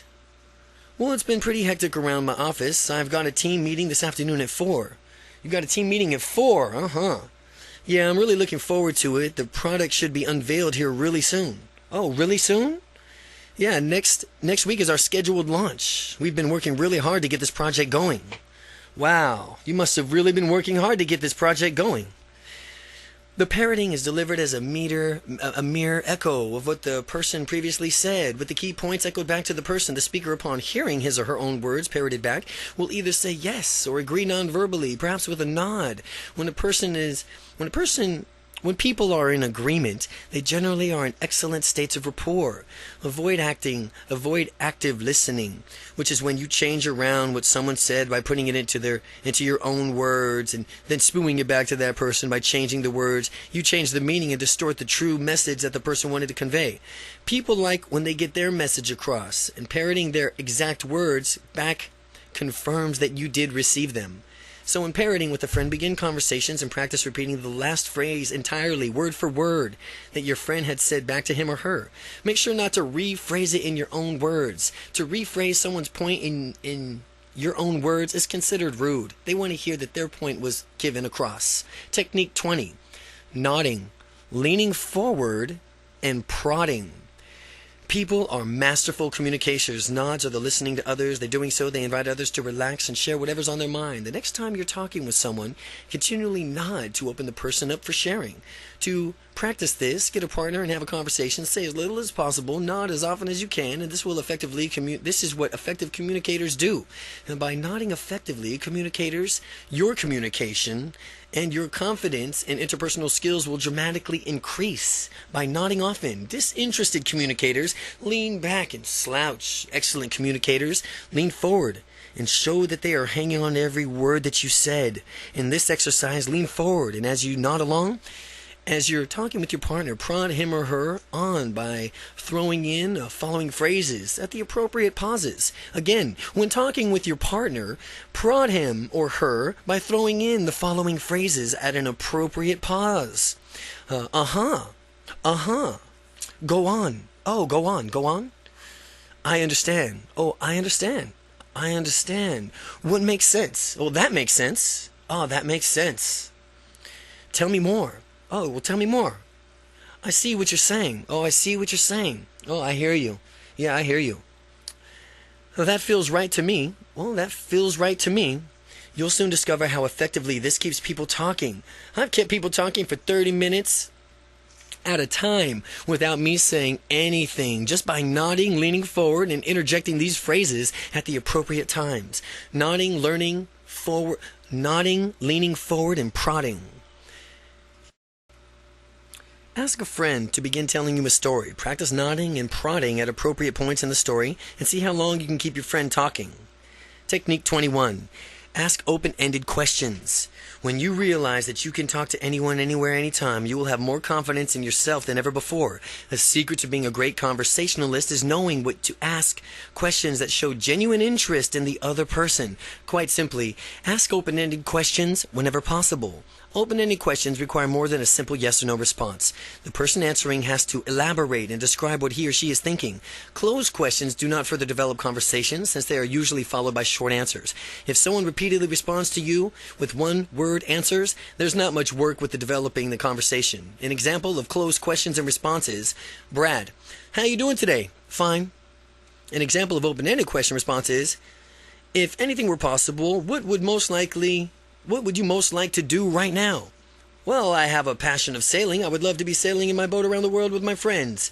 I've been sailing before and I love it. I can't wait to go again. So you can see how asking an open-ended question and a closed question elicits entirely different responses. Now, as you ask these open-ended questions, be sure to listen intently to what the person is saying. While you are listening to someone, use the other methods taught to you in this book to develop an even greater rapport. You can nod and lean forward, parrot the person's words back to him or her, use nonverbal matching and mirroring and using trigger words. Doing all this at once, you may You might be cumbersome at first, but therefore, practicing each skill individually, and then when you've mastered them all, begin to combine them for an even better rapport with others. Ask open-ended questions. Engage a friend in a conversation. Ask open-ended questions and see how long that you can keep the conversation going. Chapter 14, Your Confident Future. Whatever we expect with confidence becomes our self-fulfilling prophecy. Brian Tracy. This chapter contains a few final pieces of advice to get you on your way, and once you've started, make sure you don't stop. Build your community. As your confidence grows, others will notice the change within you and perhaps behave differently than before, and that's normal. They are used to you acting in a particular way, and then when you behave differently, they may not have a pattern for interacting with you anymore. They will adapt to your newfound confidence and develop an affinity for it. When I first began breaking out of my shell, I was concerned about how others would treat me, and much to my delight, they seemed to enjoy being around me a little bit more thoroughly as a direct result of my increased confidence. Family and friends. Enlist the support of your family and friends to help you on your confidence journey. When they are behaving in a confident manner, they can compliment you and reinforce your behavior. Tell them that you would appreciate their support as you do these confident exercises. Similarly, if they catch you falling into an old shy habit, they can politely point it out for you, which means that you can immediately correct that behavior. Some people may have a negative reflection to your enhanced confidence and zest for life, and they are not genuine friends. Your genuine friends want the best for you, and anything less means that you're not a true friend. And if someone tries to criticize your increased confidence, view this as an opportunity to test your confidence and let that criticism bounce right off you without even making an impact. Learning unstoppable confidence with others is, in addition, I recommend meeting regularly with others, like-minded people, to teach unstoppable confidence to others, to increase your own confidence. Let this book serve as a guide. It will help your group does confident exercises with each other. Getting together with other people can be an incredible, powerful way to ratchet up your confidence. You can support each other on the journey to a greater success. And when you get together with confidence, you can talk about situations that when you were confident and other situations where you need more confidence. Others may have insights that haven't occurred to you yet, and you might be able to help them likewise. Meet with people on a regular basis. Once a month maybe would be great. Harness the power of a synergy. That is the concept of the whole greater than the sum of parts. In the case of this confidence group, the entire group's intelligence exceeds that of each individual's intelligence summed up. The whole group would become each member would become as intelligent as all of the intelligence summed up. Take action now. Your power lies in the present. That means you need not cast off procrastination and do it now, whatever it may be. I cannot emphasize this point strongly enough. Dismiss. It can wait until later mentality right now. The sooner you adopt the do it now attitude, the do it now attitude, the sooner you will create a better relationship, more fun in life to fulfill your dreams. The reason doing this as soon as you can possibly is easier than procrastinating is because of the psychic weight of the things that are put off. If you typically procrastinate on something, you may not think to yourself, I should be doing that instead of this. Then you might talk to yourself and doing it later. Meanwhile, the leisure activity, which you were supposed to be enjoying, is now consequently ruined because your mind is preoccupied with what you should be doing. That is why we do it now mentality is so powerful. It's really much easier to set up and finish tasks than it is to free from your obligations. Enjoy yourself in your favorite leisure activities. The greater equalizer among us is that in each and every day, we all have the same 24 hours to invest. Everyone, rich or poor, 24 hours, here we go. Most people don't think of their time as an investment. But once you spent today's 24 hours, you can never get them back, ever. People endlessly hang out wasting time without realizing that it is time that is never to be recaptured. I'm all for leisure and spending quality time with friends and loved ones. My main objective is towards people who are acting without purpose, or rather being inactive without purpose. If people consciously choose how they spend their time, that is fine. To maximize your use of time, survey your life. Find out what wastes your time and eliminate it so you can spend more time doing what you thoroughly enjoy. If something is unbearable to you, hire someone else to do it. Or perhaps trade responsibilities with a friend, partner, or a spouse. It all comes down to this simple message. Do more of what you like and less of what you don't. The following is an exercise to discover how to invest your time. When you finish it, the result might surprise you. Go through the results and eliminate your time wasters. Maximize doing what you love, and you'll find yourself being more efficient in the following weeks. Since you will know what tasks consume large chunks of your time, what tasks can be delegated? Number 1, For an entire week, write down what you are doing every half hour. Number 2, after the end of the week, notice how you spend most of your time and what you're doing. Number 3, ask yourself how easily you can eliminate time-wasting activities. Number 4, ask yourself what you can invest more time on in your activities that will lead you closer to your goals. And finally, schedule your next week according to what you've discovered. And as you continue to use your time ever more wisely and productively, notice that this increases your confidence. The more actions you take, the more dreams come true, the more motivated you'll feel and do and achieve even more. The proper fruit of knowledge is action. Action. Take action. Reap the full benefits of your knowledge. Stay on track with your confidence and practice a calendar.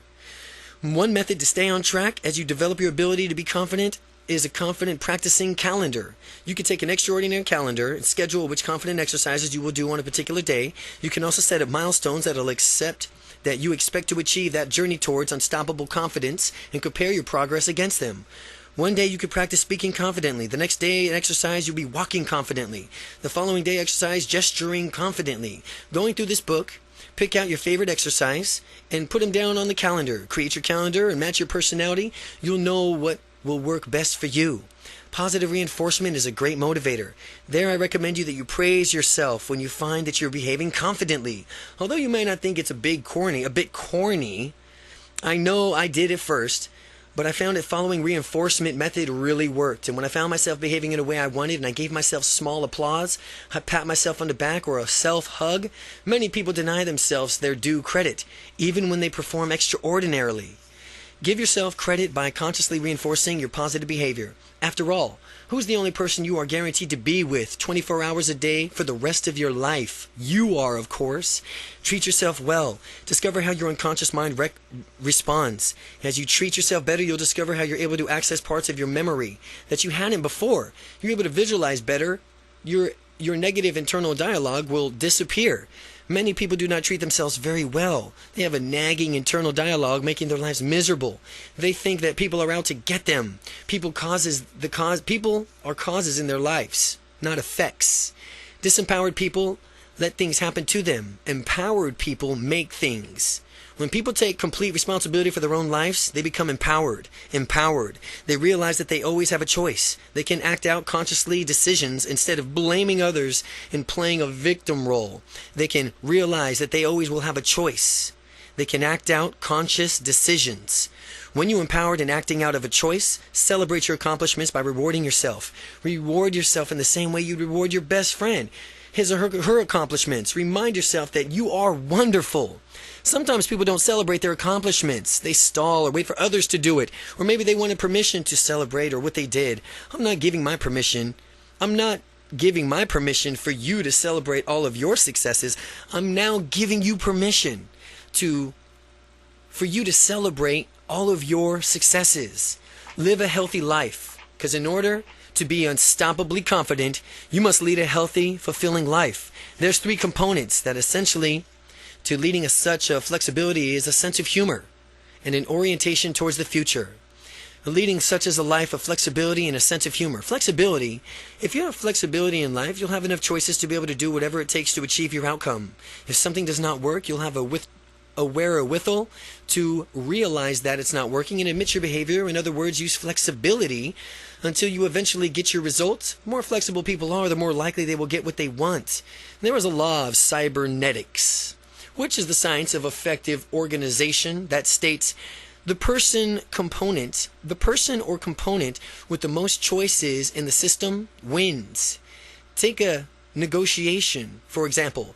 If someone has many options and the opposition has few, the first party has an upper hand. The fewer options you have, the less empowered you are. Maximize your empowerment by being flexible and having many options and choices as you can imagine.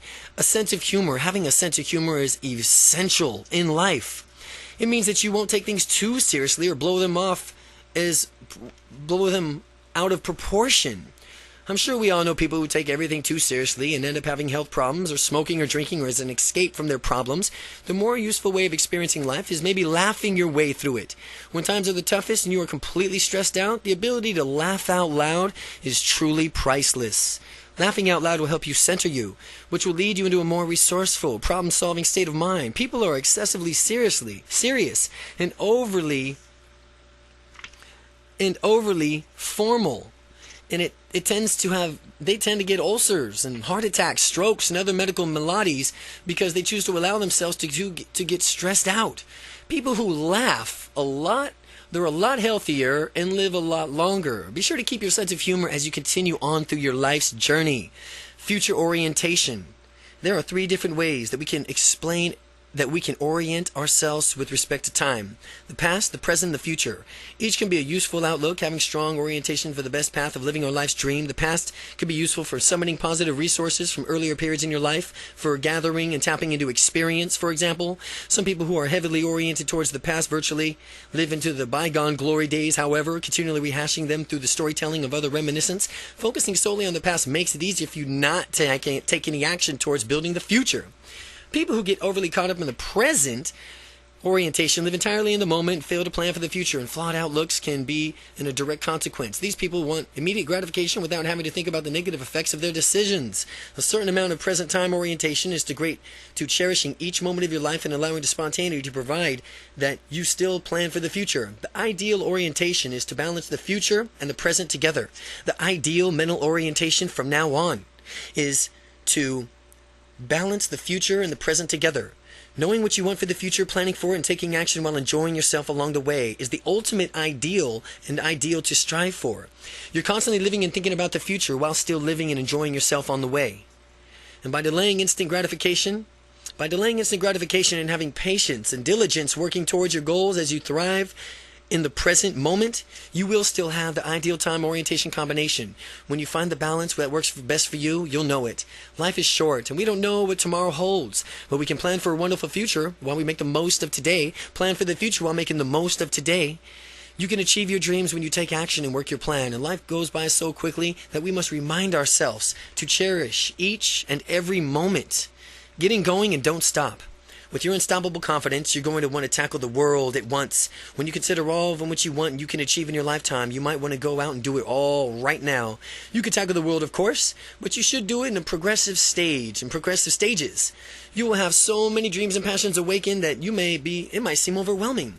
Sometimes, when people feel overwhelmed, they do nothing because they don't know where to begin. We'll avoid letting this happen to you.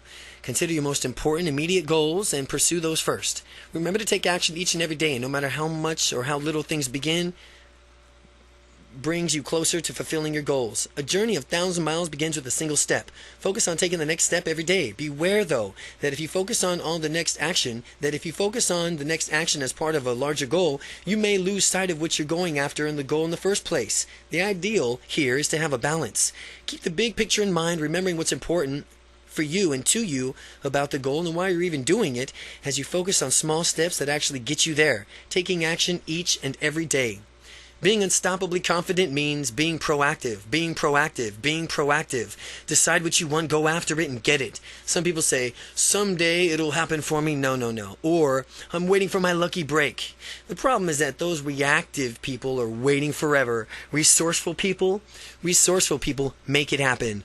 Luck is where preparation meets opportunity. Be prepared for relentlessly pursuing the opportunities that you'll surprise yourself at how lucky you become. Go out there and make it happen, because you are unstoppable.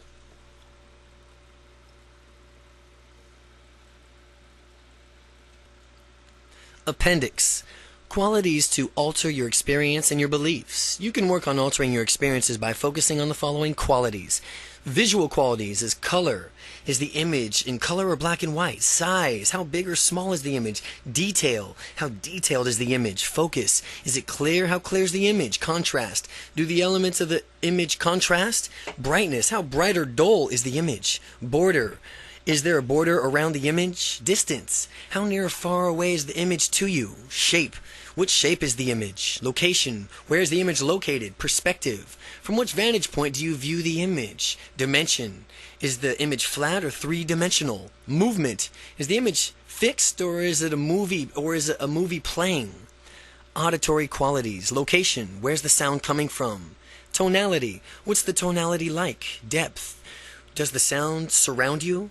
Volume. How loud or quiet is the sound? Melody. Is the sound melodic or monotonous?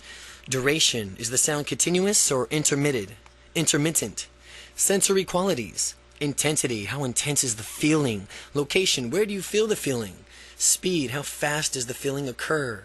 Duration, is the feeling continuous or intermittent? Quality, how would you describe the feeling?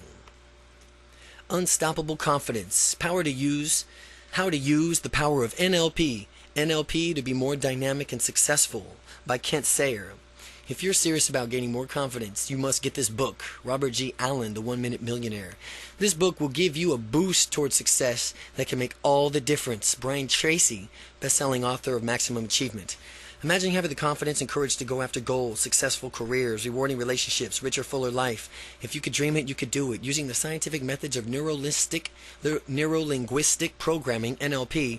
Through NLP, author Kent Sayer transformed himself from a plainly shy introvert into one of the nation's most dynamic NLP trainers. He's taught thousands how to break out of their shells and go after their dreams. Now, with this proven system, you too can harness the power of NLP to blast out of your comfort zone, shatter your limiting beliefs, and boost your confidence instantly. The step-by-step program for a ready-to-use tool, verbal, nonverbal techniques, and practical thinking exercises will redirect your mind towards your goals. You'll be amazed how easy it is to interact with others, embrace opportunities, and enjoy social events, activities, and work functions. Unstoppable confidence.